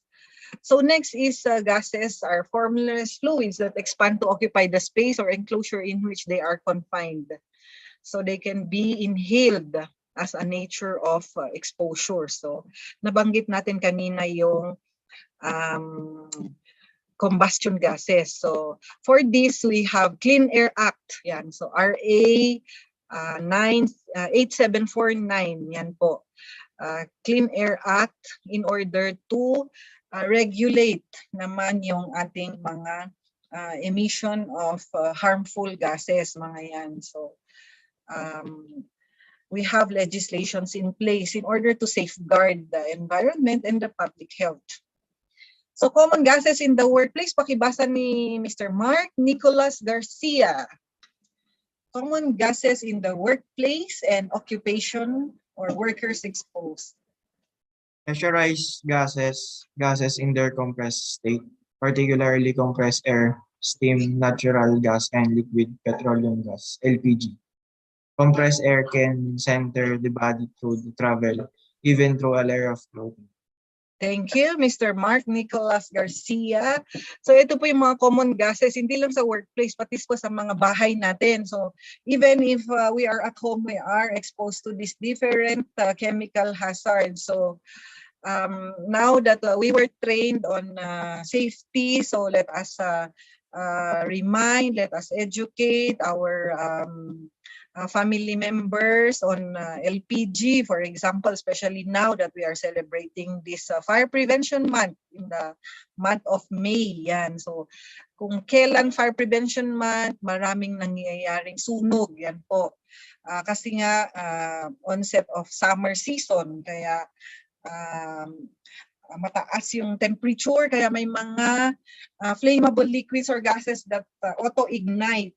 Mga yan. So pag na-reach yung kanilang flammable or yung kanilang flash point, they spontaneously combust. Mga yan. So let us be careful and educate our family members to always check on our LPGs. Yan po, mga mga sa kitchen, yung ating lutuan na laging naka-off pagkatapos gamitin, walang malapit na mga flammable materials, mga yan. So napakasimple po nito, pero kapag napabayaan ay pati yung mga kapitbahay natin, mga yan, so napakalaki ng kanyang impact, mga yan. So maraming madadamay dahil sa pagpapabaya ng mga harmful gases or harmful objects na ito. So pati sa mga universities, sa production, so we should check on these harmful chemicals. So karamihan sa mga cases ng fire ay due to chemicals which were not properly stored, which were not properly handled, yan po. And then it results to fire and dangerous occurrences. Occupation at risk are those who work and involved in welding, mga yan po. Breathing, diving or emergency rescue. Yan. So nabanggit natin kanina, the conditions are different in these different work areas like the pressure, the temperature, mga yan. So they should be equipped with the proper safety devices. Like in breathing, they use in diving or in firefighting, they use the SCBA. Ano po kaya yung SCBA? Anyone? Self-contained breathing apparatus, mga yan. So that supports their breathing when they go to the different work areas, mga yan. So breathing, mga yan, medical and laboratory use. So ito yung mga ginagamit na mga gases in the workplace. So syempre kailangan nila ng mga oxygen, acetylene, mga yan po. Compressed gas, mga yan, hydrogen, nitrogen, kailangan nila sa production, mga yan po. Dispensing beverages, mga yan, extinguishing fires, heating and cooking, and water treatment. So nabanggit natin kanina yung sa water treatment, the use of chlorination, mga yan. So pwedeng solid, liquid, or gaseous chlorine. So our workers are exposed to these different types of chemical hazards. So it is our responsibility as the safety officer, safety practitioner to create programs in order that we mitigate the hazard, the effects of this hazard. Ayan. So, icebreaker, yan daw. Yan, sige. So, anyone? These are the carbon-based substances, component in dissolving or dispersing one or more other substances. Yan, so elementary chemistry. Ano po yan? Which are part of chemical hazards. Anyone po? Sino pa hindi natin natawag? Or volunteer? Yan, si Ashayla, May. Ano to, kung nakikinig ka kanina? Si Ashayla? O kaya si Alisa? Oh yes, Miss Alisa. Ano kaya itong carbon-based substances? Component in dissolving or dispersing one or more other substances. Kasi this is one of the sources of chemical hazard. So anyone po? Wala, natulog na sila. Organic solvent. Organic solvent po. Very good. Yan. So meron pa tayong ayan, so at least nakikinig pa sila. Organic solvent as one of the agents of chemical hazard. Yan.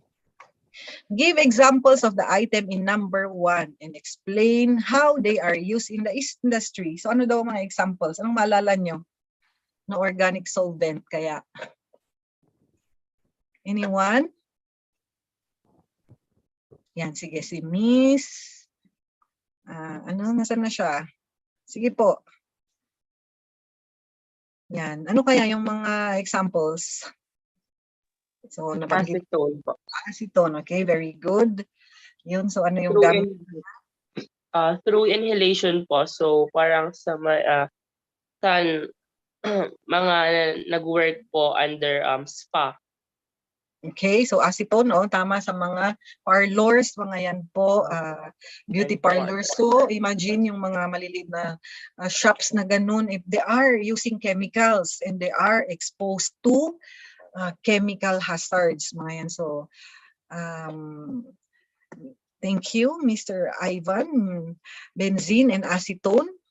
Blank is a white to gray brittle solid. It occurs naturally in water and soil. It is used in some paints, wood preservatives, agricultural chemicals, and glass manufacturing. Ano kaya yan?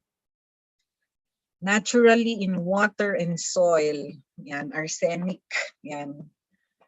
So, yan po. It is naturally occurring in water and soil. Yan sa mga plumbing natin, plumbing lines. So meron ding arsenic sa paints, wood preservatives, agriculture, glass manufacturing. So these are examples of chemical hazards. So we look at physical hazards naman. So this is the whole of the industrial hygiene. So tinitignan na natin in relation to what we mentioned earlier, that the eye cannot see what the mind doesn't know. Now that we know these hazards, we readily see them when we do monitoring or inspection of our household, of our university, of our classroom, of our production areas, mga yan po. So madali na nating makita. That is a physical hazard of like this, a chemical hazard of like this. Yan. So by knowing, we can control this hazard. So there are several types of physical hazards, one of which is radiation. Yan po. Radiation is energy that is emitted by a source. So pwedeng ionizing or non-ionizing radiation. So types of ionizing radiations are the following. So nakadami po. Alpha particles, beta particles, X-rays, gamma rays, neutrons, mga yan. So saan makikita itong radiation hazard? Healthcare and veterinary workers. Yan po. So syempre yung sa mga X-ray machine. Mga yan. So laser, mga yan. So meron sa healthcare and sa mga veterinary workers. So there are presence of this exposure to ionizing hazards. Caring for patients treated with iodine I-131. So that is X-ray or radiation machine, assisting with fluoroscopy, certain industrial and laboratory workers, mga yan po. Air crew, flight attendants, and pilots. So, napakataas ng radiation level sa mga facilities na ito due to the presence of machineries and equipment which emits ionizing radiation. So types of non-ionizing, so UVR, yan, ultraviolet radiation, when we are exposed to sun, that is also a UVR, that is a physical hazard. Infrared radiation, visible light, microwaves, radio waves, mga yun po. So these are workers at risk of exposure to non-ionizing hazards. So workers, use of microwave ovens, computer screens, cell phones. So yan. Some healthcare workers on diathermy operators. So yun po. So medical equipment which use radiation as form of treatment. So the workers are exposed to this. So aside from radiation, noise can also be another type of hazard measured in units of sound pressure levels called decibels. Yan. So can we measure noise po? Yes or no? Anybody? Do you think we can measure noise? Yes. Yes. So how do we measure noise? So we use a sound level meter, a noise level meter, mga yan. So meron na pong equipment to measure the noise. So afterwards, so halimbawa, you're a safety officer or a safety inspector, and then you were able to measure, for example, the noise in a certain area. So you get your yellow book. Yan, yung yellow book, sabi ko pwede nyo i-download. So halimbawa, on the table of 8B of the BOSH standard is on permissible noise exposure, sabi nga dito. So for example, for 90 decibel sound level, so halimbawa nabasa mo doon sa yung sound level meter that this production area has a sound level of 90 decibels. O sabihin na natin 100 decibels based on the standard, sa OSH standard. So makikita nyo, duration per day is 2 hours, sabi niya. So meron ka ng basis na I have measured the noise in the production area is 100 decibels. So as the safety officer, you will assign personnel in the area for 2 hours only, mga yan. So this standard is your guidebook. Yan. So nakikita ba? Yan. Or you can download the yellow book. So sabi dito is for 90 decibels, permissible noise exposure is 8 hours. Yan. So meron ba kayong na-download na ganito? So I hope before the day ends, you can download and you can browse through kasi makikita nyong marami siyang paggagamitan sa inyong sa industries, sa industry practice later on. So I'm sure this is also a subject, tama ba? In your engineering course, meron? Meron, di ba? May BOSH? Meron po. Meron po. So what year did you take this? This year or last year? This year po. Yan, okay. So this is just a refresher. So yan, so yun. So meron siyang mga industry, yun yung industry practice niya. So when you measure the noise level and then you get the sound level, you can assign people within the work area that they are not overly exposed to noise. Mga yan. So pwede kang mag-rotate after 2 hours, ilagay mo siya sa ibang area na hindi maingay, mga yan, para hindi naman siya naka-expose sa 100 decibels for 8 hours. Otherwise, masisira na yung kanyang eardrum, mga yan. So, kawawa naman yung worker kung hindi natin alam mag-implement, mag-measure, mag-implement ng mga safety programs. Yan. So, yun po yung relevance. So, occupations at risk from excessive noise are syempre entertainment kasi naka-on na malakas yung kanilang sound system, mga yan po. Yung manufacturing sector, yan yung syempre machineries, mga yan.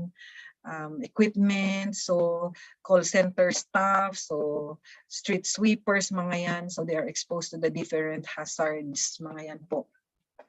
So as the safety officer, you are aware of how to measure and how to propose control measures for these types of hazard.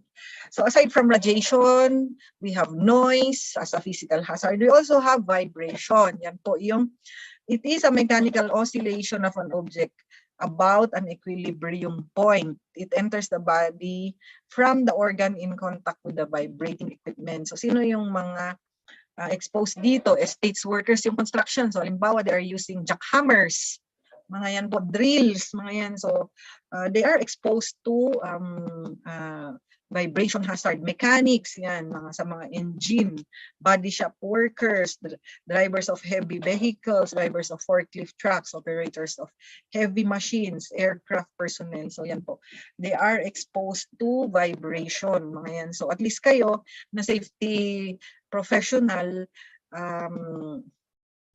pwede kayong mag-rotate ng mga assignment para hindi naman naka-expose yung mga taong ito sa equipment na ito, sa machine na ito na nagbibigay ng exposure sa vibration, sa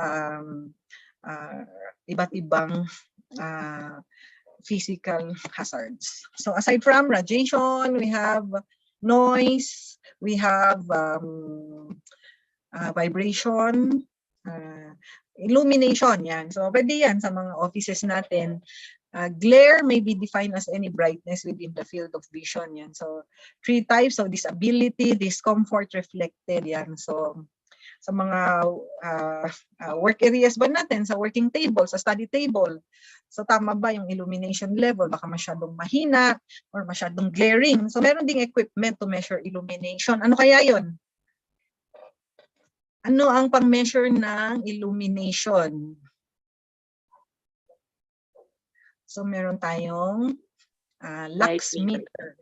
Yan, lux meter, light meter, illumination level meter, mga yan. So, meron ng mga ganyan as a form of industrial hygiene program, yan, sa mga manufacturing company, yan, or yung mga WEM, yung sinabi natin na WEM service provider, work environment measurement. So they have equipment to measure this different type of hazards. So sabihin mo, it's glaring in the production area.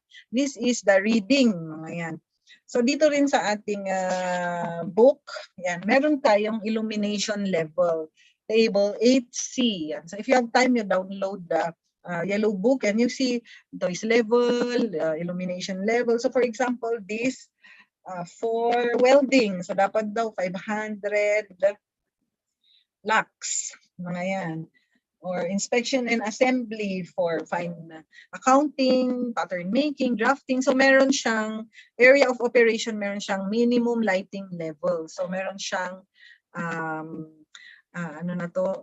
standard na lighting level that we should not go beyond, or we should not go below, mga yan, or we can go beyond, wag lang mas mababa dito sa standard yan. So illumination level. So we have equipment to measure yan.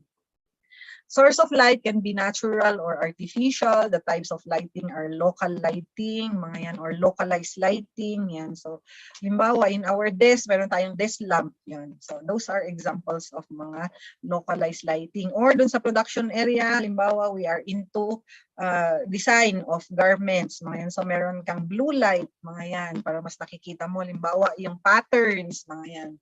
So, yun yung mga different types of illumination. Poor illumination can be a physical hazard. Yan. So aside from those mentioned, we also have temperature. Yan. So some workers are exposed to too high or high or low temperature. So those working in bakery, so syempre they are exposed to high temperature. And can cause heat stress. Farmers, because they work outdoors. Miners, they work outdoors. Mga yan. Boiler room, factory workers, mga yan. Or some are also working in cold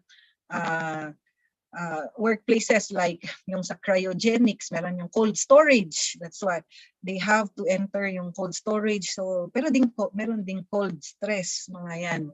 So temperature and humidity as another type of physical hazard. So meron pa ang abnormal pressure. So ano ba ang ating normal pressure?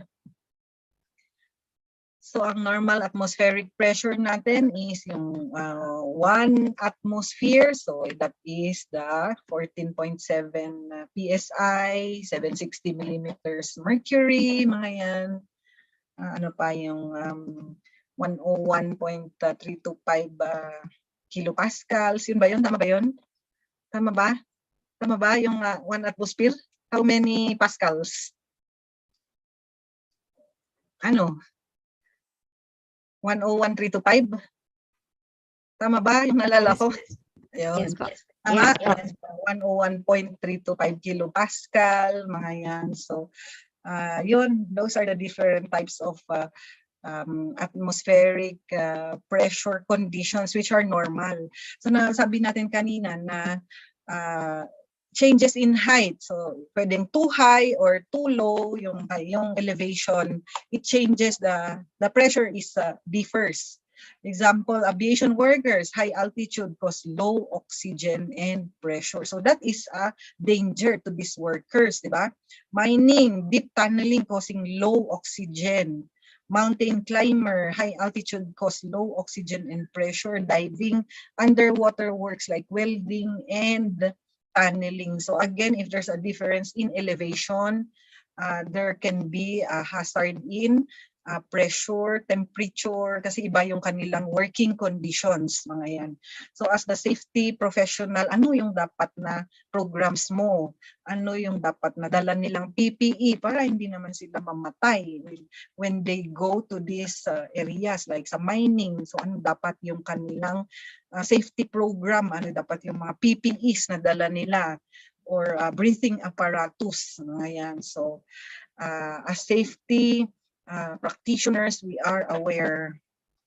So temperature and cold stress occurs by driving down the skin temperature, outdoor work, agriculture, maintenance, sea fishing, shipping, oil rigs, deep freeze stores, cold rooms yan. So may mga workers po tayo sa mga ganitong industries and they are exposed to extremely cold temperature. Yan. Icebreaker daw. So what are the 3 types of glare? Sinong nakakaalala? Yan, yung disability, discomfort, and reflected yan. So if there is a discomfort already with the in your work areas, in your study areas, so that is already a sign of hazard. So your lighting may be poor or it may be too high or it may be ayun, so it's excessive. Yan. So ano yung control measures mo? Like for example, sa kailangan ba ng kurtina kasi masyadong glaring yung outdoors, mga yan. So do you need curtains, mga yan. Do you need to relocate, mga yan. So what are control measures in order to reduce this illumination hazard? Black occurs by driving down the skin temperature and eventually the internal body temperature. Ano kaya yan? Driving down the skin temperature. So ano po yan? Cold stress. Stress. Okay, thank you very much. Yan, so meron pa tayong nakikinig. Cold stress. What are the types of radiation? So yan yung ionizing and non-ionizing radiation na nakita natin kanina. So there are the different sources of this. It can be outdoor or indoor through the equipment that we use. Ayan. So kanina we have discussed yung mga different types of hazard. Kanina we started with the chemical hazard. Then we went to the physical hazards. Now we are going through ergonomics, yan, ergonomic hazard. So this is the science of ergonomics, which studies and evaluates the full range of tasks, including lifting, holding, pushing, walking, and reaching. Yan. So how we do the job, how we design equipment in order to promote occupational safety and health. So ergonomics and risk factors inherent in the worker, inherent in the task, or risk factors inherent in the environment. So ito yung tinitignan natin.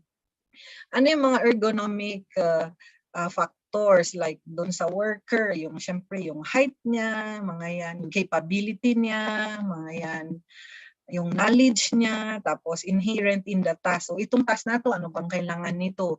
Kailangan ng specialized training. So halimbawa, risk factors in the environment. So yan na yung mga physical hazards na masyadong mainit, malamig, or masikip, or masyadong malawak, glaring, ganito yung environment na ito. So kailangan natin itong i-address. The risk for developing musculoskeletal diseases increase for workers who must repeat the same motion. Yan. So, repeat the same motion often. So, halimbawa, yung jackhammers or the construction workers who use the different equipment. So, halimbawa, they are hammering for how many hours? Mga yan. So, that is an ergonomic hazard. Or they are using the jackhammer for 12 hours on the street, mga ganyan. Or they are using the chainsaw for how long, mga yan. So, repeat the same motion which expose them to the different hazards. Awkward position, mga yan po. Use a great deal of force, repeatedly lift heavy objects. So, there are several workers who are exposed to these ergonomic hazards and they are at risk of musculoskeletal disorders. So examples of occupation at risk are nurses. So yun po, nursing assistants and psychiatric aides. Yan. So when they use their force to control this, for example, their patients, mga yan. So they are exposed to ergonomic hazards. Laborers and freight stock and material movers, siyempre they carry heavy load. Janitors and cleaners, ito rin yung nagbubuhat din, to transfer ng mga equipment, for example, delivery drivers, garbage collectors, stock clerks, telecommunication lines, installers, and repairers. Yan. So they are exposed to ergonomic hazards. So other examples of occupation: production workers, heating, air conditioning, refrigeration, plumbers, pipe fitters, steam fitters. So ito po, they are exposed to the different ergonomic hazards. Yan. So nakailan na tayo? We had the chemical hazard, we had the physical hazard, we had the ergonomic hazard. Now we move on to biological hazard. Yan. So sumikat siya noong 2019 dahil sa COVID-19 na biological hazard. Include bacteria, virus, fungi, and other living organisms that can cause acute and chronic infections by entering the body either directly or through breaks in the skin. Yan. So kaya yung nung nag-COVID-19, makikita natin yung mga application ng OSH like yung elimination. So elimination of exposure by lockdowns, mga yan. So we stay at home so that we are not exposed to other people who may have the disease, yan, elimination or substitution.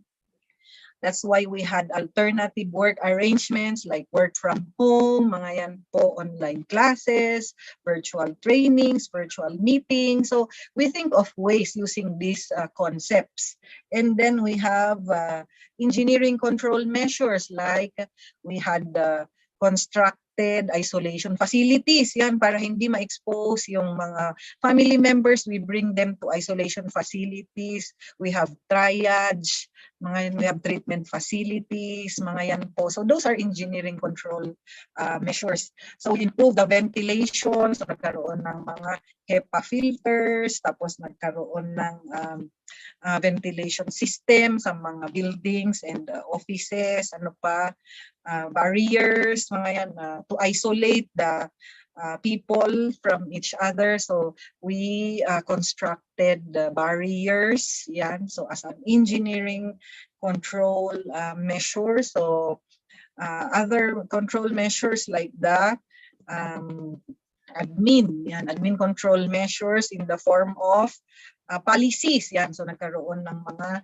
COVID-19 guidelines, nagkaroon tayo ng mga infectious disease and prevention programs. So admin matters, admin controls. And then nagkaroon ng mga labels ng hand washing, mga yan, contact tracing system. Gumawa tayo ng mga systems. Tapos gumawa tayo ng mga business continuity plan, mga yan, as part of the control measure to reduce the transmission of the biological hazard. So very applicable yung ating concepts dito sa COVID-19. And then admin controls of training, yan. So nagkaroon tayo ng mga virtual training, IECs ng DOH, DOLE, mga yan, local government units, schools. So tinuruan tayo paano ang hand washing, mga yan, paano ang tamang coughing, sneezing practices. So yung mga yon na hindi natin pinapansin before, pero naging helpful siya during the pandemic. And finally, yung PPE, yan. So we were introduced with the use of the personal protective equipment in order to protect us from the biological hazard. So yun yung application ng ating BOSH concept during the pandemic. Yan. So biological hazards can be found in the different facilities, like for example hospitals, yan, so tuberculosis, microorganisms, COVID-19, SARS-CoV, Hep B, HIV. So those are different types of biological hazards, and who are exposed, yung ating doctors, surgeons, nurses, and ancillary staff such as hospital porters. So sila yung kaya natin tinawag na frontline service, frontline personnel, kasi sila yung na-expose sa biological hazard. Dentists and laboratory staff, so let's say yung bird flu, yung ASF, American swine flu. So these are different biological hazards which exposes these dentists and laboratory staff, farm workers, vets, zoo workers, yan. So the diseases from animals expose these people, these workers from biological hazard. So basa, give examples of the occupations at risk of biological hazard. Sige nga, anyone? Examples of occupation at risk of, let's say, biological hazards. Si Miss Rihanna, Marie, ano kaya ang mga examples ng occupation at risk of biological hazard?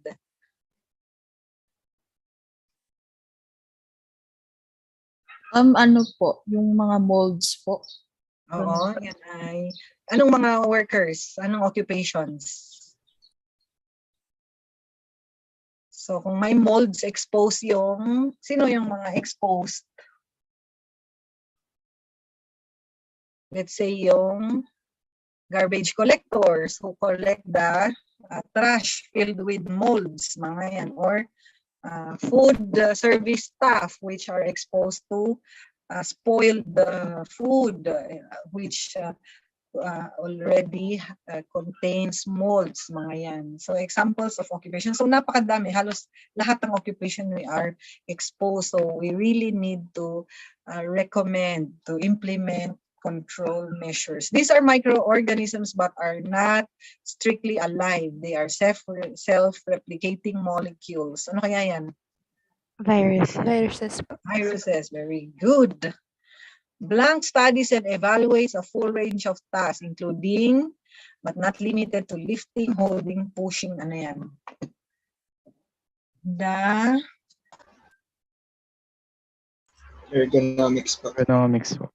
Okay, good. The ergonomics studies and evaluates a full range of tasks, including, yan. So, yan, how you do the work, yan. So, how you design equipment, yan. So, science of ergonomics, yan. So, we can apply this in our day-to-day activities. Chemical hazards, routes of entry through inhalation, skin absorption, ingestion. So yan, nakita natin kanina on how the chemical hazards enter the human body. Health hazards identification. So we go back to a while ago. The different health hazards are physical, chemical, biological, ergonomic. Yan, so this is hazard identification through regular inspections.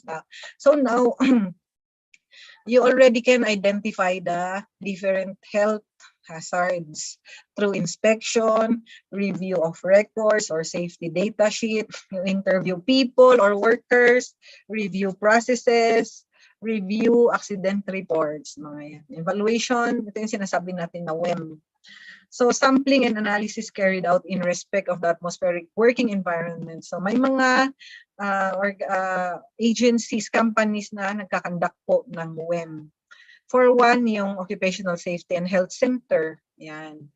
So they apply industrial hygiene in the environment measurement. So this is required under DO 160-16. Yan. So for private companies, they are required at least WEM for annual, at least yearly, lalo na yung mga manufacturing companies with harmful chemicals, mga yan. So there are equipment to measure carbon monoxide, carbon dioxide in the work area, mga yan. So we can measure the level of contaminants within the area. So OSH rule, WEM shall be performed by the safety and medical personnel who have taken yan. So may advanced training po yan ng WEM. So may mga training providers din. In the event of inability to perform the WEM, employer shall commission yan. So yung ating OSH center. Prohibition in the practice of WEM shall only seek WEM services yan. So these are also DOLE accredited providers. So threshold limit value of some chemicals. So yan, this is also given by the OSHI standard. So limbawa, you're using benzene, you have equipment to measure the benzene in the air at this threshold limit value. So hindi siya mag-exceed ng 0.5 ppm. Acetone should not be more than 250 ppm within your work area sa working environment, xylene, methyl acetate, chloroform. So kapag nag-exceed, so there is a risk, high risk of exposure. And these are highly carcinogenic. Yan, acetic acid, sulfuric acid, nitric acid, oil mist, yan po. So nandito siya sa ating yellow book. Makikita yung threshold limit value, asbestos. So nandyan yung measurement, silica, lead, arsenic, and so those are chemical hazards which exposes the workers. Yan. So yung sinabi natin kanina, nandiyan yung permissible noise exposure. Yung kanina yung sabi natin 100 decibels. na-measure mo sa noise level meter. So you should only assign people or workers for 2 hours and then you rotate them, you transfer them so they are not exposed to the noisy environment. Yun. Illumination, nandyan din. So work areas like the following, they are given this standard for illumination. So again, nasa yellow book. Yan. So nandito yung ating hierarchy. So hierarchy, ibig sabihin, they should be used in the priority of eliminating, remove the hazard. So pwede bang tanggalin yung hazard na yon? Pwede bang tanggalin yung machinery na yon? Kung hindi pwede, substitution. Kung hindi pwede, ano yung engineering control measures? Ano yung admin control measures? Ano yung PPE? So these are the different, this is the hierarchy of control. So for elimination, you change the work method, remove the source, substitute a toxic chemical with a less toxic. Yan. So mga concepts natin ng elimination. Yan. Engineering control by enclosing, for example, containment of toxic liquids. Yan. Keep people away from the process. Yan. So relocation, yan. Process modification. So this is, for example, sa temperature. So they are exposed to high temp. So pwede bang i-control yung temperature, yung pressure na hindi maapektuhan yung product. Yan. So syempre we have to consider the product quality. So kung pwede, i-control natin yung temperature, yung pressure, at yung ibang mga parameters. So another engineering control measure on shielding. Yan. So we put a barrier from the source of hazard before it gets to the worker. Yan. So acoustic barrier. So again, ito yung sa mga biological hazards of virus. That's why we use the isolation and barrier. Yan.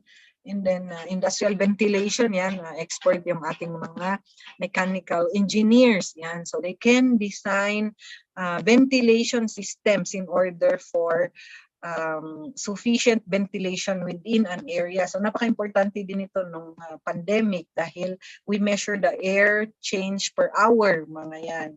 Na hindi still yung air at nag-evolve,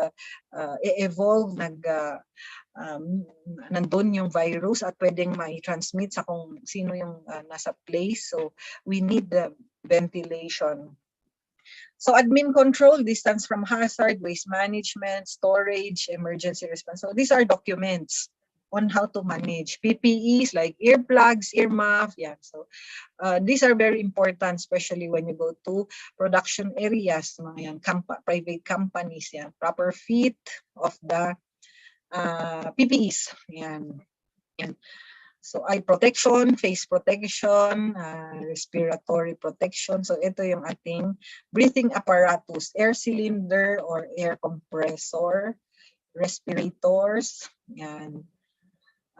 Chemical and liquid resistant gloves, yan. So we can check sa ating safety data sheet kung ano yung applicable na mga PPEs, body protection from radiation, extreme temperature, chemicals, yan. So for chemical safety, nandyan yung DO136-14 on the guidelines for implementation of globally harmonized system. Yan.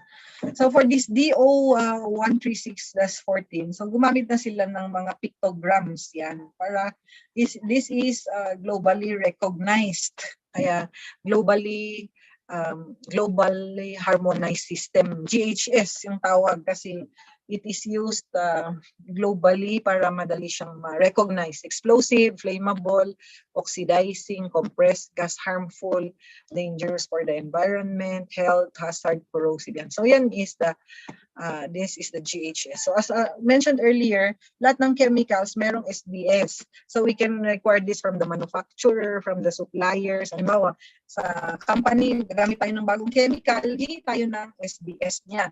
Para makita natin kung ano yung ingredients, ano yung from these ingredients kasi halimbawa nakita mo na merong sulfuric acid. So kailangan mo ng PDEA permit. Ganyan. Ito pala ay may lead. So, hindi siya pwede kasi chemical control order, mga ganyan. So, yun yung information na makukuha natin dito sa safety data sheet. So, ano yung first aid measures, firefighting measures, yun. So, kung anong fire extinguisher yung pwede mong gamitin. So, pwede ba dito yung dry chemical, mga yan. Kailangan ba yung anong type ng chemical or firefighting equipment yung i-purchase mo para in case na may spill ito or magkaroon ng fire from this chemical, meron kang available at applicable na fire extinguisher. Accidental release, handling, exposure, physical properties, ecological, yan. So, yan yung makikita natin sa SDS. So, do not forget this. This is an important information. Yan. So, halimbawa sa mga private companies, so halimbawa kami sa let's say DENR, before a shipment of chemical comes, they check the SDS. So, kailangan nito ng ito ay priority chemical list, PCL. So, kailangan nito ng PCL from DENR, mga yan. So, pwedeng i-hold yan sa shipment kung wala siyang permit. So, ganyan ka-importante yung ating safety data sheet. So, example of compliant GHS label. So, nandyan po yung sample label. Number 1, nandyan yung signal word, danger, hazard statement. So, ano yung number 2? Yan. Yung kanyang symbol, the hazard yan. So, it is oxidizing, sabi niya, or this is fire hazard, danger. Convey health, physical, and environmental hazard. Ano pa, siya daw ay, so si carbon monoxide ay dangerous, product name. Siya ay flammable, sabi niya, signal word, or it is danger warning, it is hazard statements, phrases that describe the nature. It is extremely flammable gas. It is toxic if inhaled, may damage unborn child, mga yan. So meron ka ng precautionary statements like keep container tightly closed, avoid breathing vapors. If inhaled, remove victim yan. So meron ka ng information with just this symbol. So proper use and handling of chemicals, knowing that they are highly hazardous, keep container closed, do not eat, drink, store food where chemicals are present, never work alone, provide chemical safety training, know the location of emergency equipment. So pakibasa nga yung ating susunod. So anyone, pwede si Kyla Nicole. Sige nga. How to store chemicals.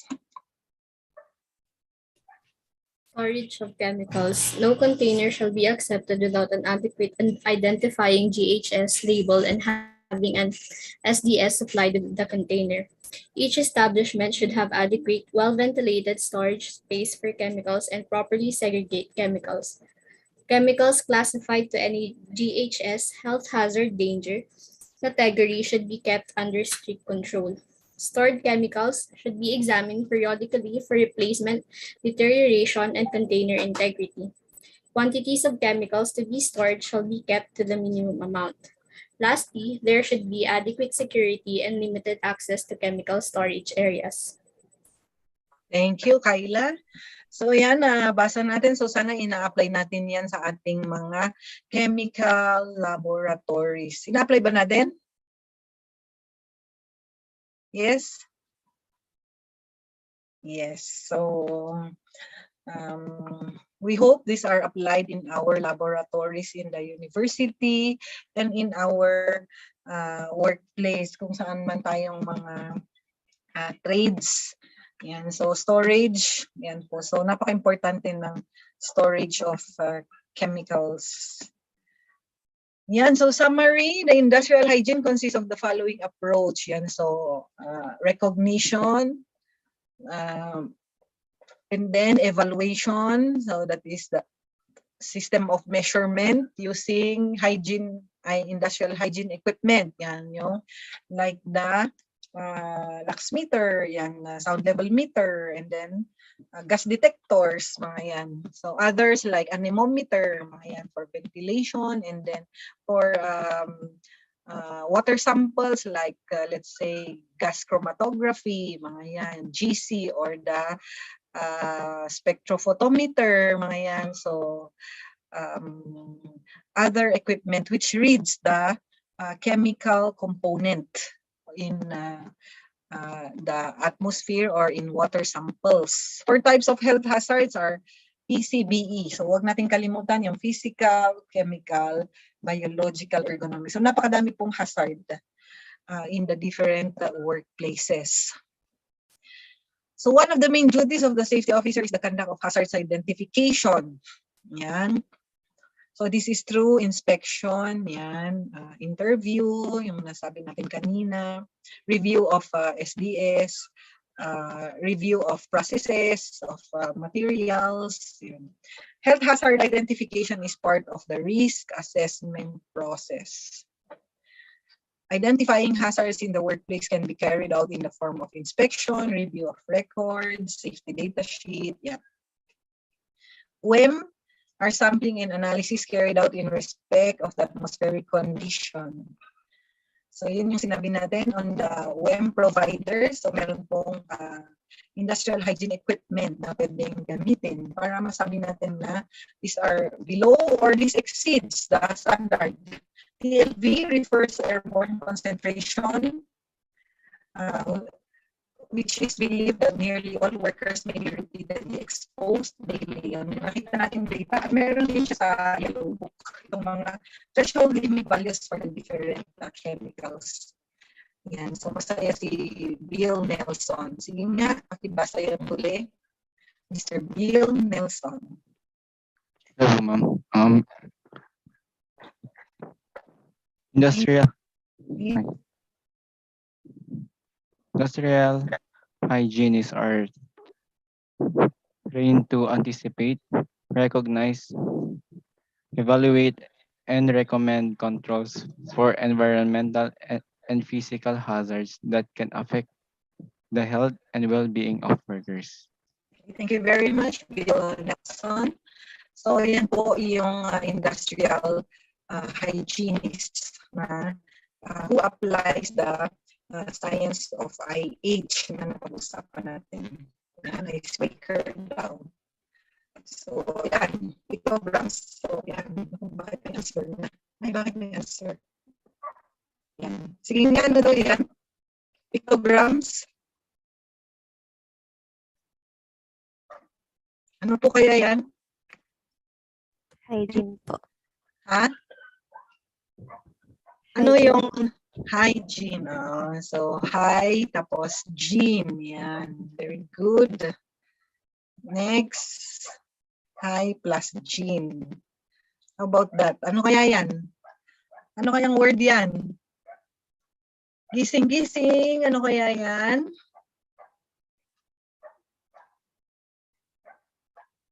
Ano po yan?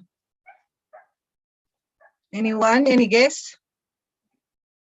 Ano kayang hazard yan?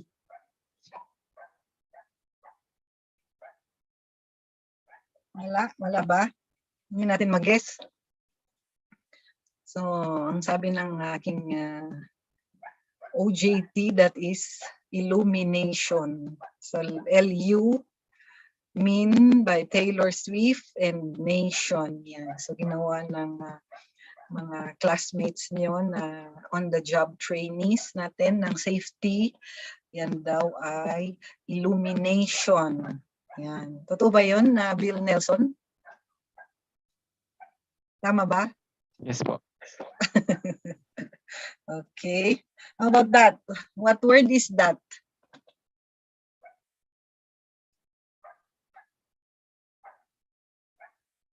Ano po kaya yung pictogram na yan? So, very creative yung ating mga engineering trainees. Yan. Ano kaya yan? Any guess?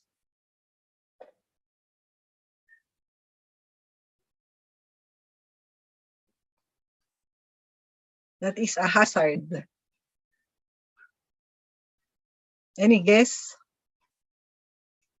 Yan daw, it is a temperature. Totoo ba yan, John Ray? Temperature, sabi niya, temperature as a hazard. How about that? Ano kaya yan? What word is that? Any guess?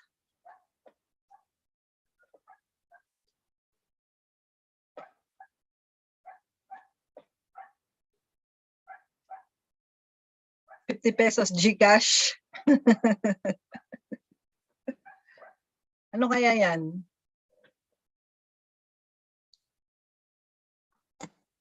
Yan. Environment. Sabi niya. Yan. So, na-save ang ating 50 GCash. Yan. Ano daw kaya yan? Wala nang GCash yan kasi madali. Safety po. Safety. Oh, walang GCash yun. Yan. So, safety. Yun. Safe plus T. Yan. So, very creative ang ating mga trainees. Okay, basta. Basahin po natin. So, safety first. So, you last. Think safety first. Safety is a small investment for a rich future. Safety is everyone's responsibility. Always remember, safety awareness will bring lot of happiness daw. I care for my family, so I follow safety. Hey, be alert, be safe. Safety begins with teamwork. Yan. So, questions po on industrial hygiene and chemical safety. So, kapag BOSH po ito ay half day. Sana ang IH. Yan. Tapos pag advanced training, ito po ay 40 hours. So meron ding 40 hours for IH. Yan. So basic pa lang. And then later on, you can go into advanced courses as you enrich yourselves in BOSH. May tanong po ba on IH?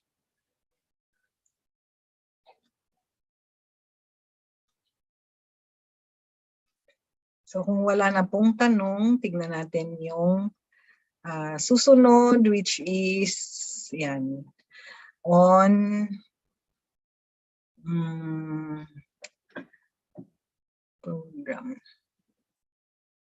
3A and then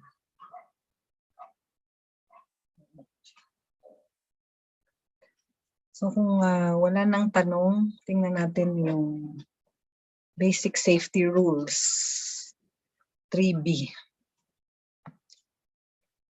Okay, so you can stand po and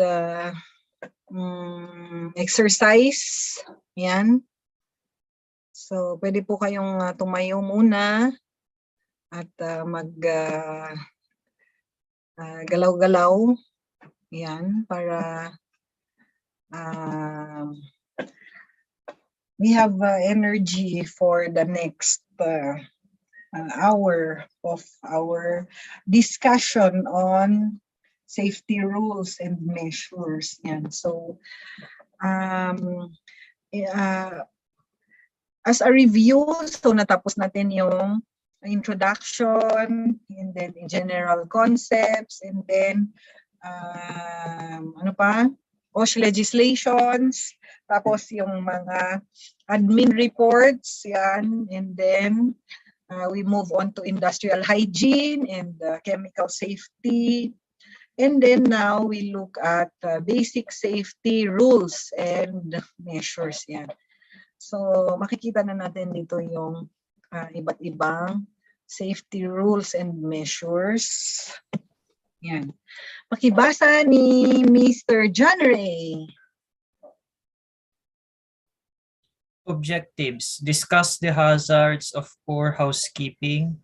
Discuss the hazards of improper handling of materials and control measures of the hazards of improper handling. Discuss hazards of mechanical handling and control measures of hazards and risk.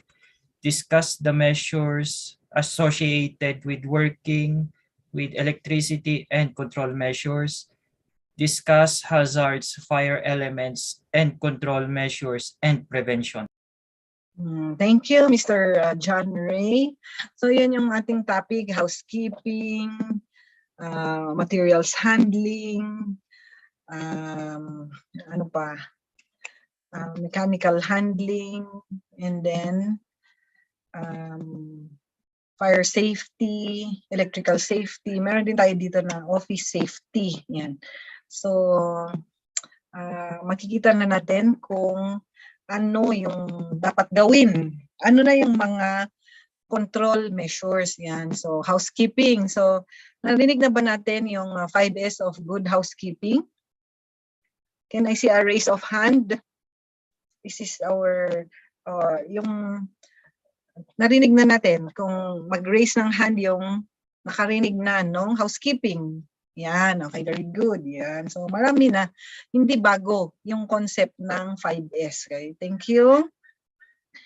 So 10 participants raise. So ibig sabihin, that is, kung kanina, sabi nila 95 kayo, 10 lang yung nakita kong nag-raise. So that would be ilang percent lang yung nakarinig. So, this is an old concept already of housekeeping safety. Yan. So, ano ba yung 5S? Yan yung Japanese. So, merong English, tapos meron siyang Tagalog version. So, Japanese is the seiri, sort out. Yan. So, we separate those that are necessary from those that are not necessary. And then Seiton, we systematize. So yung unnecessary, anong gagawin? Anong gagawin natin pag unnecessary? We dispose, di ba? We dispose kasi kalat na siya sa ating work areas. Yung necessary, we systematize yan. So gagawan ng sistema like labels, storage, mga yan. Yung used regularly and then used not regularly, so we keep them farther away. Yung those which are used regularly, they are near our workspace. Mga yan ang systematize. Say so or sweep. Yan. So high standard of cleanliness and sanitation and self-discipline that even if nobody is looking or monitoring, so we are implementing the 5S system. Yan. So what are the hazards of poor housekeeping? So it is a fire hazard due to accumulation of combustible materials, blockade of emergency exits. Yan. So syempre kung halimbawa hindi tama yung storage natin, so pati yung exit nalagyan na ng stocks. So we block exits, which is hazard. Can limit workspace, forcing workers to adapt poor working posture. Yan. So halimbawa, punong-puno yung kanyang mesa. So wala nang space para sa bagong papel, mga yan, or bagong assignment, mga yan. Kaya doon na siya sa corner ang sikip dahil limited na yung kanyang working space because of poor housekeeping. So pwede ding electrocution, hindi mo nakita is ninat-ngat na pala ng daga yung wire kasi natakpan ng kama or natakpan ng cabinet, yun pala hindi nakikita. So pwedeng mag-cause ng electrocution, allergic reaction to spilled chemical. Yan. So, halimbawa na-spill na tapos hindi pa siya nalinisan. Maribit, na-mute po yata kayo. Ay, hindi po. Nakamute, ma'am? Kanina po. Okay na, ma'am? Yes, po. Thank you po. Ay, thank you, ma'am Michelle. Salamat, ma'am. Yan po. So, allergic reaction due to the spilled chemical, eye injury from falling grit left in the overhead of a work site, illness due to the unsanitary condition. Yan. So, kung makikita natin, these can be sources of the different hazards like the biological hazard, the physical hazard, the chemical hazard, and then the ergonomic hazards due to poor housekeeping. Yan, so materials handling, yan po. So there is also science in materials handling and storage. Naka-raise ng hand si Miss Rayana. May tanong ba or hindi lang na ibaba? Wala namang tanong? Hindi lang po nababasa rin. Thank you. Yan, so materials handling and storage. Yan, so meron tayong tinatawag na manual handling and mechanical handling. Yan. So there is a proper way of lifting. So sabi nga that is leg work. Yan. Because the muscles of the legs are stronger than our back muscles. That is why it is leg work. So we bend our knees and we lift the object with our back straight. Yan. Kasi yung iba, they bend their back and then they carry the object. So the weight goes to their back muscles, mga yan. Tapos later on, they complain of back pains, mga yan, muscle pains, mga yan. So yun pala, mali yung kanyang pagbubuhat, mga yan po. So again, we use leg work. We bend the knees and we straighten our back and we carry the load and not using our back to bend and carry. Tapos nandun yung force, yung ating muscular system. Yan. So yun yung nagiging cause ng MSD. So if we have a mechanical means like cart, trolleys, conveyors, mga elevators, mga yan. So kung may pwedeng gamitin na mechanical means, so we can use this para hindi naman tayo masyadong ma-expose sa heavy loads through manual handling. So the hazards of materials handling are unsafe conditions of materials, toxic and flammable materials, yan sa limbawa na steel. Tapos yung acid, mga yan, sobrang PPE, so natapon na lang sa mga kamay natin, sa mga paa. So they can be hazardous to us, to the workers.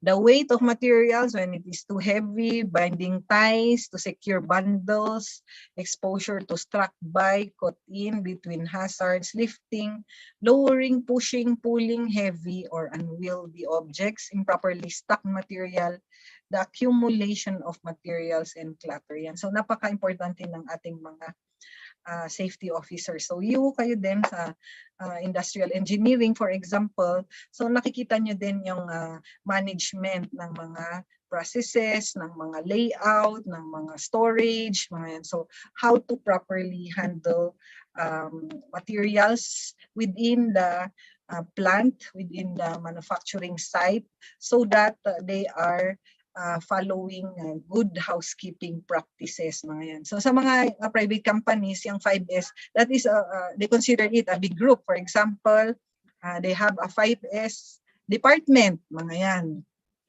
They have a 5S group, mga yan. So halimbawa kami sa LGU, we have a quality workplace team. Yan. They inspect the site. Yan. Requirement din yan for ISO. They have quality workplace team, nag-check ng housekeeping, mga yan. So that is also a requirement of the ISO standard aside from occupational safety and health standard in order to improve productivity, efficiency, speed, work speed, mga yan po. Kasi nakaayos yung materyales. So very evident yan sa mga companies, yan, or ganun din kung sa ating work areas sa university. So most frequent types of accidents associated with material transport, so physical strain in manual handling, yun nga kung mali yung pagbubuhat, mga yan, lifting and carrying procedures are wrong. So it can lead to physical strain.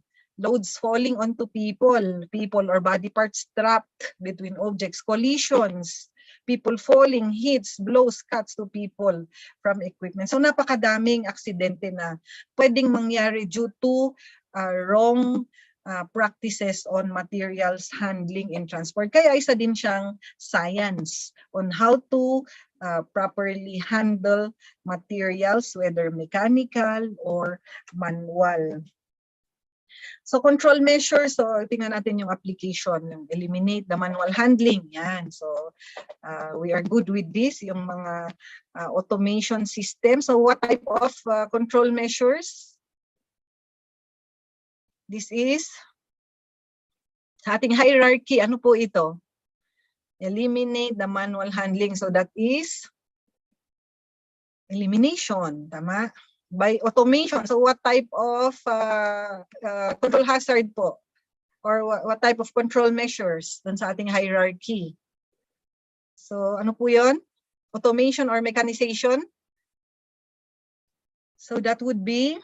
Engineering po, ma'am. Okay, very good. So ganyan po kaya very significant yung ating magiging roles because by knowing, being knowledgeable of OSH, we can design equipment and machineries in order to improve yung OSH, like automation, mechanization, yun. So halimbawa, we have processes which have moving equipment. So can we automate them in order for the worker doesn't necessarily go near the moving equipment. So meron na siyang control panel, mga yan, para hindi niya kailangan lapitan, mga yan. So mechanized na, controlled na.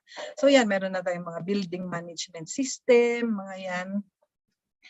And the other types of automation, mga robots, yan, robotics. So I'm sure the university is equipping you with all this knowledge so that you are knowledgeable when you go to the industry.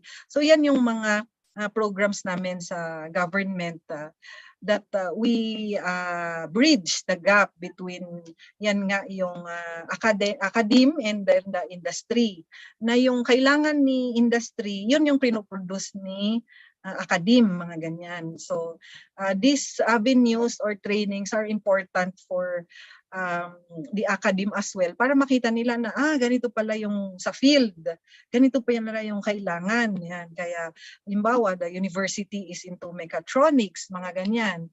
So mechanical, electronic, digitization, computerization. So napakaganda.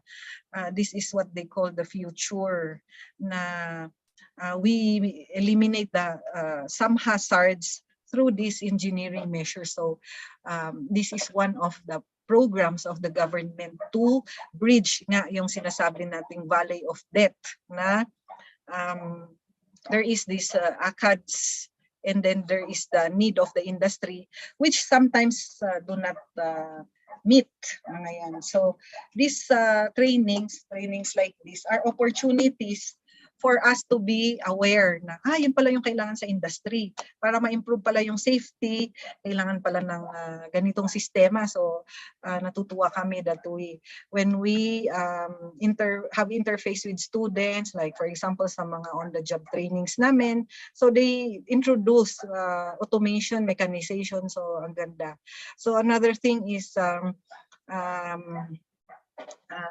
when I was in PESA, we have this program on the partnership of the academe and the industry sector, mga yan. So, halimbawa, instead na yung mga students nag-feasibility study o nagtitesis ng something theoretical, why not expose them to the industry? So, halimbawa, we have problems sa mga sewage treatment plant like phosphate removal, for example.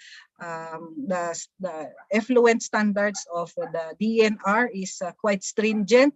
So why not expose the students to treatment of phosphate? Yan, so may mga experiments sila, thesis nila, feasibility study, so that they are exposed to the needs of the industry, and then when they graduate, at least meron silang maikwento na, my feasibility study is on phosphate removal in STP. So that is a very significant contribution to the industry. So yun, kung may mga challenge si industry, why not offer it to the academe for them to solve, to review, to research, and then they are exposed to actual scenarios. So yun. So yung mga participants natin who are in the companies, in private companies. So maybe you can consider these programs like partnering with academic institutions so that we can expose the students, the faculty into our industry challenges, and we fund researches, we fund startups, mga yan po. So napakadaming programs employing these control measures yan. So other control measures use handling aids, assess manual handling, modify the task. So these are engineering control measure, ensure individual capabilities are matched with the activity. Yan. So those are examples of control measures improving manual handling yan. So marami tayong mga pwedeng i-share on the control measures. Yan, so lifting technique, like the figure there, yan, stop and think, yan. So meron ding plano, di ba? Hindi lang basta-basta na magbubuhat. Position the feet, adapt a good posture, get a firm grip, move the feet, put down, then adjust. So one of my experience here is that, for example, there is this company that needs to purchase heavy equipment. Yan. So, kailangan daw niya ng makina. So, kailangan niyang ipasok sa second floor ng, let's say, standard factory building. So, syempre, kailangan niya ng plano. Yan. Na kailangan niyang i-demolish yung wall, for example. So nakalagay lahat yan dun sa plano niya. So paano niya ipapasok yung equipment? So kaya ba nung building yung additional load ng makina na yon? So halimbawa may vibrate pa yung equipment na yon. So kaya ba nung building? So may computation. Ayan. So paano ipasok, paano i-restore, paano buhatin yung equipment na yon. Mga yun may plano siya. Yan. So for government agencies, they require that from the private companies before they give permit. Ayan. So ancillary permits ng electrical permit, yan, mechanical permit, mga yan po. So those are engineering control measures as an application of occupational safety. So control measures of hazards of mechanical handling. Employees must be trained. So ano po ito? Anong control measure? So training, this is, what is this po? Admin, tama, admin control. Should always be used the manufacturer's manual. Yan. So you are using the standard operating procedure, admin control. Should be made to keep manuals available. Yan, specific manufacturers. Instructions, so ito yung mga SOP with regards to the machines. Employees should avoid the overloading equipment. Yan. So halimbawa, during the meeting, you reminded your employees that you should avoid overloading. So that is an admin control.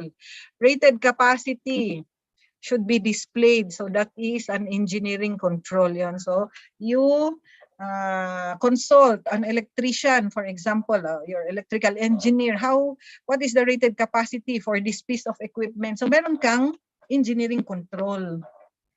Hindi lang yung bara-bara yung ating trabaho. So those considerations are very important when we enter our different professions in the industry.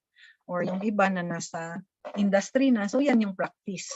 Storage, keep storage areas free from accumulated materials that cause tripping, fire, explosion. Separate non-compatible materials. Yan. So meron din siyang mga storage plan. Yan. So halimbawa meron kang mga oxidizing agents, reducing agents. So paano ba yung mga storage nila? May mga reactive, highly reactive, halimbawa. So dapat meron kang process layout. Yan. So you as a future engineers, so this is one of your functions when you go to the field. And to our other safety officers as well, our other participants, so ito na yung kanilang industry practice. So materials handling, it is under Rule 1150 of the standard yan. So nandito po again ulit siya sa yellow book. Yan. Okay, what are the two types of materials handling?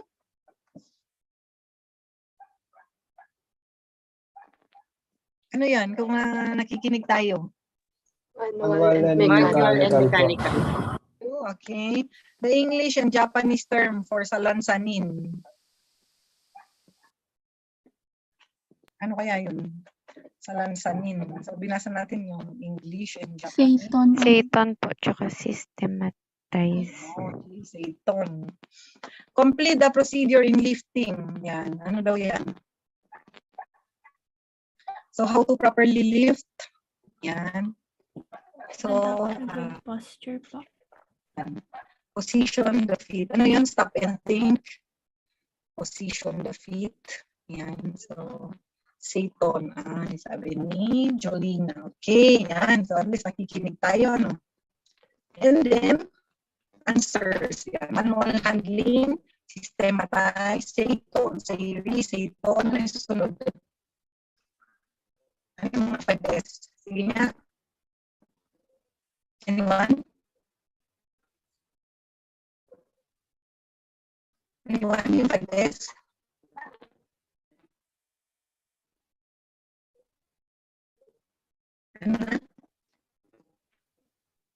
Ma'am, medyo choppy po. Okay, so ano na ulit yung ating 5S? Anyone? Seiri, Seiton, Seiso, Seigetsu, tsaka Shitsuke po. Okay, thank you very much. Yan. So yan yung 5S at meron na rin siyang counterpart sa English at sa Tagalog. Yan, adapt a good posture. Okay lang yung ating audio? Medyo choppy pa rin po. Ay, medyo choppy ba? Yan. Tingnan natin yung ating connection. Okay, so we proceed to machine safety. Is the audio better now? Yes? No pa po. No pa? Sige, 2 minute break. Medyo choppy pa rin po. Minute break, so we just check our audio. Yan, sige. So, CR break lang at we'll check our connection.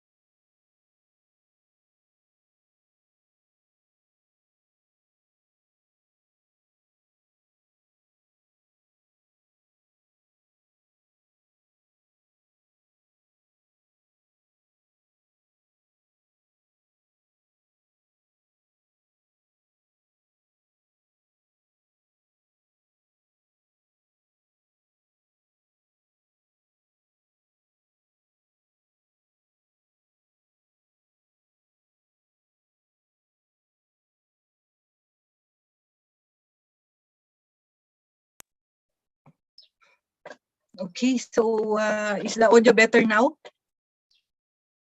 Yes? Yes po. Yes po, ma'am. Thank you. Okay, we move on to other basic safety rules. So una is housekeeping. Tapos we move on to materials handling and storage. Tapos we move on to machine safety. Yan. So we have also safety measures for machinery. So mechanical hazards mainly from contact with or being caught by dangerous moving parts. So for machineries, the point of hazard is within the moving part of the machine or equipment. So nandun yung point of hazard aside from the transmission, the power source yon. Non-mechanical hazards mainly from the power source emitted by the machine. So these are the mechanical hazards of machinery. So pwedeng crashing, yan. So kung hindi tama yung ating layout ng or operation ng ating machine, so pwedeng it can crash. The person is crushed because the moving object, because of the between the moving object and the wall, shearing, mga yan, direction of flotation. So there's a shearing hazard due to a rotating equipment, for example. Cutting or severing, yan. So for example, we have if the hands come into contact with the moving blade, severe laceration or amputation yan. So ano yung ating control measures dito sa mga machineries na ito para hindi naman magkaroon ng cutting, severing, entanglement, mga yan sa mga damit na kinain ng makina, tapos nahila yung tao, mga yan. So those are mechanical hazards from machines. Aside from impact, the person is struck hard by the heavy and fast moving industrial robot yon. So yung ating automation can also pose hazards, but we need to monitor. We need to always check them that these are not posing new hazards. Yan.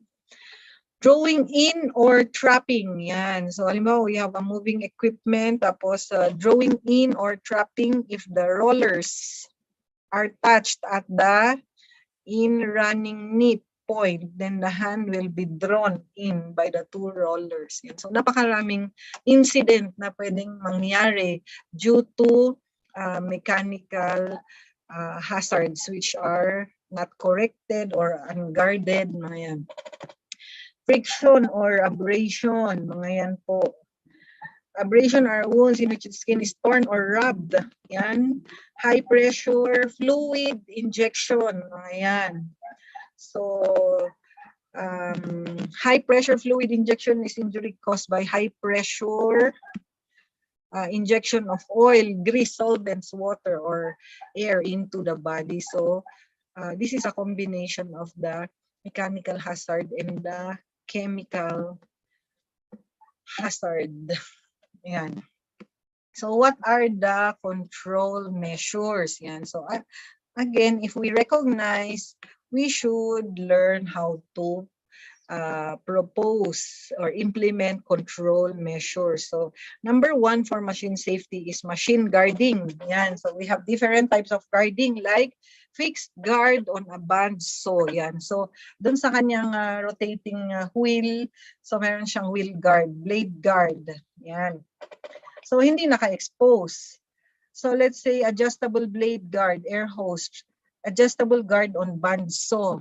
Yan. So meron siyang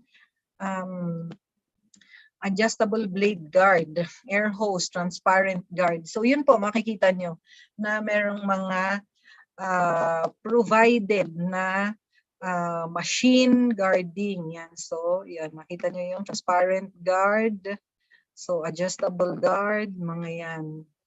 So in interlock guard on picker yan. So meron siyang create na enclosure doon sa moving part. Yan. So kung machines, yung again, yung point of hazard is yung moving part or yung power transmission. So doon natin introduce yung engineering control measure.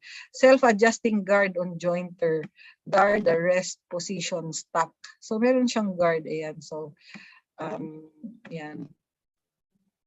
Yan. So makikita nyo yung mga na-install na machine guarding. So clear drawings. Clear. Yeah. So clear all drawings.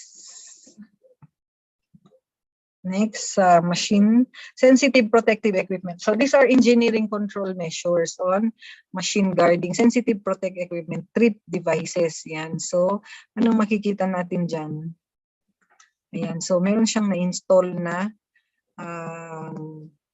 trip device. Yan. So makikita nyo yung na-install for the sensitive protective equipment. Yan. So meron siyang na-install na equipment or two-hand control. So this is, anong sabi niya? These are a way of protecting the machine operator's hands where operation can only be achieved when two start buttons. Yan. Meron na siyang buttons, press at the same time. Yan. So you need the two-hand controls before this machine is operated. Yan. So these are engineering control measures na before mo i-operate, so meron siyang two-hand control. So hindi basta-basta ma-operate ng kahit na sino. So hindi mag-i-start yung machine kung hindi alam nung operator yung two-hand controls. Yan. So merong protective mechanism. Or emergency stop. They can be buttons or pull cords and should be positioned at easily reach positions on the machine and associated control panels. Yan. So, emergency stop. So, halimbawa, nagkaroon ng malfunction, masense ng makina, meron siyang emergency stop mechanism para hindi pa rin magtuloy-tuloy. Baka meron naman siyang nakain or may meron siyang nahagip na something which is dangerous. So the equipment can sense the operation or the hazard and will stop, will cause an emergency shutdown. Protective appliances. Protective appliances are pieces of equipment that allow an operator to keep their hands away from dangerous parts. They include clamp, jigs, push sticks. Yan. So this is distancing the worker from the different point sources. Yan. So meron ka ng protective appliances para hindi kailangan manual yung emergency stop, for example, or yung pag navigate doon sa equipment or pag-operate ng system. So you installed protective appliances.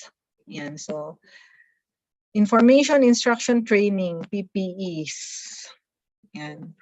Hazards mainly from the power source or things emitted by the machine. So ano po ito? What are hazards mainly from the power source? Yon. So yung non-mechanical hazards yun. So yung power source. So aside from the mechanical, yun yung moving part. A mechanical hazard of machinery in which the hands come into contact with a moving blade, resulting to severe laceration. Pieces of equipment that allow an operator to keep their hands away. Ano kaya to? Yan, protective appliances. Yan. So we have finished housekeeping, materials handling, ano pa? Machine safety. We move on to electrical safety. So under the OSH standard, this is rule 1210. So yan, so very fresh pa sa inyo yung Ohm's law. Yan. So ano yung Ohm's law, anyone? Sa ating physics. Ano kaya yung Ohm's law? Yan, so ang Ohm's law daw ay yan, tama. Voltage equals current times resistance. Yan. So naalala ko din yan kahit na hindi ako electrical engineer. So yung Ohm's law ay V equals IR. So yan ay, ang concept niya ay makikita dito sa electrical safety. As Ohm's law shows, there is a simple relationship in the voltage and the current. The higher the voltage, the greater the current. So yan yung application niya. So kahit hindi tayo electrical engineer, so naalala natin yung Ohm's law na syempre the volt is directly proportional to the current. Yan. So as stated by Ohm's law. Yan. So the higher the ampere or the current, the higher the voltage. Sabi, di ba? Yung ating Ohm's law. So, resistance, as Ohm's law shows, there is a simple inverse relationship between current and resistance. Yan. So, the higher the resistance, the lower the current. Yan. So, makita natin sa V equals IR, di ba? That the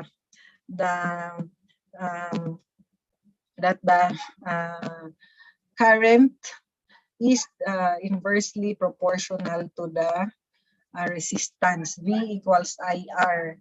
So to get the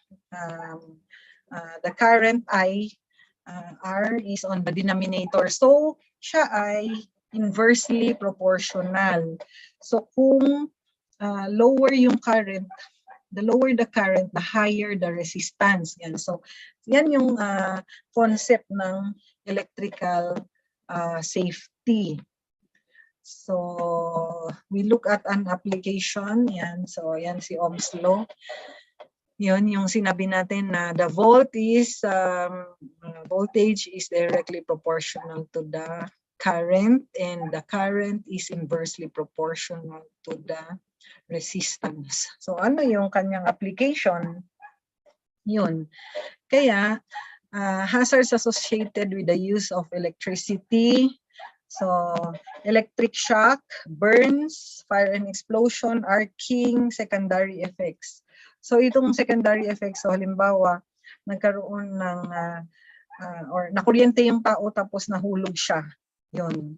So these are hazards associated with the use of electricity. So pwedeng electrocution, burns, skin burns, as a source of ignition, it can cause fire and explosion. Arcing is where electricity jumps across an air gap. Yun. So dito yung nasunog, pero bakit nag-spark sa kabila? Mga yun. So may mga concepts of electrical safety.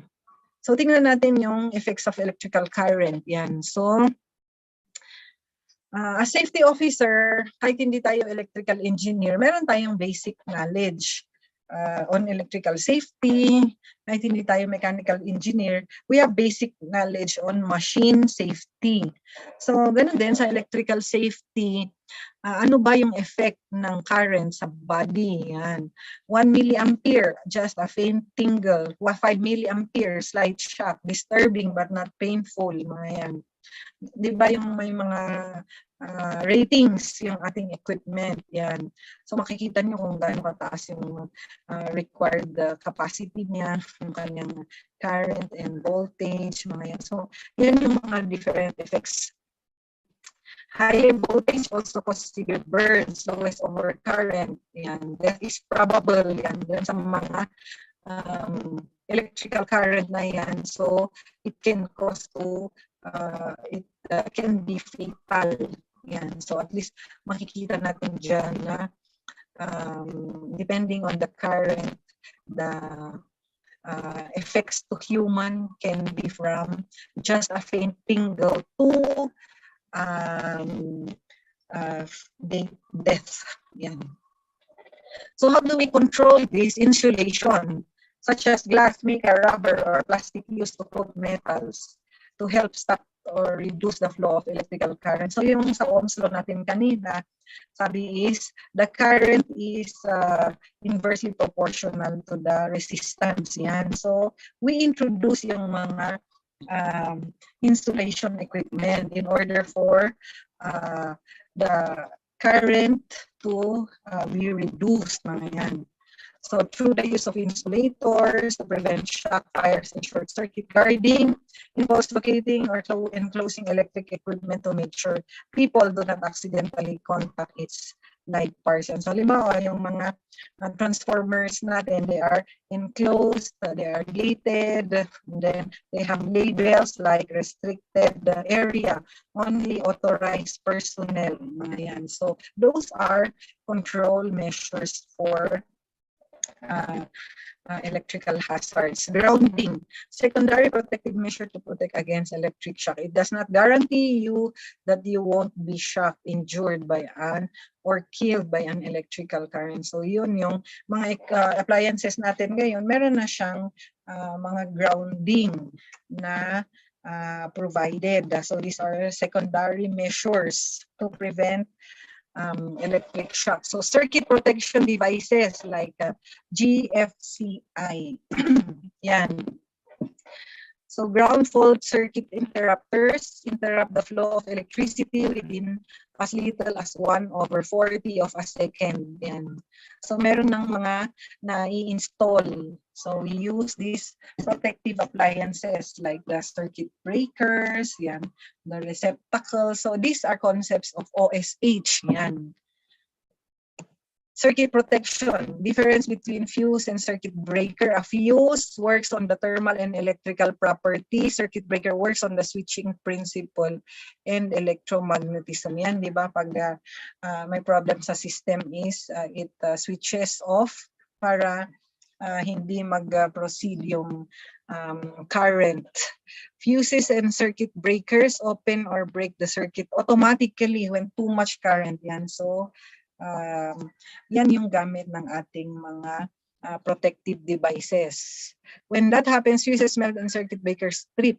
Fuses and circuit breakers are designed to protect conductors and equipment. So, yan po, yeah, kaya importante that we consult technical people, yan, electrician, electrical engineers, in order to ensure that our installations are safe. Yan.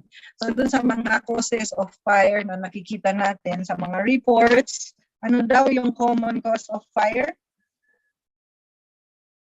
So sabi nila is faulty electrical wiring. So that is due to the electrical installation. Actually, that is the cause of the fire is the overloading. Ayan. So kasi yung installation daw matagal na yang nandyan, hindi naman nasunog. Ang nag-cause ng sunog ay yung overloading. Yun yung let's say the system has been used beyond its capacity, which triggered the fire to occur. But still, yan yung gamit ng ating mga permits then. So like building permit, the ancillary permits are mechanical permit, we have electrical permit, to ensure that the installation has been designed as per Mechanical Code of the Philippines. Kung manufacturing plant yan, at least may guidelines. And then the electrical installation has been checked and designed by an electrical engineer. Mga yan. To ensure that the proper design of the equipment has been put in place using legislations like Philippine Electrical Code. Yan. So isolation of supply is also engineering control, removal of electrical power from a circuit or system. This might be achieved using a switch or by pulling the plug out.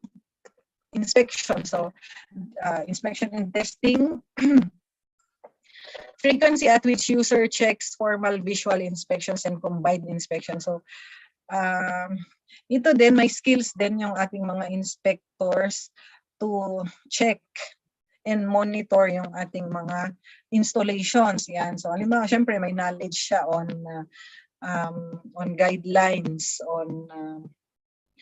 on the proper techniques of inspection and testing. So for example, sa mga buildings natin installed with an AFSS, automatic fire suppression system or fire protection system, installed by mechanical engineers, for example. So yung inspection nun should be done by a trained personnel. Yan. So how do they test this?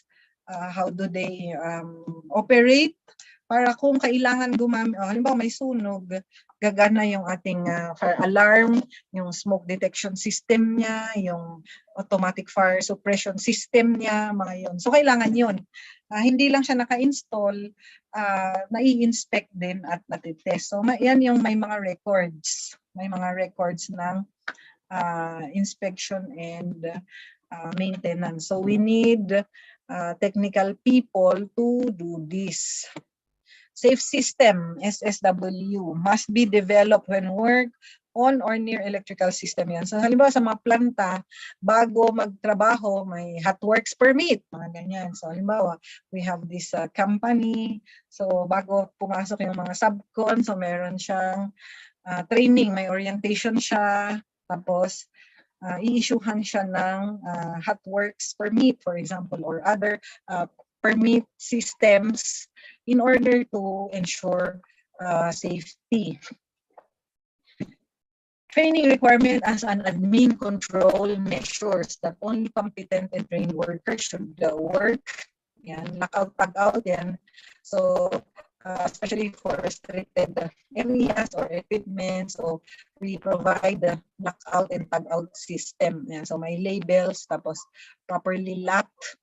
Only authorized personnel can open. Yan. Steps in controlling energy. So yun yung we isolate or we put a barrier from the potential hazardous energy coming from this equipment. Yan. So there's a lockout tag-out system. Yan. This is just to put a barrier from those unauthorized personnel to operate, to come in contact with this equipment. Yan. Also known as OSH Standards Rule 1210. Ano kaya yun? Electrical safety. Yan. So as safety practitioners, we are aware of the different safety measures. Kahit basic lang. So may alam tayo na, this is already frayed, or this is not a good practice because we have several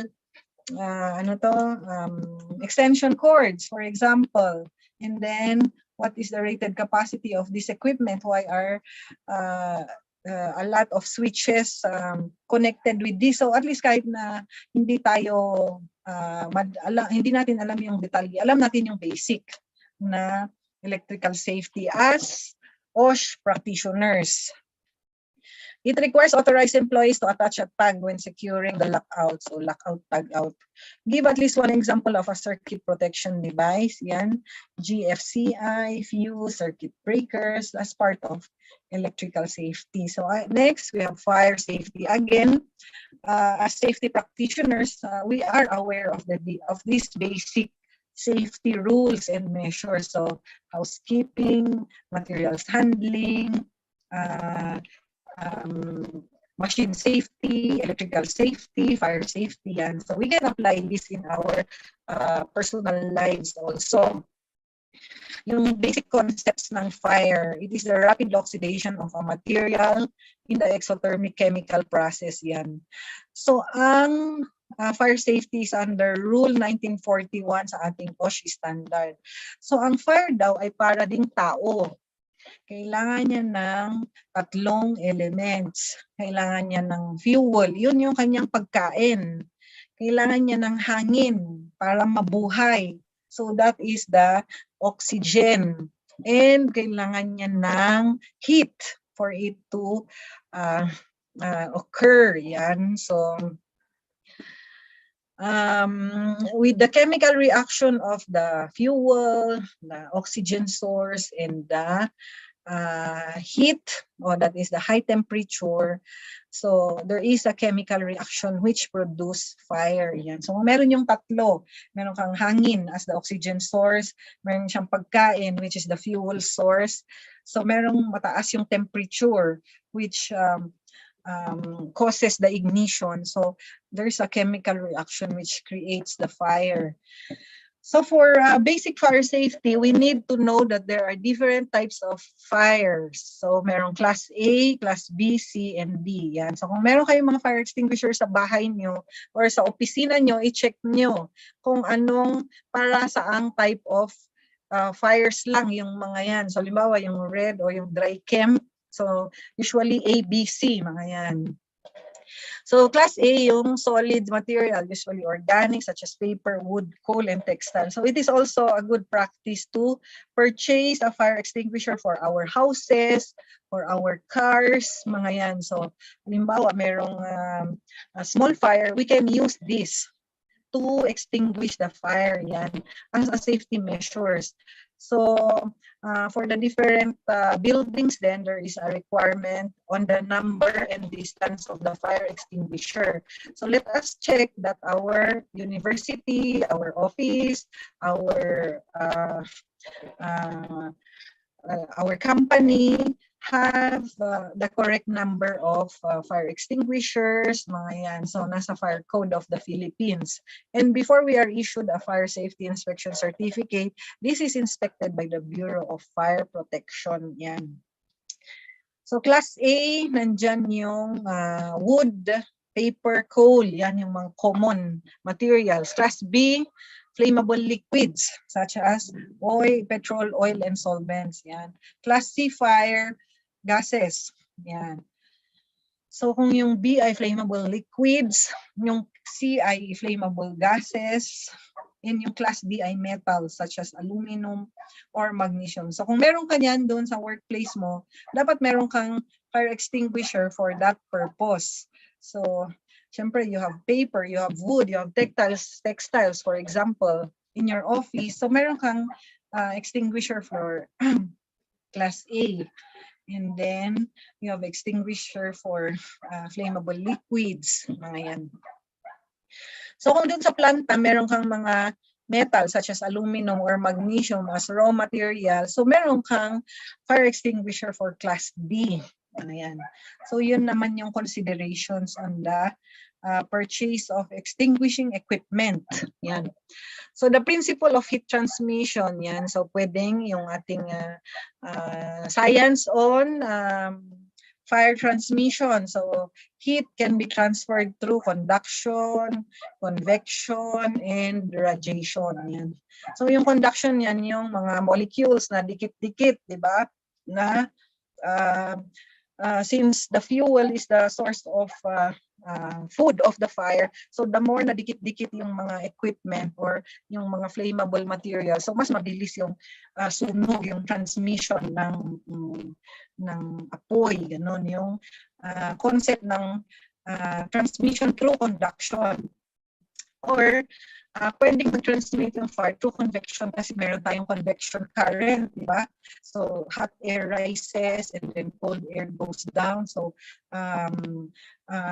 fire is transmitted through this convection current. So pwedeng syempre nauuna yung mga nasa taas, kaya yun nga tinuturo yung doon tayo sa pinakamababa, we crawl, mga ganyan, kasi nga the hot air is rises and the cold air goes down. Yan. So meron pa tayong source ng hangin if we crawl going out of the fire scenario, mga yan. So that is the principle of convection current. And then radiation. So nandito yung sunog, pero bakit nag-transmit sa kapitbahay, mga yan? Due to radiation. So pwedeng may source of fuel, tapos may oxygen, tapos may the temperature has or it has reached its ignition temperature. So pwede siyang masunog kahit may distansya. Yun.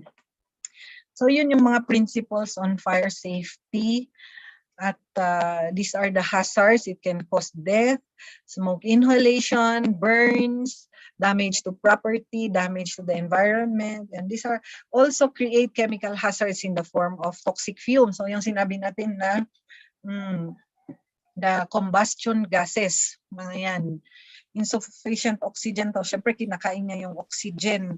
Kaya it can cause yung asphyxiation, effects of heat, hyperthermia, so masyadong mainit yan, bronchial and pulmonary swelling, ventricular fibrillation, backdraft, or smoke explosion. So these are causes of fire death. So how to prevent? By controlling the 3 elements. So yan din yung ginagamit ng mga firefighters para patayin yung sunog, kasi pwede mong tanggalin yung pagkain niya. Yan. So yung fuel source. So tanggalin, i-isolate yung pwede pa niyang kainin, mga yan.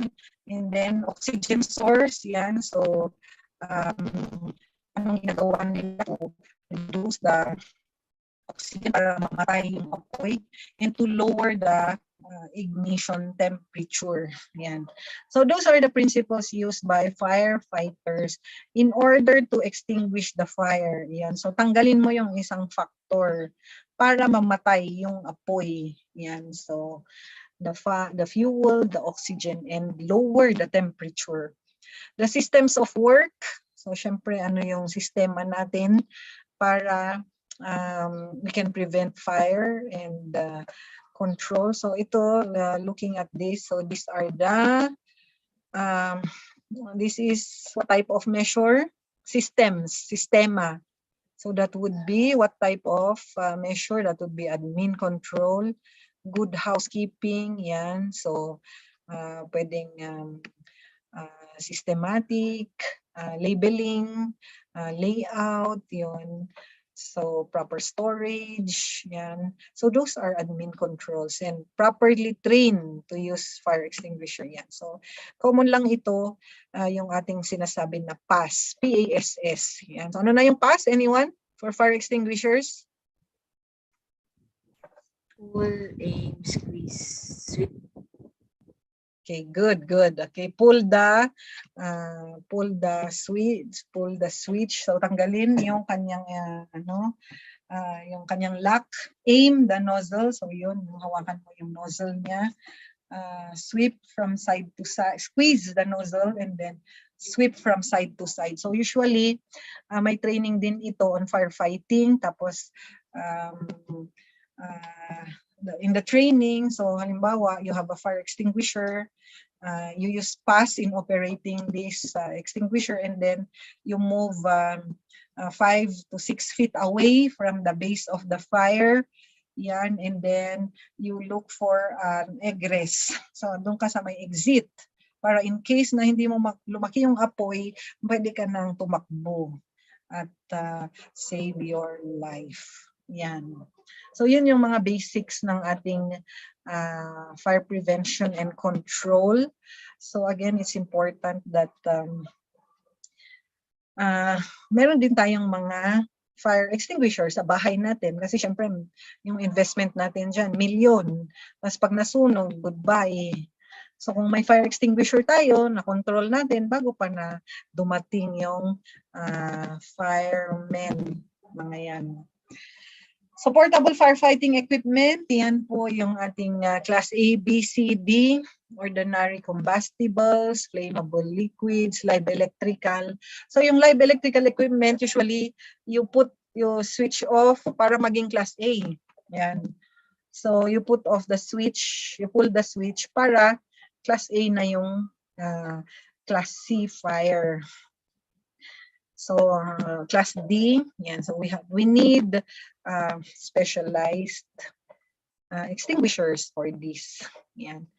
So types of extinguishers, yan, so as safety officers, we should be aware of the different types of fire extinguishers. So meron tayong water, foam, powder, carbon dioxide, wet chemical. Yan. So makikita sa label kung anong type of fire yung kaya niyang i-extinguish. So umpisa na natin kung ano yung meron tayo na pwedeng maging cause ng sunog. So meron tayong ganyan na fire extinguisher. Yan. Yun, ito yung ating basahin po natin. Please read yung how to operate the fire extinguisher. Pull the pin, aim at the base, squeeze trigger, sweep. Okay. So, pull the pin. So, yan yung lock niya. Yung aim at the base. Yan. So, while aiming at the base, yung distance of mga 5 feet, lumayo ka para mas maging effective yung extinguisher. Tapos, you squeeze the trigger and then you sweep from side to side. Test the extinguisher before approaching the fire. If low and approach with the wind at your back, yan yung sinabi natin, yung location mo is also a factor. Back away, watching for rekindle. Keep low and approach with the wind at your back. Yan. So again, fire extinguishers are for incipient fires, malilit na fire. Pag malaki na yung sunog, wala nang epekto yung fire extinguisher mo. You call the fire station. Yan. So it's good na we save numbers of these emergency numbers in our phone para kung may emergency, pwede natin silang tawagan for proper response. So in safety, mas priority yung life over property. Yan. So kung nasusunog na, you save yourself na. And sabi nga, you can find another house or another property, but you cannot find another life. Yan. So in life saving or in saving, in case of emergency, life over property. Yan. Kung na-save na lahat ng mga tao sa loob ng building, and that is when the firefighters or responders can save the important assets. Yan. Kung kaya pa. Kung hindi, life over property. So, mini quiz. 3 elements of fire. Ano na po yun? What are the 3 elements of fire? So sabi natin para siyang tao. Ano po yung kailangan niya? Heat, fuel, and oxygen. Okay, so thank you. So heat, fuel, and oxygen. Next. Yan. 4 steps in operating the fire extinguisher. Do not forget the pass. Yan. So as safety officers, so alam natin na mag-inspection, yan. So kung meron kayong fire extinguisher, pwede ding i-inspect yun. So binabaliktad po yun. Binabaliktad. So sinecheck yung visuals. Yung hindi siya nag-overcharge, hindi kinain ng daga yung kanyang nozzle, meron pa siyang pin, mga yan. And then binabaliktad tapos kapag bumagsak yun, nag-cake na siya. Caking, yan yung sinasabi. So tumigas na yung kanyang dry chem, so kailangan mo na siyang ipa-check or ipa-refill, mga yan po. Para it is operational when you need it. Excuse me. So the 4 steps in operating the fire extinguisher, yan yung pass po. Pull the pin, yan. So napakadaling na pong tandaan. Pull the pin, aim at the base, squeeze trigger, sweep. Yan. So after this, you can purchase for your own homes, for your own offices, for your car. Yan. So merong mga mini fire extinguishers yan para halimbawa nasunog ka doon sa sunugan sa daan. So magamit mo yung fire extinguisher before it turns into a major fire or it turns into an explosion. We have fire extinguisher to be used. The 5 types of fire extinguisher, yan, water, foam, powder, carbon dioxide, wet chemical yan. So ituro din natin sa mga kasamahan natin. So halimbawa walang fire extinguisher, yung tinuturo sa atin is yung wet cloth, wet blanket, yan po. Para ma-reduce yung temperature ng area. So yun yung when we extinguish the fire, we eliminate one of the factors of fire creation. So this is just an additional on office safety. Yan, para sa mga nag-opisina, ventilation, source of air pollution can cause health problems. Yan, lighting problems. We make sure that it is we have adequate lighting, noise sources, video display terminals, printers, telephones, or human can also sources of noise. Yan. So knowing this, we can put our voice in module in lower volume para hindi tayo nagiging source ng noise hazard. Poor housekeeping, poor design, and or poor housekeeping can lead to crowding, lack of privacy, slips, trips, and falls. Black or properly planned egress. Yan. So, during emergency, isipin natin kung paano tayo makakalabas doon sa opisina, doon sa bahay natin, sa production area. Kaya nandyan yung mga fire prevention measures like the exit route, mga yan, fire exit plan. So those are admin control measures. And do we orient people yan, on on where are our exit, mga yan. So sinasama natin yan sa orientation ng ating empleyado, ng ating mga estudyante, mga yan po.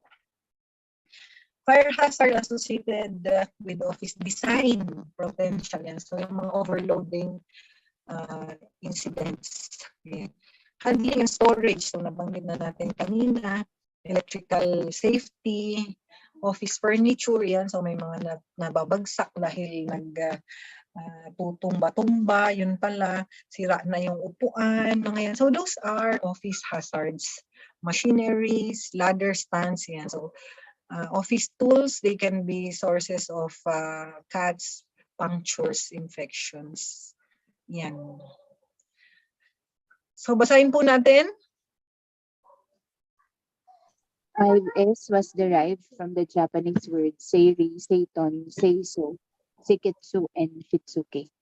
Mishandling materials is the single largest cause of accidents and injuries in the workplace. Most of these accidents and injuries can be readily avoided. And the two types of material handling are manual and mechanical handling. Thank you, Ma'am Mitch. Yan, ang sipag ni Ma'am Mitch. Magbasa po. Yan, so marami pa. Sino pa ang pwedeng magbasa dyan? Yung inaantok dyan, meron ba? Yan, tawagin natin si Marion Ramos. Hindi naman inaantok pero at least para marinig natin ang boses. Yes, Marion? Nandiyan ka ba? Yes, ma'am. Nandito po. All machinery, from simple office machinery such as the photocopier or document shredder, to construction machinery such as the cement mixer or bench-mounted circular saw, present a range of both mechanical and non-mechanical hazards. Three things must be present for a fire to start: fuel, oxygen, and heat. The 5 classes of fire, determined by the types of fuel, are Class A, organic solids; Class B, flammable liquids; Class C, flammable gases; Class D, metals; and Class F, high temperature fats. Fire can spread through a workplace by direct burning, convection, conduction, and radiation. Thank you very much, Mr. Ramos. That is for office fire safety. And electricity is essential to modern life, both at home and on the job. Some employees, engineers, electricians, electronic technicians, and power line workers among them work with electricity directly. And electrical safety should be properly implemented. Yan. So yan yung ating basic safety rules and measures Nabasa na natin kanina ito, that safety isn't expensive, it's priceless. Working without safety is like a dead-end job. So kung hindi tayo nag-apply ng safety, so anytime ay pwede tayong kunin daw ni Lord. Yan, ayaw pa natin, di ba? Yan, and you are the key to safety. Safety is a small investment for a rich future, and safety doesn't happen by accident. So it is planned, it is thought of, it is properly implemented. So may questions po ba tayo? Yes po. Hello po, ginagamit rin po ba yung NFEPA dito sa Pilipinas? Yung NFPA, yes, yan yung GHS, 'di ba? Yung sinabi natin na GHS standard, NFPA hazard symbol. So, doon sa symbol natin kanina on hazard safe doon sa GHS, so nakita natin yung diamond. Yun nga yung NFPA standard na let's say yung rating niya ay toxic, mga yan. So may specific rating, reactive, mga yan. Fire extinguishing equipment, yun. So yun yung NFPA standard. So we use that also as part of the GHS. Nakita natin doon sa sample. So thank you, Mr. Alexandrian Tria, for your question. Thank you, ma'am. Yes po. So if we have more questions? If none, let us pause for a break before we go to our last topic. Yan po. Okay po. We will have 15 minutes break po. Time check, 3:40. So balik po tayo ng 3:55. Thank you po.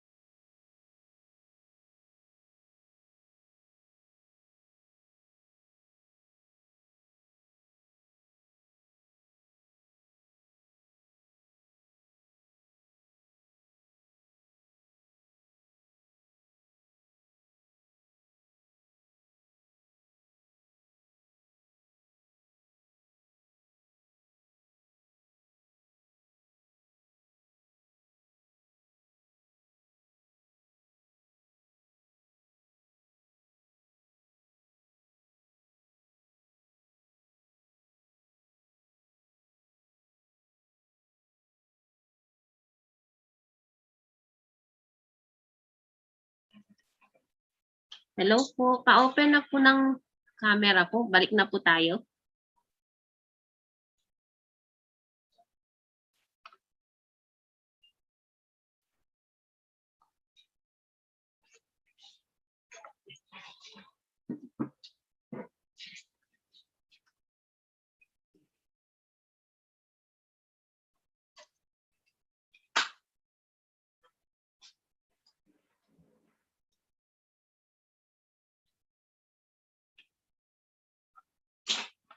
Ma'am Marivic, okay na po?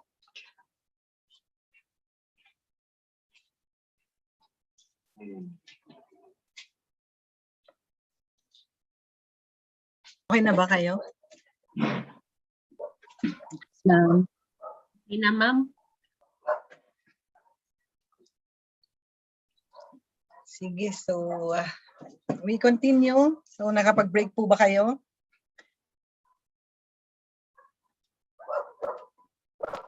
Okay, so share screen. Share screen workplace. O mag-exercise lang muna tayo. Mind exercise.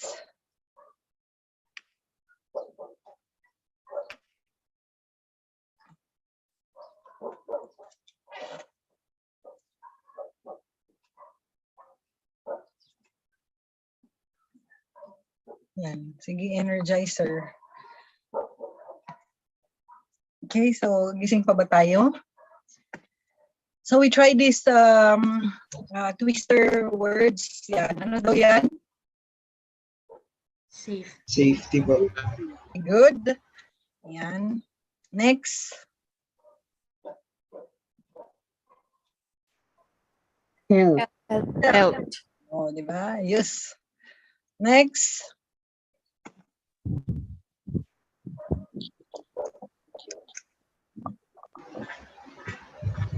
Ano po yan?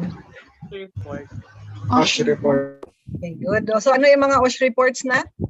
As safety officers, dapat alam natin yung isa-submit na OSH reports. Ano po yung mga yon? May ma-mention ba tayo? So OSH reports tulad nung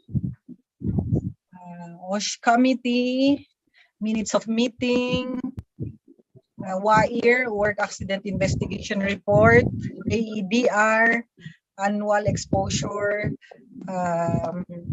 Data Report, at saka yung AMR, Annual Medical Report. Yan. So, may report pala, di ba? Yan. Otherwise, may violation. Kaya kung maging safety officer tayo, i-check na natin kung ano yung mga documents na yun at mag-submit sa DOLE. Emergency po. Yes, good. Standard. Standard. So, lahat ng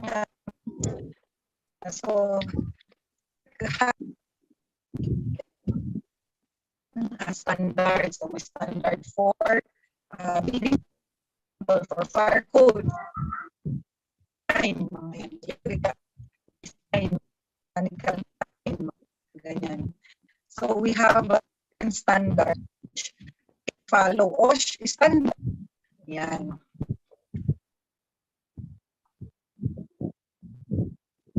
COVID-19. COVID-19 as a biological hazard.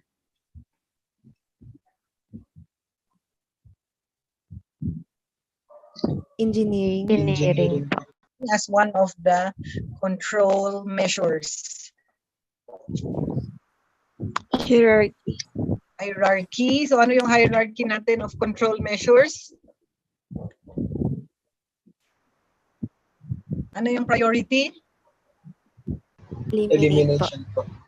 Eliminate the hazard. Anong susunod kung hindi pwedeng i-eliminate? Substitute. Ano pa? Engineering control.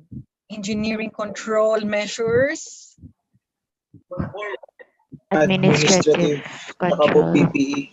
Admin control and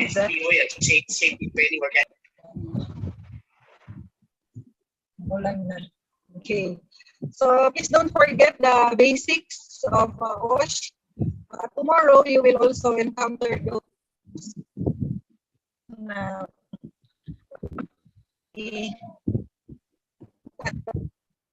being expert at apply na marami tayong ma-implement na mga programs. Yan. Choppy. Oo nga medyo lumalakas yung ulan. So I hope better. Yan, parating na yung ulan. Sana ay hindi maapektuhan yung ating connection. Okay, so we proceed with the workplace emergency preparedness. Yan. So the objectives of our module to identify and discuss the types of emergency, the different responses during emergency, identify roles of OSH personnel and the other personnel in the emergency response team. So, is the audio clear pa po ba? Okay lang po? Yes, ma'am. Okay. Sige, so discuss the conduct of emergency drills. Umulan din po ba sa mga areas nyo? Hindi naman. Hindi po. So, sana ay okay pa ang signal natin. So So this will be our last module for today on the workplace emergency preparedness. Kung ano yung role natin as the BOSH personnel. So work-related emergency preparedness. Yan. So ngayon po, there has been a paradigm shift on not only on focusing on disaster response, but now we are into preparation, prevention, and mitigation. So yan na po yung ating paradigm shift. So nandyan malaking tulong yung ating different government agencies like NDRRMC, National Disaster Risk Reduction Management Council. Dati ang pangalan niya ay NDCC, National Disaster Coordinating Council. Pero with the concepts of this preparedness, naging disaster risk reduction. So ano yung mga mitigating measures or prevention measures para ma-mitigate yung effect ng disaster. So yun yung ating shift na with regards to preparing for emergency. So for a safer, adaptive, and disaster resilient Filipino communities towards sustainable development. So pakibasa lang po yung disaster, yung ating mga labels. So anyone, pakibasa ni Miss Patricia. Disaster prevention and mitigation. Avoid hazards and mitigate their potential impacts by reducing vulnerabilities and exposure and enhancing capacities of communities. Disaster preparedness establish and strengthen capacities of communities to anticipate, cope, and recover from negative impacts of emergency occurrences and disasters. Disaster response. Provide life preservation and meet the basic subsistence needs of affected population based on acceptable standards during immediately after disaster. Disaster rehabilitation and recovery. Restore and improve facilities, livelihood, and living conditions and organizational capacities of affected communities and reduce disaster risk in accordance with the Building Back Better principle.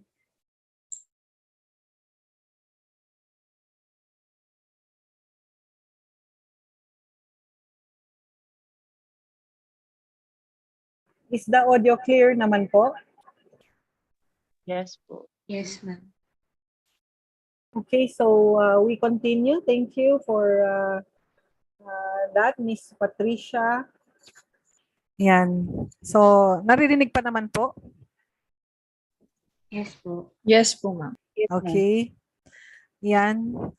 So, we are into disaster prevention and mitigation. Avoid hazards and mitigate their potential impacts by reducing vulnerabilities and exposure and enhancing capacities of communities.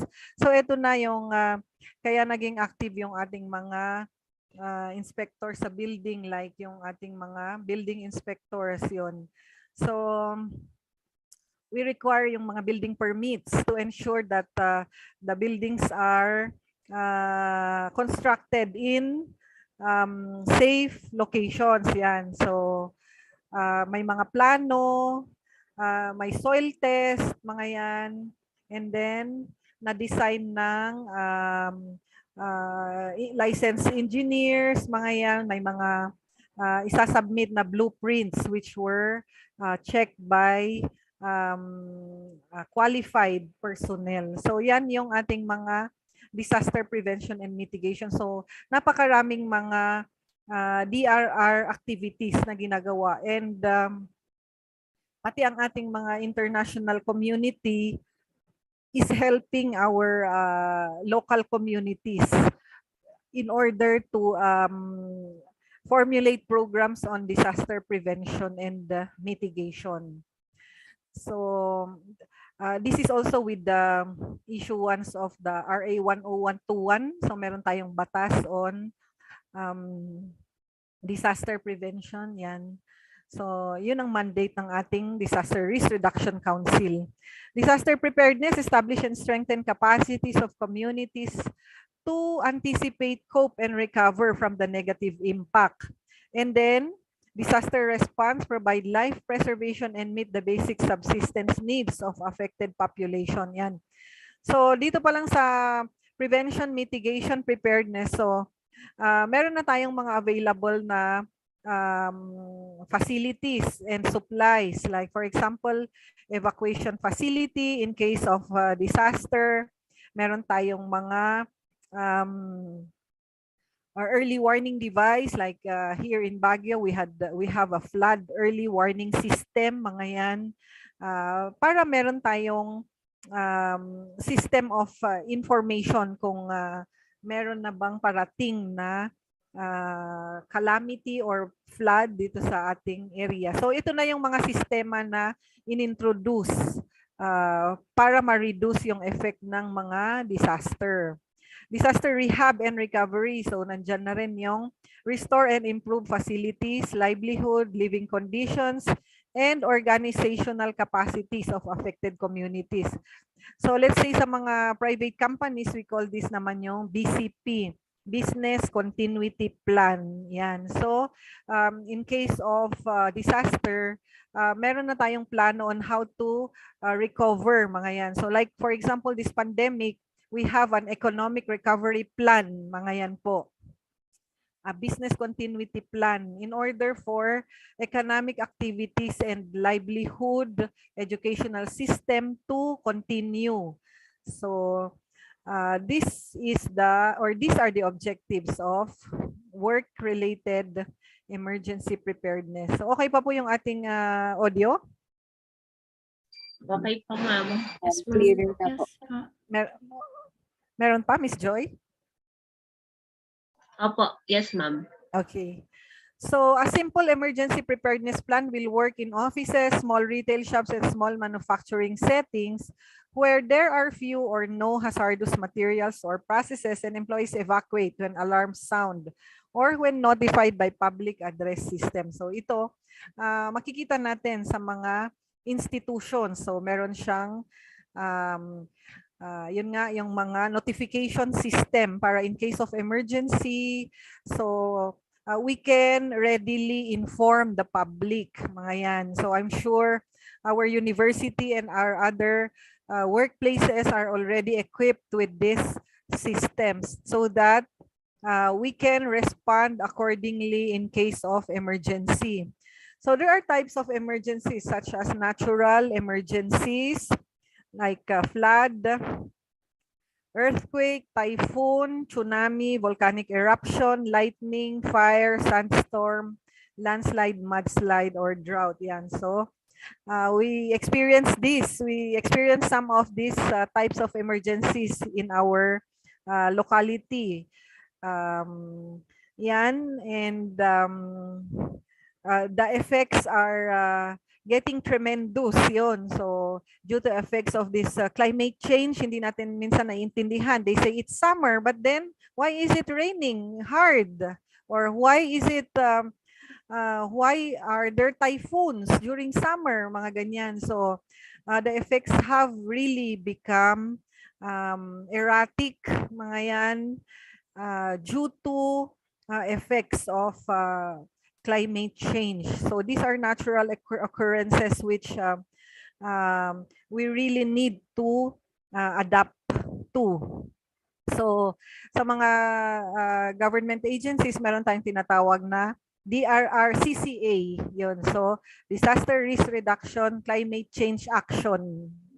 Yun. So may mga ganun na tayo because the climate change has already affected the effects of these natural emergencies. So we really need to implement action systems na in order for these disasters not to wipe out humans. Yan. So we need programs and control measures. Types of emergency, we also have man-made, like arson, civil unrest, terrorism, workplace violence, strike, hostage situation, war, sabotage, transportation accident. So as safety officers, we are also aware of these natural and man-made emergencies. And what will we do? Yan. So, halimbawa sa aming economic zone before, so our Director General is reservist of the Philippine Air Force, for example, knowing that there could be cases of terrorism within economic zones. So she encouraged the workers, employees to train sa military. So meron kaming mga employees who are reservist, yan, of the Philippine Air Force, of the Philippine Navy, mga yan, Philippine Army, para po in case na may terrorism or may workplace violence, mga yan, or strikes and other situations, so kaya ng mga empleyado. So aside from the government workers, this has been cascaded also to the private employees, to the workers, if they are willing to do such training. So these are some of the programs in order to prepare the workers, the workplace, in case there are man-made emergencies. So the roles of OSH personnel and other persons during emergencies. So there is also a training on ICS, tinatawag nating Incident Command System. Yan. So this is also a very important aspect of disaster response, yung ating role sa incident command. Yan. Has overall responsibility at the incident or event. So meron pa pong mas detailed training ang ICS. So this is offered by the National Disaster Risk Reduction Management Council or the Office of the Civil Defense. We have cadre of trainers teaching incident command system. Also within our private companies. Yan. So we can avail of these trainings given by the government or the private institutions.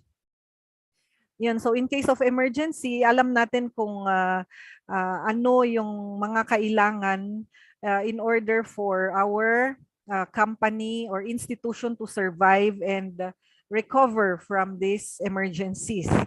So the role of the safety officer is often responsible for evaluating changing conditions and should have the authority to withdraw responders or to suspend an operation. Yan.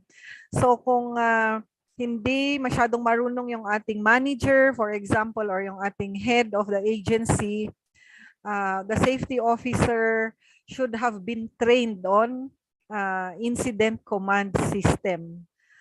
So the role of communication personnel, so may iba-iba pong mga committees din ang ating incident command, like communication assistance, mga yan, to hospitals, to Bureau of Fire, activating the emergency response team. So lahat ito may mga trainings, mga yan. Role of security, yan. So nakalagay yan sa ating disaster management plan. Kung sino yung mga members ng ating dream plan, disaster risk reduction management plan, in case of fire, in case of other emergencies, ano yung role ng ating mga frontliners. Yan. So we define this in our dream plan or emergency response plan. Role of OSH personnel: assess the situation to determine whether an emergency exists, requiring an activation of your emergency procedures. Yon. So halimbawa, in certain companies, so merong let's say there is a typhoon signal, ma-activate na yung kanilang emergency response team, mga ganyan. So they stay in the office, they plan, they respond in case of emergency. Mga yan po yung role ng ating OSH personnel in case of emergency. So tayo yung maalam sa mga site needs, site requirements, mga yan, mga PPE, kung ano yung mga logistics na kailangan, communication, coordination. So we as the OSH personnel should be knowledgeable.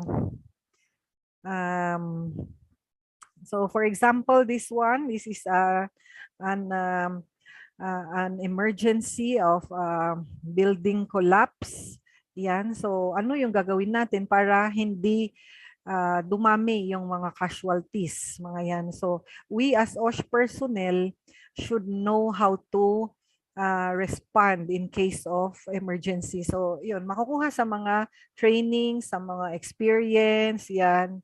So we should continually update ourselves and learn so that in these cases tayo ang pwedeng asahan ng ating institution, ng ating household, for example, na hindi madagdagan yung mga casualties and injuries dahil alam natin yung ginagawa natin. Yan, so for this pictogram, ano po kaya ang ibig sabihin?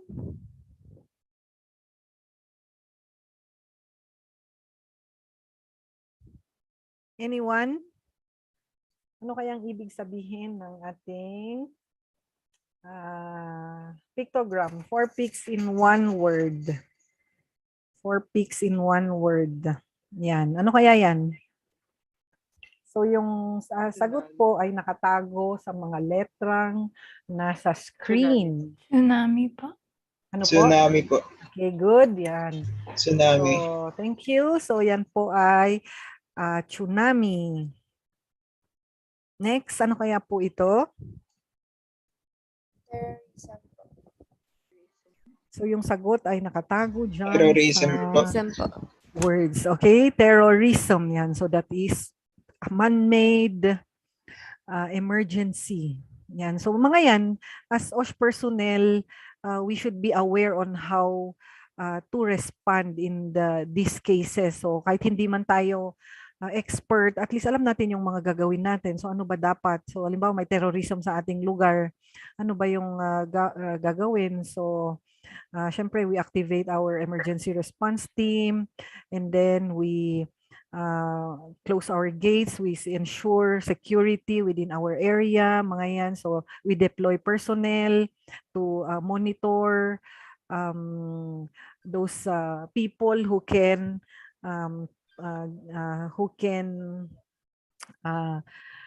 be of danger or pose danger to our institution, mga yan po. So at least alam natin kung paano i-control yung situation. So as next, ano kaya ito?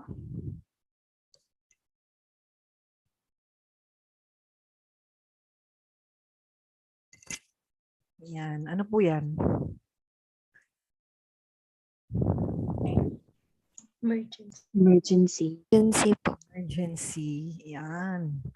Next, during earthquake, when inside a building, stay calm and drop, cover, hold on. Yan. So, I'm sure we have signages in our university reminding us what to do during earthquake. Yan. So, iniiwasan po kasi yung pagtakbo, paglabas agad dahil baka may mga nahuhulog na mga gamit o kaya nag-collapse na ceiling, mga yan po, or walls. So kung tatakbo agad sa labas, so pwedeng matamaan tayo as we move out. So ito yung tinuturo na in case of emergency, we stay calm and drop, cover, hold on. Yan. So at least this is an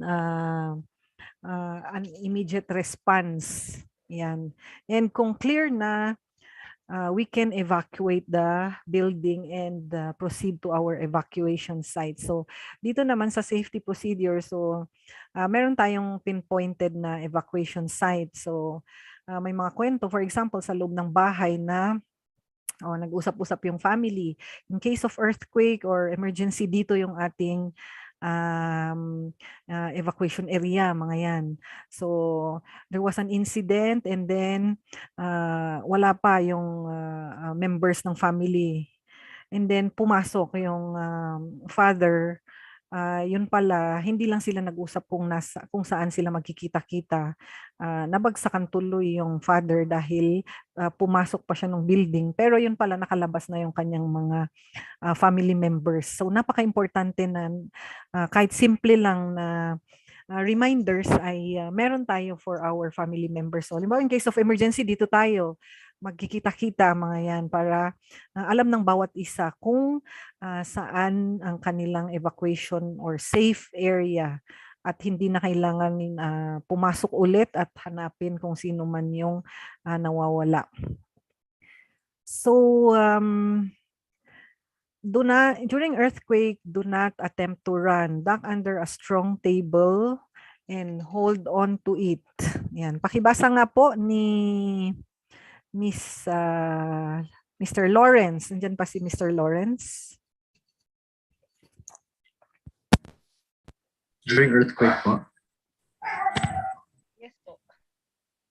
During earthquake, do not attempt to run. Duck under a strong table and hold on to it. Stay alert for potential threats. Stay away from glass windows, shelves, and heavy objects. After the shaking stops, exit the building and go to the designated evacuation area. Okay, so thank you very much. So yan po, do not attempt to run. So yun yung sinasabi, baka mabagsakan ka ng mga falling debris. Kaya you secure yourself in a safe place, and then if the shaking stops, you can exit the building and go to the designated evacuation area. So we can share these reminders and knowledge to our family members or colleagues para alam din nila kung ano yung emergency response actions. So when you're outside, move to an open area. Stay away from buildings, trees, electric posts, and in landslide-prone areas. So because this can collapse, diba? So kaya ang pinipili nating evacuation area supposed to be ay yung mga open areas. If you're in a moving vehicle, stop and exit the vehicle, then go to an open area. Yan. So simple reminders but can save lives. Stay away from danger zones. When notified, immediately evacuate to safer grounds. Cover your mouth with wet cloth and wear protective goggles. Keep your pets in their shelter or inside to avoid them from inhaling ash. Stay away from rivers and streams or possible lahar flow. So yan po ang mga danger zones na we should consider in case of emergency. During fire, stay calm and evacuate immediately. Pakibasa nga ni Miss Alisa. Stay calm and evacuate immediately. Sound the fire alarm and call for assistance or BFP. If you're in the building, use stairs and do not use elevator. Before opening doors, check handle first. If hot, do not open as the room may already be on fire. If there is smoke, get down low and cover your mouth and nose with damp cloth. If your cloth catches fire, stop running. Drop to the floor and roll to put out the flames. If trapped, stay in the room and signal for help using bright colored cloth at the window or make noise. After the fire, do not return inside your building unless authorities deem it safe. Have yourself check for injuries. Thank you, Miss Alisa, for reading the response during fire emergency. So yan, napaka-importante ng presence of mind para po at least we can also help our colleagues and other people to evacuate before the fire becomes major fire or it worsens. Yan. So other emergencies like tropical storm, tropical typhoon. Stay calm and stay indoors and tune for the latest news. Turn off main electrical switch. Use flashlight or emergency lamp. Be cautious using handle. Stay away from glass window. Yan. So we also encourage the preparation of a go bag. Yan po. So meron tayong tinatawag na go bag in case of emergency. So nandiyan ang mga important na documents mo, may pagkain, yan, may tubig, may flashlight, yan, may mga clothings, yan. So as safety practitioners, we can apply this and prepare our go bags, yan yung tawag natin. So ganoon din sa mga companies, meron din silang mga emergency kit naman, yan. So they purchase and distribute emergency kit for their employees, mga yan po. to promote awareness among um, the employees, the workers. Ito naman, emergency during landslide. When inside a house and building and evacuation is not possible, stay inside and get sturdy, get under a sturdy table. Yan. When outside, avoid affected areas and go to a safer place. When landslide cannot be avoided, protect your head. Yan, when driving, do not cross the bridges and damages. Yan.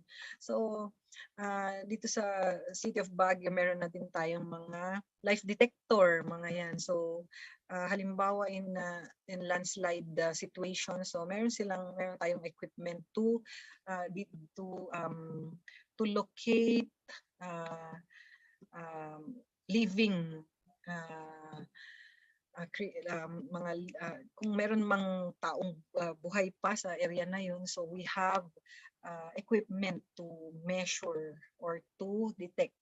Yan. So that is with the use of devices.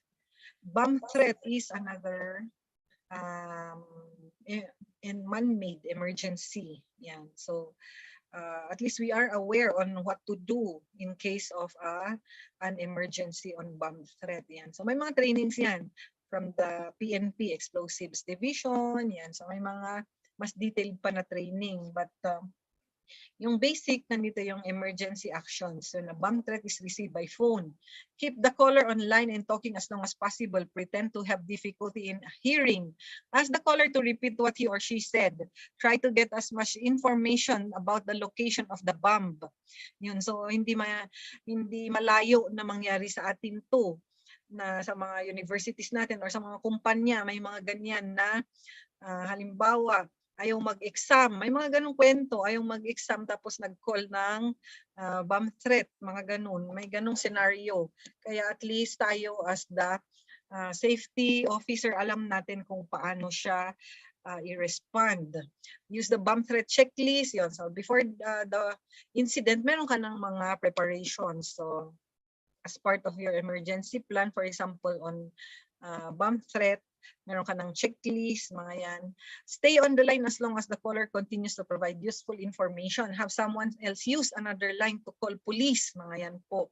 If an evacuation of the building is ordered, take the bomb threat checklist with you and give it to the police. So yung titingnan nyo, yung experts pa rin yung mag-control ng situation, mga yan. So because they are trained and expert on these emergencies. The bomb threat is received by phone. Ano pa? Ito na yung kanina. Emergency when a suspicious object or potential bomb, do not touch, move, or disturb. Keep people away from the area. Be sure to include a description of the object. Yan. So pwedeng may mga ganitong scenario na ma-experience natin sa ating mga institutions. At least we know what to do. How about a medical emergency? Yan. Call assistance. Do not move victim unless safety dictates. If trained, use pressure to stop bleeding. Use CPR if no pulse. Yan. So may mga first aid training to give orientation or a more detailed training on this first aid, the use of the CPR, for example. Yan. State that medical aid is needed to provide the following information: location of injured person. Yan. So meron ka ding mga forms in case na merong ganitong incident. So makuha mo yung mga information, may report mo as a medical emergency. In case of chemical spill, do not enter the contaminated area. So yun nga, baka insufficient yung ventilation, so it may cause asphyxiation. Alert people in the area. If spilled material is flammable, turn off ignition and heat sources. Yan po. Kasi meron ka ng fuel, merong oxygen dun sa area. So pwedeng kung may heat source, pwedeng mag-cause ng explosion or fire. Close doors. Locate appropriate safety data sheets. Have persons knowledgeable of area assist emergency personnel. Yan. So for firefighters, they also study yung mga safety data sheets. So, halimbawa, sa mga private companies, meron silang file ng mga SDS, lahat ng chemicals nila. Para in case na may emergency, alam nila kung ano yung gagamitin. So is it chemical? So meron tayong triple F. This is a foam to extinguish the fire. Mga yan. So alam mo kung anong gagamitin. Is it the foam or is it the water as an agent to extinguish the fire? So this emergency response team keep a record of the SDS. Yan. So before they respond din, they should they are properly equipped with the PPEs. Yan. So syempre kung fireman, meron siyang bunker coat, mga yan. They have the respirator, they have the safety boots, fireman's boots, mga yan. Yan po ang response with fire. Reporting emergencies, employees must know how to report emergencies yan. So we have on file yung mga emergency numbers. So in case of earthquake, fire, and other emergencies, meron tayo for example ng PNP station na malapit sa atin. Meron tayong number ng Bureau of Fire Protection. Meron tayong number ngayon, meron na tayong 911 dito sa Baguio City for the Smart City Alert System. Mga yan po. So, napakalaking tulong ng ating mga information systems yan na matatrack na nila kung nasaan yung emergency, tapos mag-deploy agad sila ng mga tao. So, those are innovations which really helps save lives. It is important for employees to also notify the proper authorities such as fire, medical, or rescue if your company relies on this type of assistance. Yan. So may ibang companies na meron na silang sariling fire station, mga yan. Meron silang fire brigade team, mga yan. They are properly trained. They have the necessary supplies yan para in case may emergency, yung fire brigade team muna nila yung magresponde. Afterwards, kung naka-report na siya sa nearest fire station, yan, para may mag-respond in case of emergency. So for evacuation procedure, meron din itong document like always have a plan to evacuate or shelter in place. Ito yung tinatawag natin evacuation plan. Yan. So requirement din yan for our buildings, evacuation policies, exit diagram. So these are admin control measures. Yan. So meron ding evacuation coordinators. So halimbawa sa mga emergency drills, merong in charge sa first floor, sa second floor, sa third floor, sa fourth floor. Tapos alam niya kung ilan yung head count, mga yan, para pag nag-proceed sila in the evacuation area, alam nila na dito merong 10 pumasok, mga yan. So dapat 10 yung lalabas, mga ganun. So meron tayong mga evacuation coordinators na in charge per work area. So as OSH professionals, OSH practitioners, assist others to evacuate, develop plan to assist visitors and others in an emergency. Employees who may remain to shut down, designate those who will shut down in an emergency. So syempre mag-shutdown ng power system, yan mga machineries, mga yan. Large companies may have certain equipment and processes that must be shut down in stages or over time. So naka-assign yan, nakalagay yan sa ating emergency response plan para alam nila yung gagawin nila in case na may mangyari, ano ba yung pwedeng kailangan i-shut down, mga yan, anong mga kailangan i-protect na assets, mga yan, before they leave, they evacuate. Accounting, yan. So ito yung mga procedures natin sa mga evacuation area. So na-practice din ito during drills, mga yan. So meron tayong designated na evacuation or assembly areas. Identify the names and last known locations. Assembly area design. When designating an assembly area, consider the possibility of employees interfering with rescue operations. So yan din, yung halimbawa, naiwan yung bag niya, pinalikan niya. Yan. So may mga ganyang kwento dito sa economic zone, especially noong 1990 earthquake, like ang sabi doon is may chemical spill. So there was an earthquake and then nag-spill yung chemical which resulted to fire. Kaya nag-collapse na yung building, nasunog pa. Tapos yung owner, nakalabas na siya. Kaya lang naiwan yung kanyang bag. So binalikan niya, tapos nasama siya sa mga casualties, mga yun. So, consider that there are possibilities na ganun na may pwedeng mag-interfere sa iyong response plan, sa yung rescue operation. So ano yung gagawin mo sa kanila? Sino yung i-designate mo na in case may mga ganitong situations, ano yung gagawin? Account for others, establish a method for accounting for non-employees such as suppliers and customers. Yan. Additional evacuation, establish procedures for further evacuation in case the incident expands. This may consist of sending employees home by normal means or providing them with transportation to an off-site location. So yan po ang role natin as the OSH personnel. When an evacuation is ordered, collect your personal belongings, take them with you as you exit, look around for any suspicious items.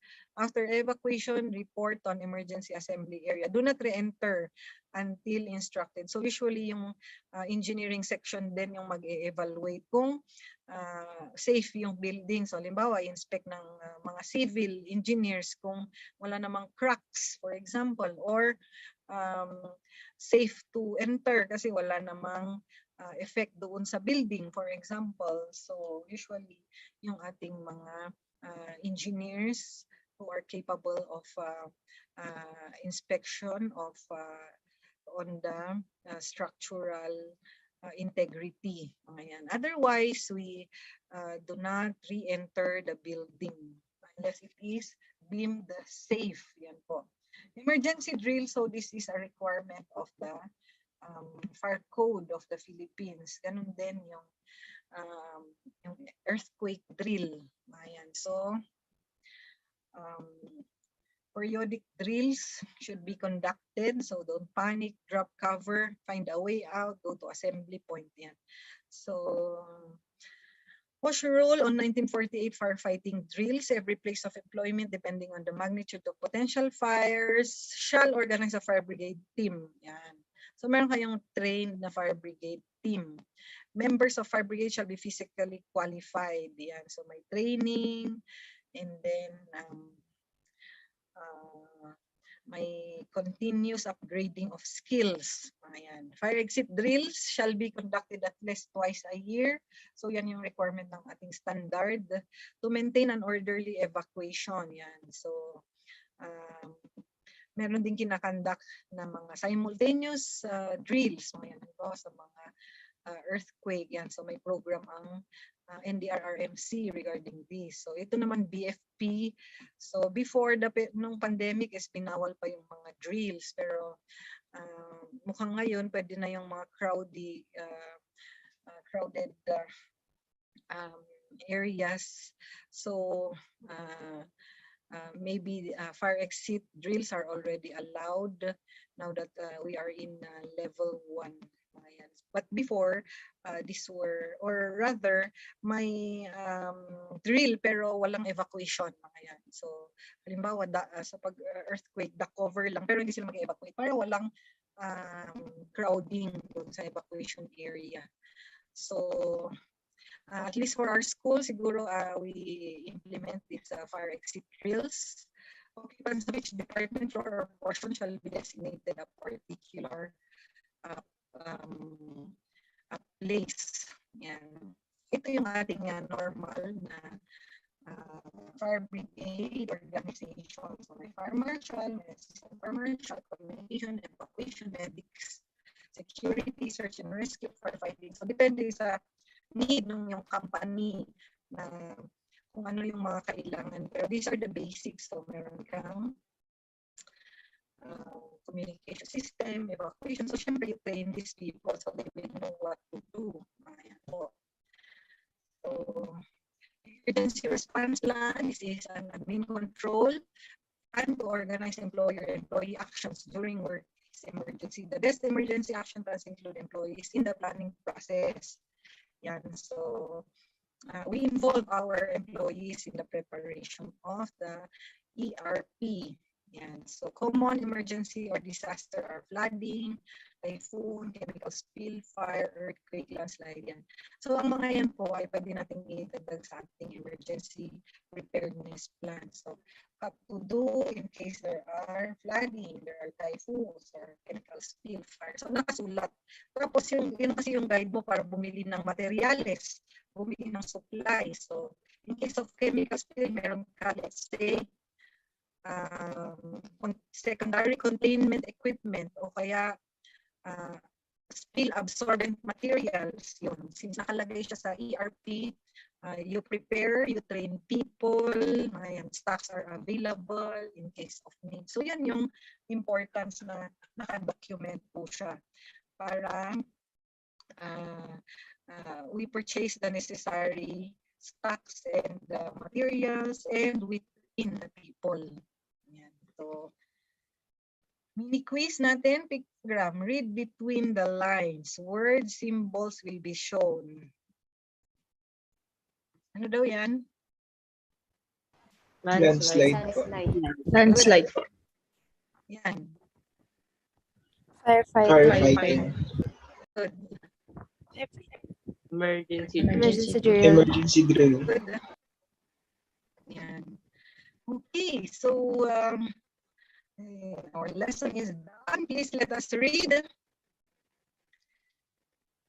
Safety is not an intellectual exercise to keep us in work. It is a matter of life and death.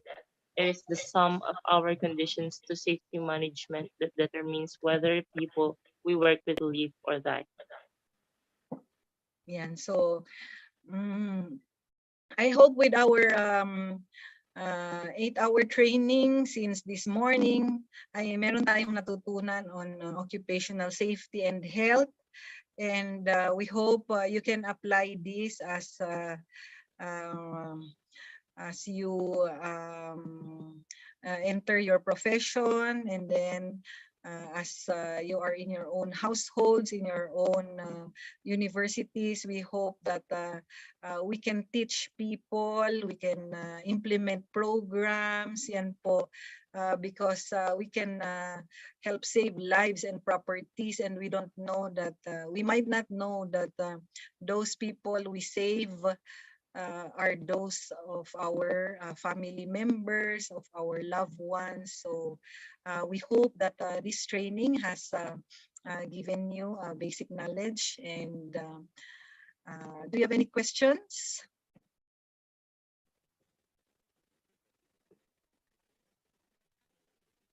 So meron tayong chat, ano yung sabi sa chat? How should we classify a nuclear meltdown, natural or man-made? So a nuclear meltdown, so a natural emergency or a man-made. So kung makikita natin, syempre yung dun sa ating classifications, yung natural, they are caused by nature, mga yan. So kung man-made, syempre the nuclear facility was constructed by people, mga yan. And the operation are maintained by people. So we can classify this as a man-made emergency, mga yan. Kasi kung titignan natin yung definition ng natural, so syempre it is caused by nature. So bakit magme-meltdown? Kasi baka kulang yung kanyang safety precautions. So halimbawa, hindi niya na-monitor na yung kanyang palang mga raw materials are undergoing chemical reaction. So kulang yung supervision ng tao, mga yan. So it can be classified as a man-made emergency. So yun po yung sagot natin. So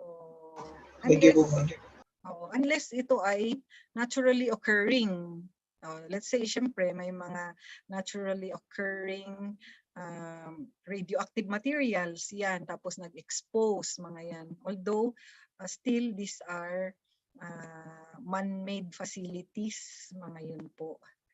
So, any more questions? So we hope you will continue your career growth on environmental health, safety, and as you become engineers later on, and the other participants as safety practitioners and safety consultants. So yung ating vision ng Vision 1 million as OSH champions, mga yan.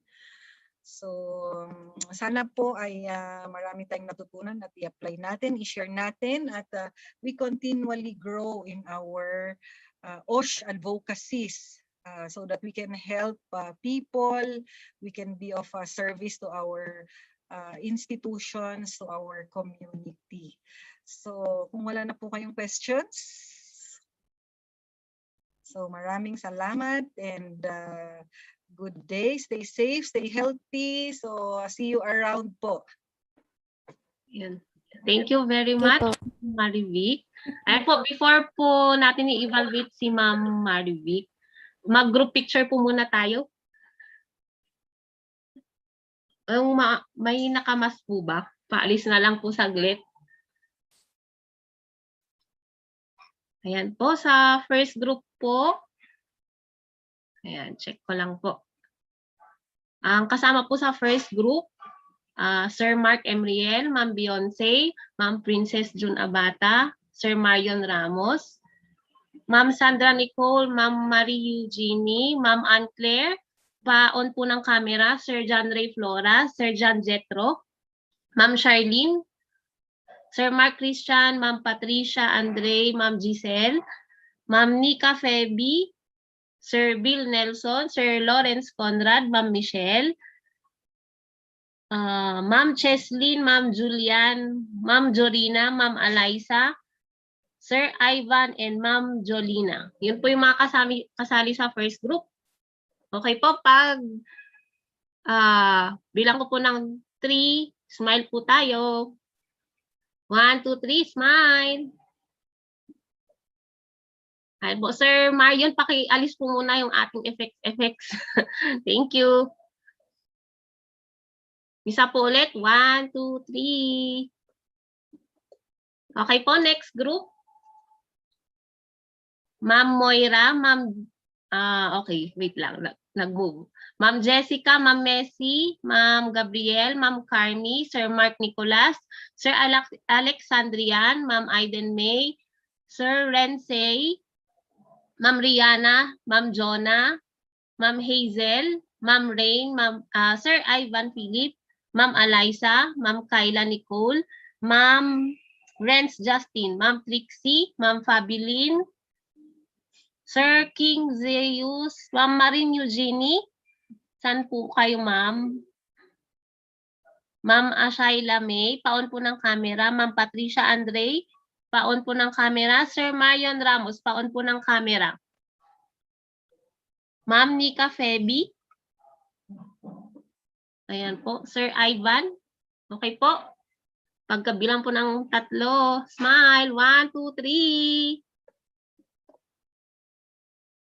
Isa pa po. 1, 2, 3. Okay po, next. May pangatlo pa po pala. Sir Rense, kasali, wait lang. Sige po. Ma'am Aiden May, kasali ka ulit. Sir Alexandrian, Ma'am Rain, Sir Ivan, Ma'am Eliza, Sir Renz Justin, Ma'am Trixie, Ma'am Fabilin, Ma'am Tiffany, Ma'am Kyla Nicole, Ma'am Marie Eugenie, Ma'am Patricia Andre, Sir Marion, nandito ka ulit. Ma'am Nika, Ma'am Raya, Sir Jonathan Jose, Ma'am Hazel, Sir King, Sir Mark, and Miss Jerry May. Paon po ng camera, Miss Jerry May. Ma'am Messi Felin, paon din po. Ma'am Gabriel. Ayan, okay po. 1, 2, 3, smile. Isa pa po, 1, 2, 3. Ayan po, thank you very much. Ma'am Marivic, thank you very much po. Send Thank you ko po po. yung Thank you, thank you. Bye-bye. bago po tayo mag-end, Salamat, Ma'am Mitch, Ma'am Jonah, Thank you po. and the rest of the group. Thank you very Thank you much, po, Ma'am ma'am. Joy. Thank you po, ma'am. Thank you po. Thank you and po. po, na-send ko po sa ating chat box po yung form for the evaluation ng ating speaker, si Ma'am si Ma'am Marivic Empizo.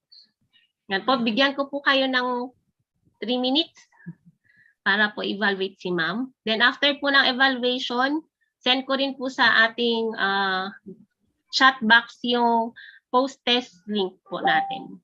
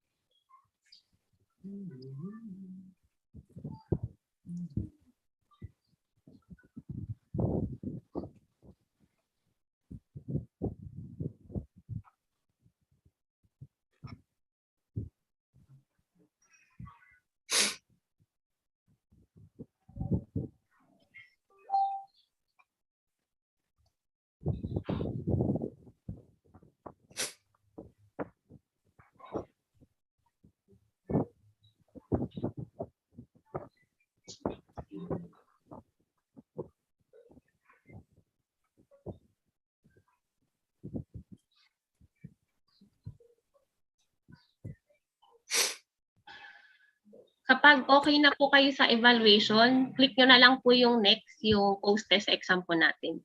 Then, if okay na po kayo sa post-exam, pwede na pong mag-leave sa group, sa Zoom po natin, sa Zoom meeting. And bukas po, kita-kits po ulit ng 8 a.m.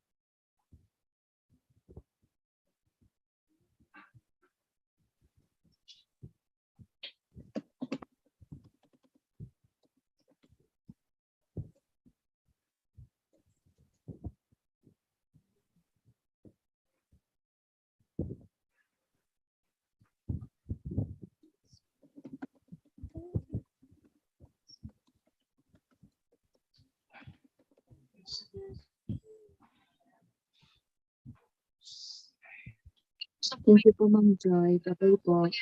Bye. Bye po. See you po bukas. Thank you po. Thank you po. Thank Bye you po. po. Thank you po. Thank you po.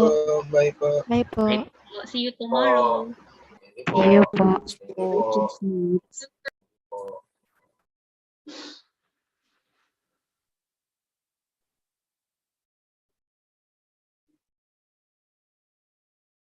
May isa pa. Sir Mark? Tapos ka na po ba, Sir Mark? Sir Mark Parlan. Mark Parlan.